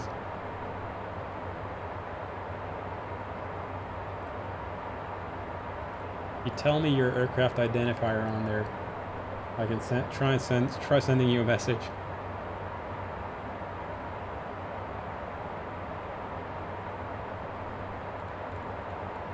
Roll this puppy down. ATC station KMIA. Okay. Text. Actually, we do that through a different menu here. Contact message. KMIA. Message text. Hello from the hot star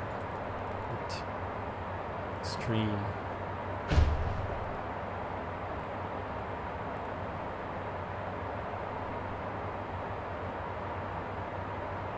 Well, I just sent you a message. I don't know if it'll show up for you, but you can actually look at it in the Hoppy network. It shows as a telex message.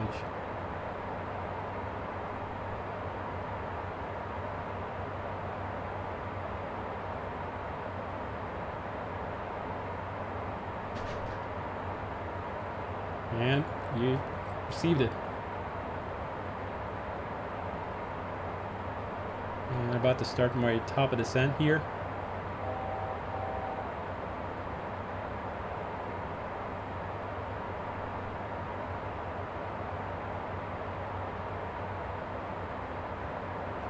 When it says relayed here, that means it's been forwarded to you.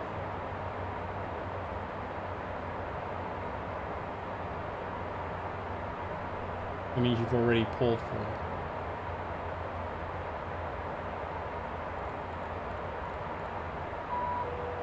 Aha! We got a message back. Good evening. Great stream. Cheers. Meet.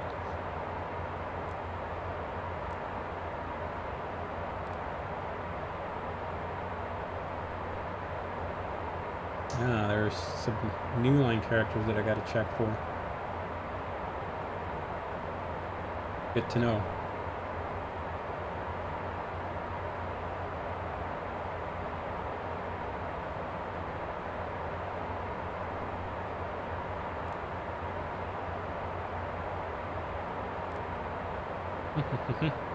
I gotta check for, these are probably Windows line terminators, so I gotta fix those and work around that.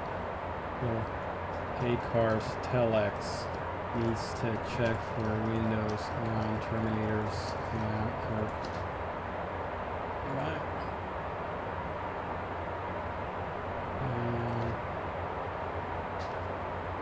work around them.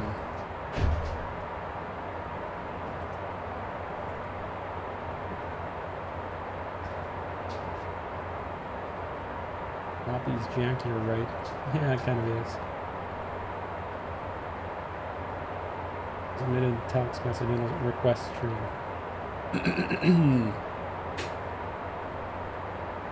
So step on the ball, it doesn't have to be your URL encoded. We're amazed how it hasn't been replaced in like 20 years or whatever.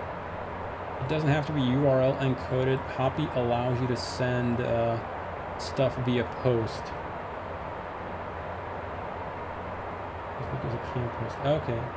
Well, in that case, I mean, URL encoding is functionally the same thing, but just, you know. And OX81XML, thanks for follow. Okay, we should probably do some actual planning. So weather, terminal weather, we know that altimeter there is going to be 1015. We know that the minimums there are going to be, for us, we are category C, straight in ILS, 293 baro. So I'm going to get you references and roll this thing down to 300 because it's 293 rounded up.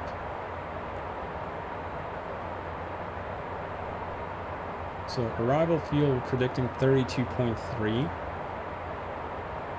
I'm going to come in here into our approach reference NZCH. 32.3 is what I'm just going to punch in manually. And OAT is going to be plus 2 degrees. Those are going to be our approach speeds. And we got plenty of runway. That's not going to be a factor. Wind. Oh, come on. Why aren't you working, you stupid thing? There. I gotta check why it's failing those data sends. 290 at 2 is basically nil wind. wasn't really built to do much more than just open a reference website, simple get, so I'm using it a little bit to accomplish this. Yeah. As long as it works. At least now our approach speeds and weights are going to be quite a bit closer to what we would typically land at, because landing previously with like 6,000 pounds of fuel, that was like 3 hours worth of reserve, or 3 hours worth of extra fuel. That would have been completely stupid. Your typical landing fuel loads would be about 3,000, so this is still a little bit high, but it's closer. That also means the aircraft's going to decelerate a lot better, because it's got less mass, less inertia. Therefore, the drag of the aircraft, once we need to decelerate, when it pulls back on the power, it's actually going to start decelerating rather than just punching on down through the atmosphere like a friggin' bowling ball. Okay. Temp comp. Actually, I'm going to disable temperature compensation here. No VPath condition. That's fine. It's just a little bit, just a teeny tiny bit freaked out because of the fact that we have sort of upset it a little bit, but it'll recapture the path again here in just a sec. Just because of the fact that I've changed the vertical profile here, it's kind of gotten off the path.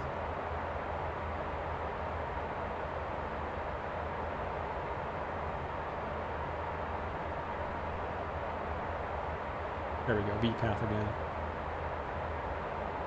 So by disabling temperature compensation, I've basically moved the vertical path prediction around, and that basically upset it a little bit.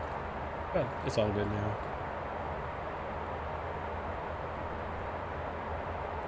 So that's our arc. I can go like so. Bring the range down.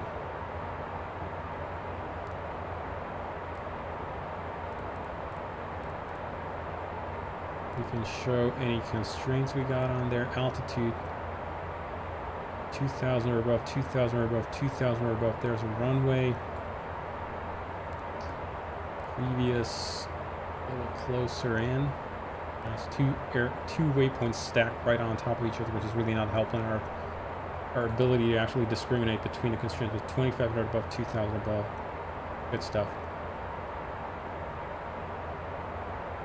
I wonder what HS Ops could do. Well, track flights, I guess. If you want it. Somebody wants to build a website around it, I'm happy to host it.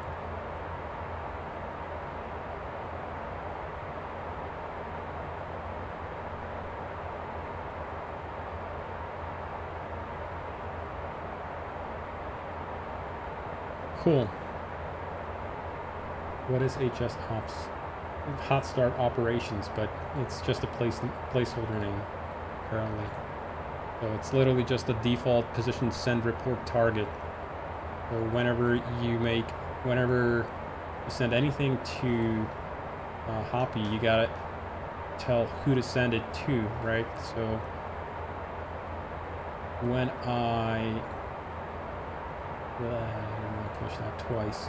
When I go ahead and show, so this was our telex message here, telex. So when you have position and reporting enabled, that's what we target for ADS-C position reports and for on-off progress reports. My last progress report was the off report. So there we go. That was at 1845 Zulu. That was when we took off. Yes. Normally that would be your company, so you could enter whatever you want in there. I'll keep on rolling down that altitude constraint. So we were off at 1845, ETA 2001. Well, that didn't happen because we had to divert.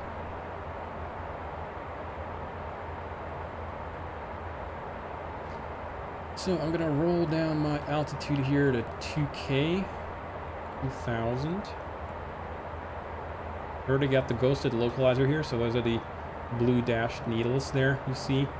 That is the FMS pre-tuning Since we're within 30 miles of the arrival airport, 31 miles, it pre-tunes the ILS for me and presets the course. So now all I have to do, that basically tells me that I can, I can give it a command to commence the approach at any point I want. So at this point I could go, if I were cleared for the approach, I can push approach mode, and instead of giving approach LNAV and glide path, it'll go on an arm approach localizer glide slope. On the other side it'll arm approach localizer 2 glide slope, and then when we get within when we get to the final approach fix or close to it, the thing will automatically do a nav to nav transfer. It'll swap from magenta needles, which is FMS guidance, RNAV, to green needles, conventional navigation, and it'll automatically swap over to the ILS.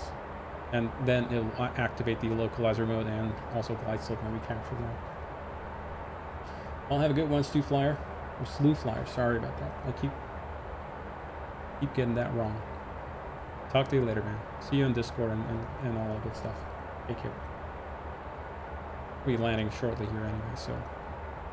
Yeah, where are we gonna park, actually? Why don't you check that ahead of time? Johnny06, thanks for the follow. So, anti-ice, or Antarctic apron. Probably not that. That's probably not going to be for us. Dakota Park freight apron, not really. Probably somewhere around here. Jet engine test cell.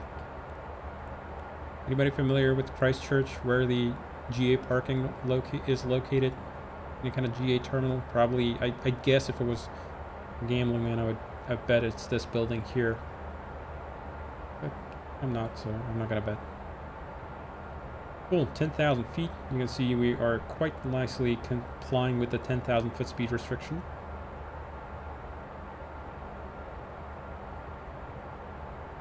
Commencing the arc here.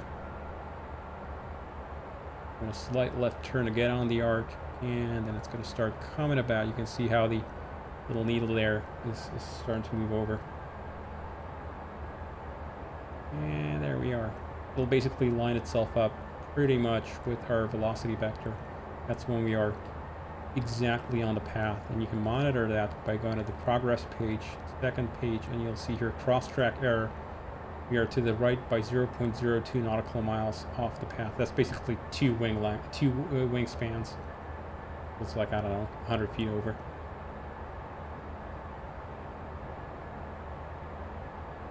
I'm going to start decelerating here manually. There aren't any speed restrictions, so it would normally try. The FMS is kind of dumb. It's not going to try and decelerate for the approach. It's just going to barrel down whatever the speed restrictions are. Otherwise, it'll maintain 250 knots. So it is up to you as the pilot to tell, to basically take over manual speed control when you feel it is time. I'm going to start, since we're within range of the airport here, I'm going to start the APU to start getting ready to transfer packs onto the APU. It's normally what you do on a Challenger for landing. You don't have to. It's perfectly fine to land with the bleed, with the bleeds on, with the packs on the bleeds. And we can swap over here, and you can see there is our little airplane. All right. When it's over in the split view mode, it doesn't let you pan around. By the way, when I do this, when I drag this indicator right click, it's basically just yanking this joystick around. So it's basically me doing this. And in and out is me mashing the zoom rocker here, or using mouse wheel. But in the view here, in profile, in split view, it doesn't let me zoom. I have to switch this over to approach chart view normal, and then I can, reposition and zoom in and look at everything in detail. Or we can leave it. I push here. I didn't want to push you. I wanted to push you, and I want to go in split view mode. That basically gives me a pre-canned profile view from the top, from the side, and I can quickly switch between the briefing, profile minimums, and if I should have to do a go around, when this thing is displayed, it will automatically switch to the briefing view if you push the toga button, and that gives you your missed approach procedure. So you can quickly refer to that in case you need to. And when the aircraft, when you've got the charts up and you land, you decelerate below 40 knots, it'll automatically switch over to your aerodrome chart. So it'll go like this, and you'll see your little airplane there as well. Cool. Do 10 knots. Start rolling some flaps. APU is available. Pretty soon I'm going to transition onto it.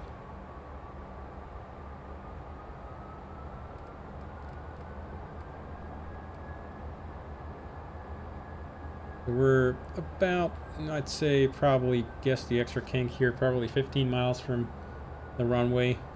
About, 11 miles like this, extra 4 miles there. I'm going to start decelerating down to 160.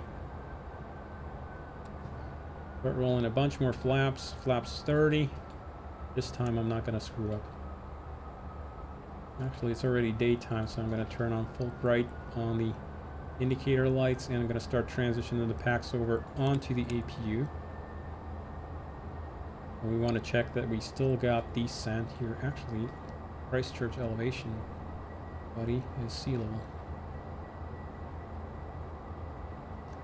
93 feet, yeah, 100 feet basically. It's basically sea level. We got to depressurize the airplane. Cool, packs. That pack is on the APU, now transition the other pack over onto the APU. Still deep or descending on the cabin altitude, so we're pushing air into the cabin. That means the packs are good. Coming up to the turn for final. As soon as we're past DivSol here, whatever the name of that, DivSu. As soon as we're inbound, basically to the final approach point, it's going to swap over to green needles for us. Let's see here for confirmation, just as an extra cross check. So as soon as this guy starts coming in, the ghosted localizer, that is actually the localizer that we are receiving. See? Now we're really coming within the center line of the runway.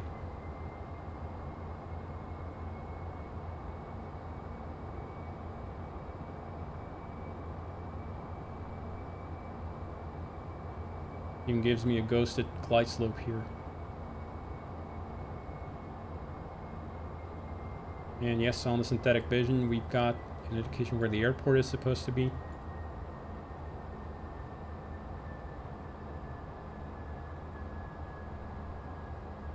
Okay, coming up 1 mile, and then we'll switch over to...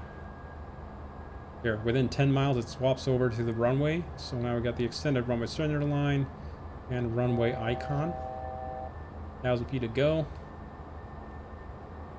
Cancel the alert, and as soon as it sequences, we're going to swap over to green needles, I'm pretty sure. There we are. Approach localizer, glide slope. We actually tell everybody to extinguish their cigars and all that good stuff. Good stuff. There we have 2,500 feet. Still 7 miles to go, so we'll wait until 4 miles to roll the final stages of flaps. Missed approach is to 4,000. So I'm gonna look at it here because the HUD is a little bit not very useful in white clouds behind it. I mean, you can see it, but it's a little bit of an annoyance. 6 miles to the runway. Gonna read 0. Yes, it will. It'll read 0 at the runway. 1 mile. Here's the missed approach.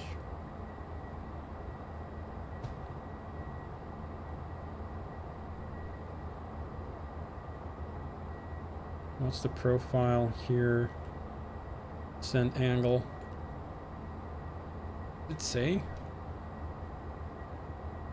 Outer marker. And yes, we can listen to it. Where's the marker buttons? Missed it, didn't I? I don't. I didn't hear it.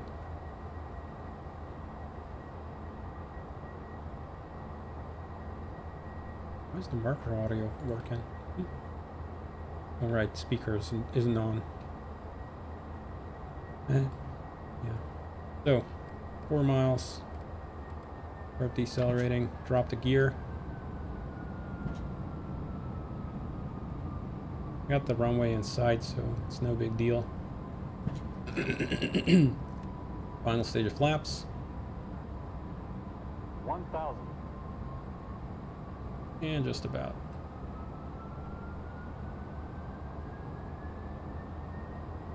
I put an extra 5 knots on top of my approach speed there. Radio and the ADF. Cool. Got everything configured. Just arm these guys. Reversers are armed. Good stuff. So let's just fly the thing. Alrighty. I'm gonna put my virtual or physical kind of throttles back. And let's go. Oh, thanks. Explain for suddenly changing the weather. Really helpful.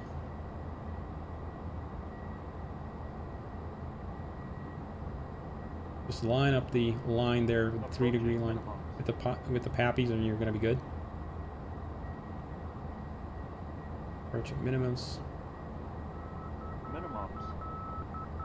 Continue. Here.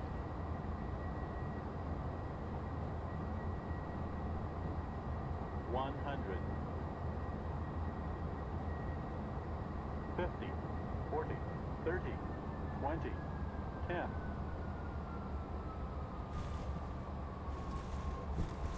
That was a bit of a drop there on the nose.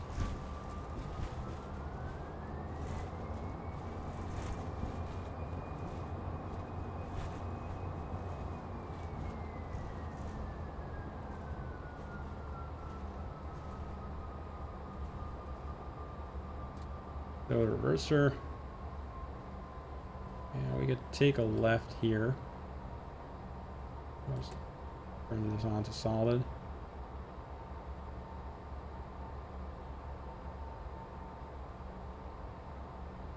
You'll notice now that I've slowed down below 40 knots, it went to the airport chart automatically there on the second MFD. Could also take this over here and switch you over to charts. You're still showing the departure airport there. Never mind.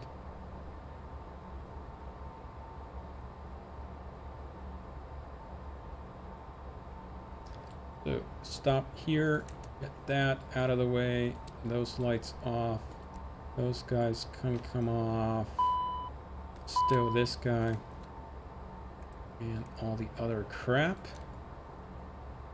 I'm gonna switch you over to the airport chart,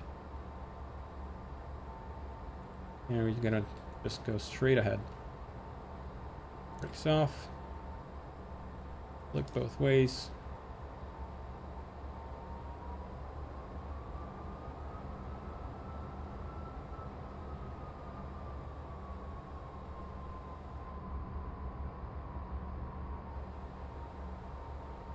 Probably just gonna yank it over there next to that hangar. Obviously, we're talking about ATC and all that good stuff, but I don't care since we are offline.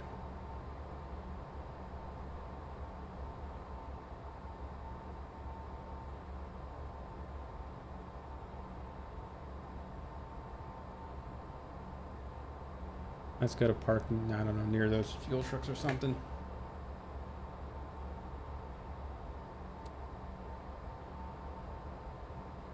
Yeah, sure, let's call this a GA terminal, even if it probably isn't, but whatever. Lone GA hangar here for a Cessna, and right next to a giant building. Totally makes sense.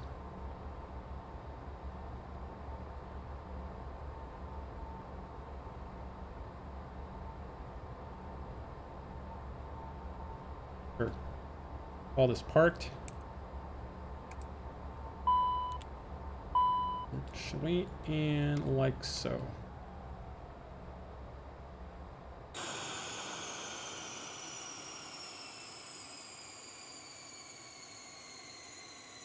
Let's watch the cooling. for the engines.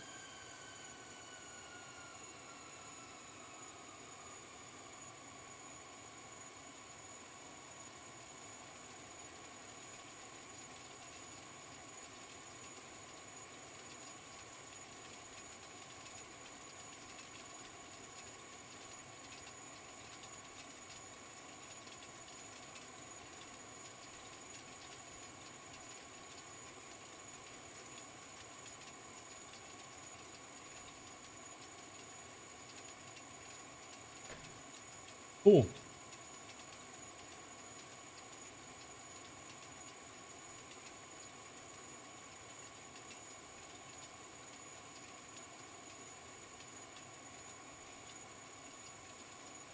Yeah, the air in there heats up when the engine basically stops cooling itself with air. Quite significantly so, in fact. Okay, these guys can come off. These guys can come off. Beacon off. That, and that. Gonna be a bit unhappy with us, but there we go. Yeah. Fairly little wind here, so it's probably just gonna stop completely. Cool. And to shut down, you actually don't first cool the APU, you just go ahead and cold kill it. So you go like this, do the overhead.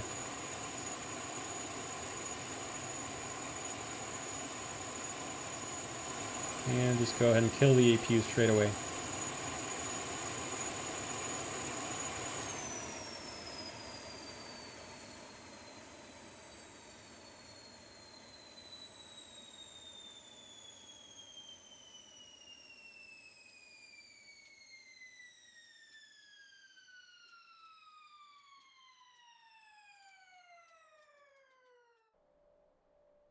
Yeah, and you don't, so you now wait. By the way, I hope you didn't forget to turn off your emergency exit lights, or you're going to be restarting the APU. Real jets don't have cooling, cycling, all turbines for models will run starter motor pulses.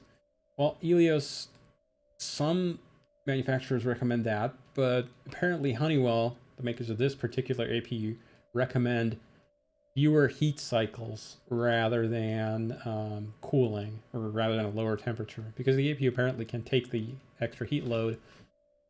Or if you, main engines, oh, not a big deal. That should not last a bit longer after shutdown of the APU. The exhaust. No, I mean, Aster, well, I mean, you stopped hot air. You've basically stopped burning stuff in there, so the APU, the air through the APU cools off real fast. It's basically pumping a whole lot of still very cold air through there, and it only heats up once the cycling stops. So if we now go ahead and look at that, you can see the APU is still fairly hot inside, but that's because we've stopped pumping air through there. Now we wait for until the APU indications go away. That means the APU is completely shut down. Then we do this, and finally we do this. Yeah. At this point, we just